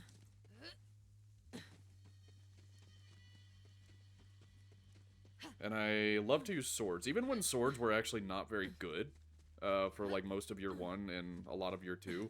I rocked the hell out of those. Ask anyone who's played with me. And then they buffed him and I got even better. I could solo so much shit with a sword. Corporation has survived for 300 years, but these COV devils have spread across the system like a damn plague. All under the orders of those rat bastard Calypsos. They murdered my father because he wouldn't hand over our vault, and now they've come for me. This place doesn't look like Florida. It just looks like, it kind of looks similar, like a more fantastical version of where where I used to live. Like, the trees were nowhere near as big, but the general aesthetic of it, yeah, it feels about right. Wait, what? Why did it reset? No! Why did it do that? Come on! What is with the... Ah! I hate these controls!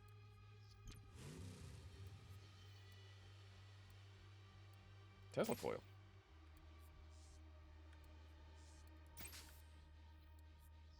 I still haven't found the hover wheels. I remember last time I played this, I found them. No, wait, not that.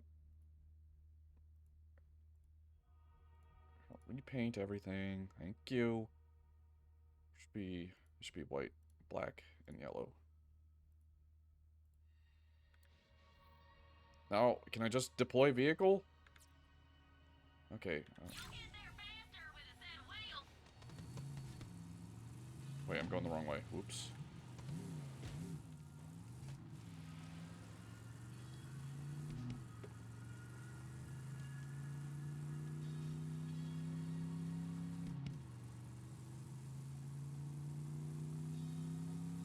That's the town of Reliance, or used to be.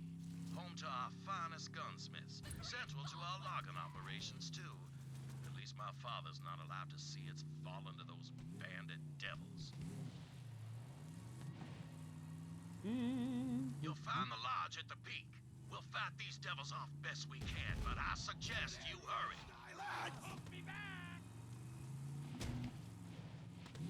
Ah. Vault beckons! Jacobs will bleed! As long as I can hold a Jacobs shotgun in my hand, I ain't handing over Eden 6 without a fight. Come at me, you mud-sucking bastards!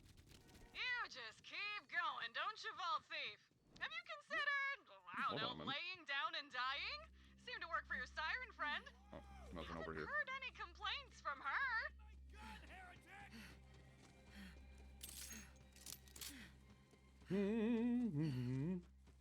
Planet that looks like home, yes. Sort of. It looked like more like it would. I mean, there wasn't a volcano back where I lived, definitely. But the overall, we're talking like that little shack next to a road. It'll just be out in the middle of a fucking swamp. Yep, it feels about right. Glad you're here. Not sure how much longer we could have held those COV zealots off.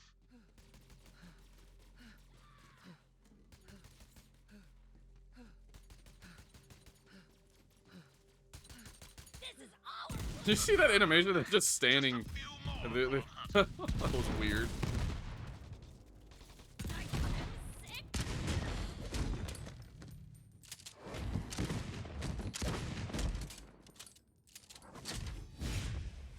Yes, that Jacobs.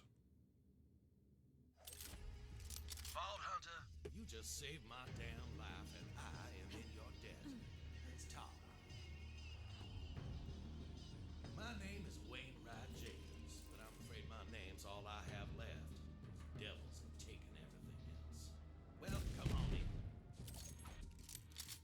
Help yourself to some firearms. I salvaged what little I could from my father's personal collection, but you can't use them now. Those twin Calypso devils murdered him and took everything from me. And if you hadn't come along Yes, Jacob's having Atlas weapons. And Vladoff and Torg and Dahl. Okay, I like how this is Jacob's place, but there's only one Jacob's weapon. Those devils are holding him as leverage until I cough up the vault key, which is also why you're here, Hauser. What is this? Yep. Shotgun. That vault has been a family secret for generations. We didn't want our fair paradise to be torn asunder like Masters what are happened back. to Promethea and Masters. Pandora. Where there's a vault, there's always a war. But right now, I've more pressing concerns than my family. BL1, now BL3. Alistair Hammerlock, love of my life. If they kill him, I got nothing left. Masher. My father was still Oh, breathing. okay. He'd tell me to march right up to those devils and negotiate with the smoking end of a Jacob's firearm. So that's exactly what we gonna do. What are mashers? See, that cult is holding Alistair in a prison called the Anvil. I already sent a team of mercenaries to break him out, but I ain't heard from them since. Rescue Alistair, and I'll get you that damn vault key. You in? Yeah, sure.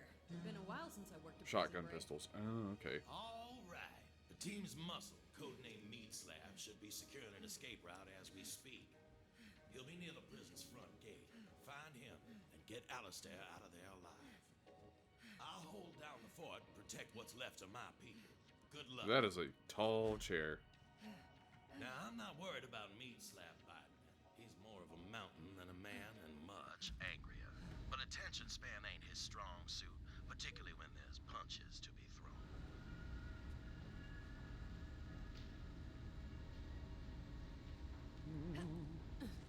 Hey, how's paradise? Thought the home of Jacobs would be less, I wanna say, swampassy? Dangerous place, Eden 6. Reminds me of home. Anyway, the Malawan sponsorship was a bust, but we did take a page Really? from Katagawa's murder diary. This time, Oh, here I we go. spammed right in at dinner time and leached the CEO of Jacobs. Boom, done. Installed a loyal puppet instead, and she is a trip. Real ice queen, you know? She manages the books, keeps the locals in line. It's just nice to see another rich bitch in charge, you know? You know.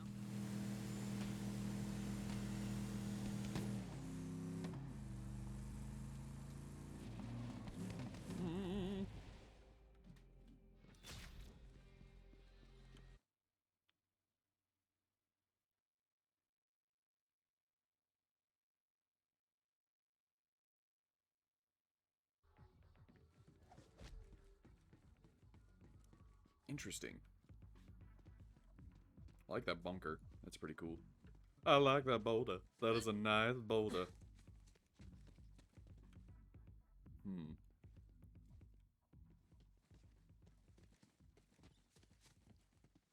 Anything good? Any good shields? Dying's for suckers and psychos. Not really. Try Dr. Zed's Insta-Health. It's not just a boulder. It's a rock. The team I sent in still isn't responding. Something must have happened. Get that gate open, Vault Hunter. Not long after I landed, I get an echo from Aslan de Vega. His Juan Echo from prison.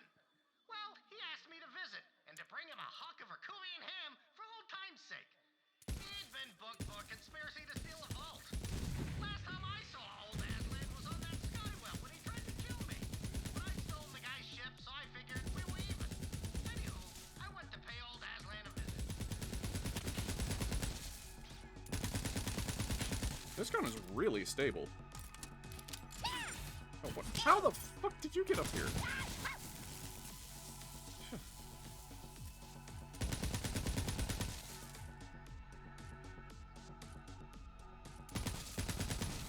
No, I can't blow him up.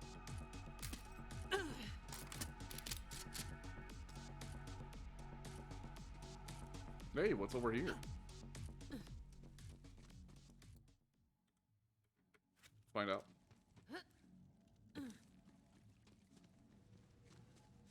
Can't Stuff read I this can't open. nonsense. Washing machines. We found the laundromat. Like all the guns and ammo in the washing machines. Okay.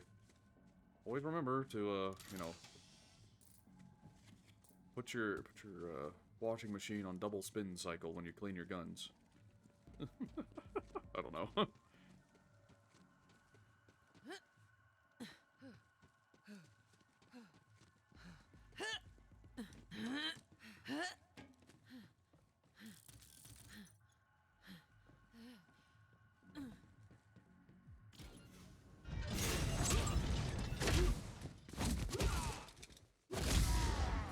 somehow knew it'd be him. When they said meat slab, it gave it away. Oh, hell yeah, another vault hunter. This job just keeps getting better. Help me beat down some bandits, then we'll talk. What's up now,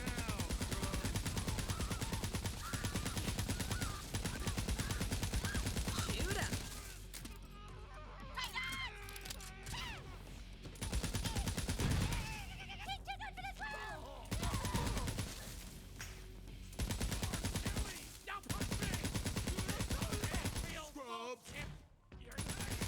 Make sure to put the safety on first before you put your guns in the washing machine, yes.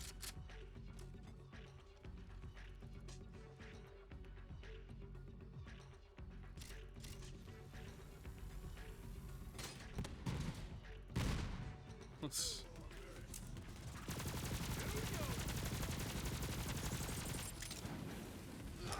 Here they come. Eat fresh, Swerve.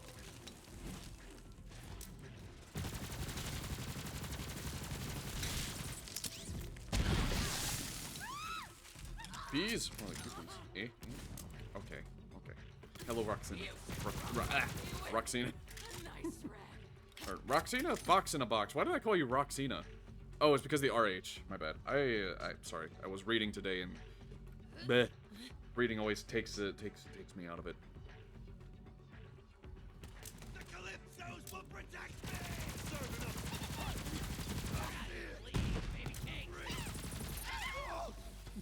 I'm about to lay down some hurt. Mirror little puns. Yes.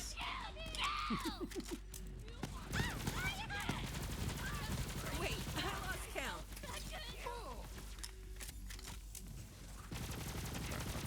Yes. He's not though. He's just. He's not fat. He's just thick-thighed. Question machine man about the vault key. Stay bloodthirsty. Oh, hi.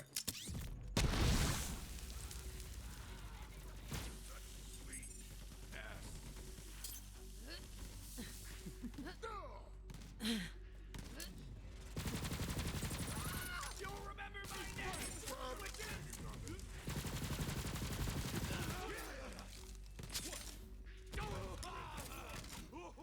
Tango spotted. Protect me! See, moving. Great. Here we go. The girl with the mech. Get her. Present for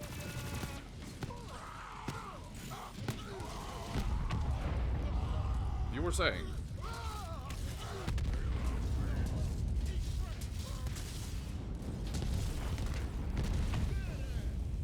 Now let's get him, Slam. Damn, you're huge. Yeah.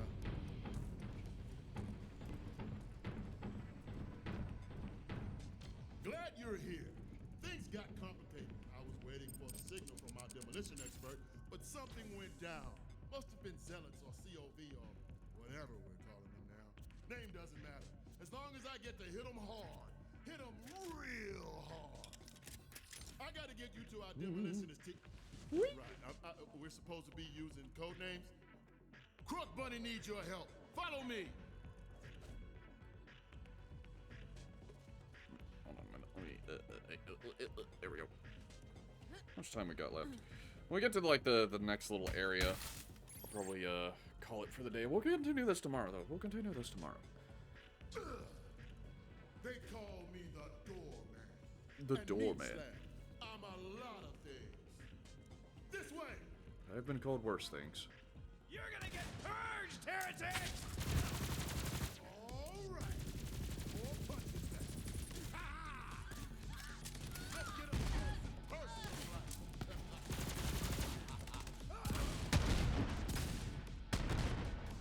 Moving to safety!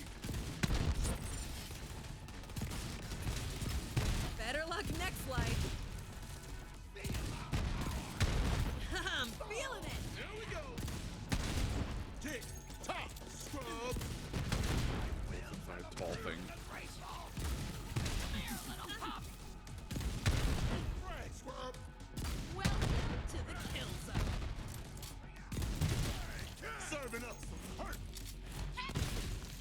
that works. I am friggin' invincible!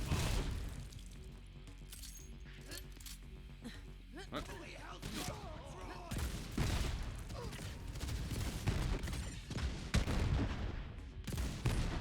Hidden dude.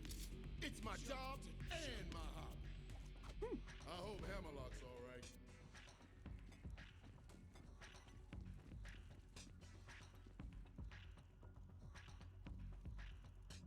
Come on.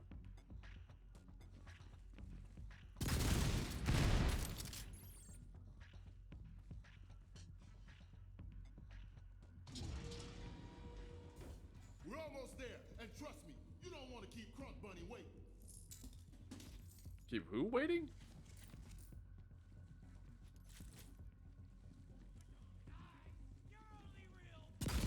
It's an ambush. Let's beat them together, Slab. More friends of yours to kill? Fun. That big dumbass looks tasty.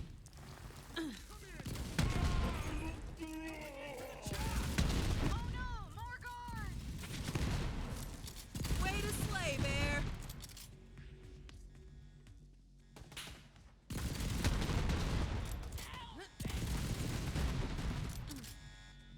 Crunk Bunny. That's a name. Tick tock, scrub. Let's get up close and personal like.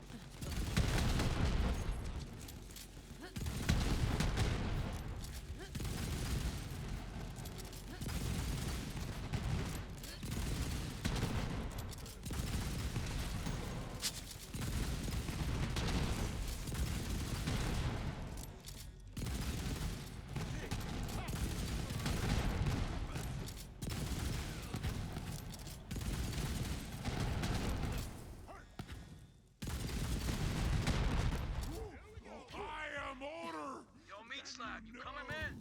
I got eyes on max security, but COV's heading my way. Hold on, Birdman. I got you, fam. Birdman. Oh, Mordecai. Took me a moment. Nice. Can you tell I'm a little stream-brained? Solo brawler, but that duet was Got you, fam. I gotta go help out our sniper. Still kills You me. meet up with Crunk Bunny.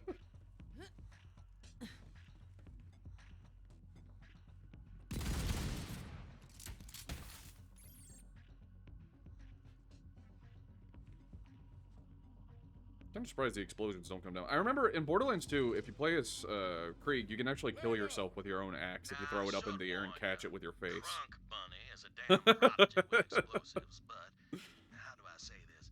She's nuttier than squirrel shit. Pretty funny. It hits very hard. Believe me.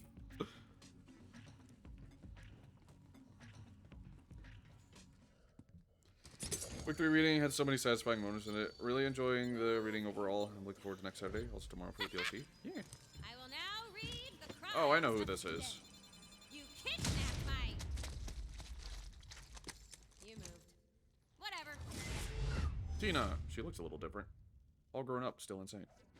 Does she still have her lazy eye? I know there's a bug in Borderlands 2 that gives her a lazy eye. What's up? So we freeing this Hammerlock guy or what? Okay, look, here's the deal. They're keeping hammy locks in max security, and there's a big old door that needs blowing up. But I'm glad you're enjoying the reading, Coffee Kangaroo. It's definitely very nice to make people happy with the writing I do. Because for a long time, I was writing books and stories and whatnot, and I didn't really have anybody to read them, and it kind of felt bad, but it definitely makes me very happy that other people are enjoying them. I took a big risk in reading them on stream, because I was worried people wouldn't like them. Like, worried it would just make me feel worse overall. But, no, I'm very glad you guys enjoy it. But that is where we'll be ending it today. I think this is a good ending spot. Next time, well, I might have to, yeah. Okay, is this a fast travel point? It is not. Well, next time, we'll probably have to complete this quest. Or when I come back, we'll have to complete this quest and then go back to the ship. And then, we'll start the, Psycho DLC. Which I'm looking forward to, because Krieg's like my favorite character. Really, I don't know if you saw it, but when Silthrossa ran at first when Dixie Elder was like, oh, I want him to get caught. just for the meetings. But then, gosh, was satisfying. Yeah, climbs up the mountain and tries to prove himself and gives up. And Locke is like, no, all right, if this is what you wanted so bad, fine, do it. And then Solthara's like, I can't. It's like, that's right, you can't because you a bitch. You a bitch. Yeah, something like that. There's my paraphrase of it. Yeah, book 3 is one of the more fun ones I've had to write. I'm still working through book 4, but it's been slow because I've been doing through art commissions. If I really wanted to, I could just stop commissions, but I want to keep doing them because I'm really trying to push for saving for computer hardware, stuff like that. So when my 3D model comes around, I could actually have some fun with some VR streams and stuff like that, and other things, other VR streams. Like I could actually finish playing Half-Life 2 VR, which I streamed one time, but it was very difficult. But that's why I've been really powering through commissions, because I honestly I don't make much from books at all. I don't make much from it at all. With that aside, let's see who is online. Who is online? Oh, this is still up. You guys don't need to see that. We already read through that. Let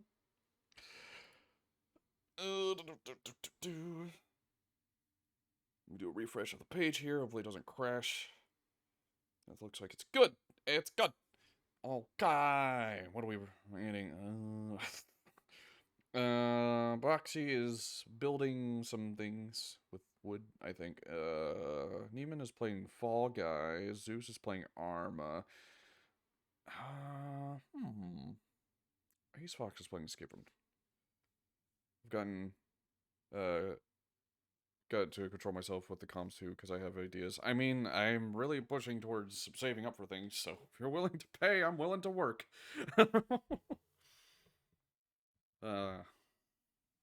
Right now I still have to finish one, though. I still have one to finish, so I'll let you know when that one's finished.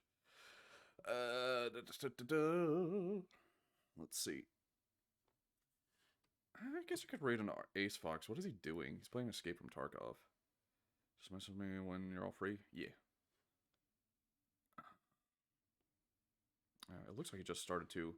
Okay, I'm gonna raid you guys into someone who's just literally a lamp. So, okay. Joining tomorrow for Creek Journey? Sure, sure. I do like that this game has drop in and drop out. Like, it has the level sync thing. That's something I really appreciate. That's something I wish,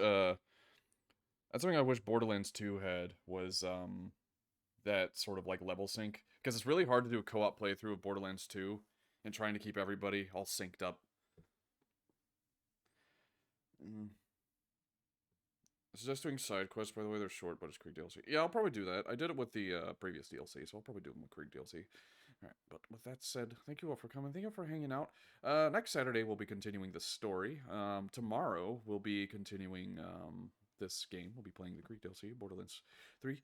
And then Wednesday next week, we'll be back at it with art. But anyways, with that said, much love, many hugs, many kisses, and well, bye-bye.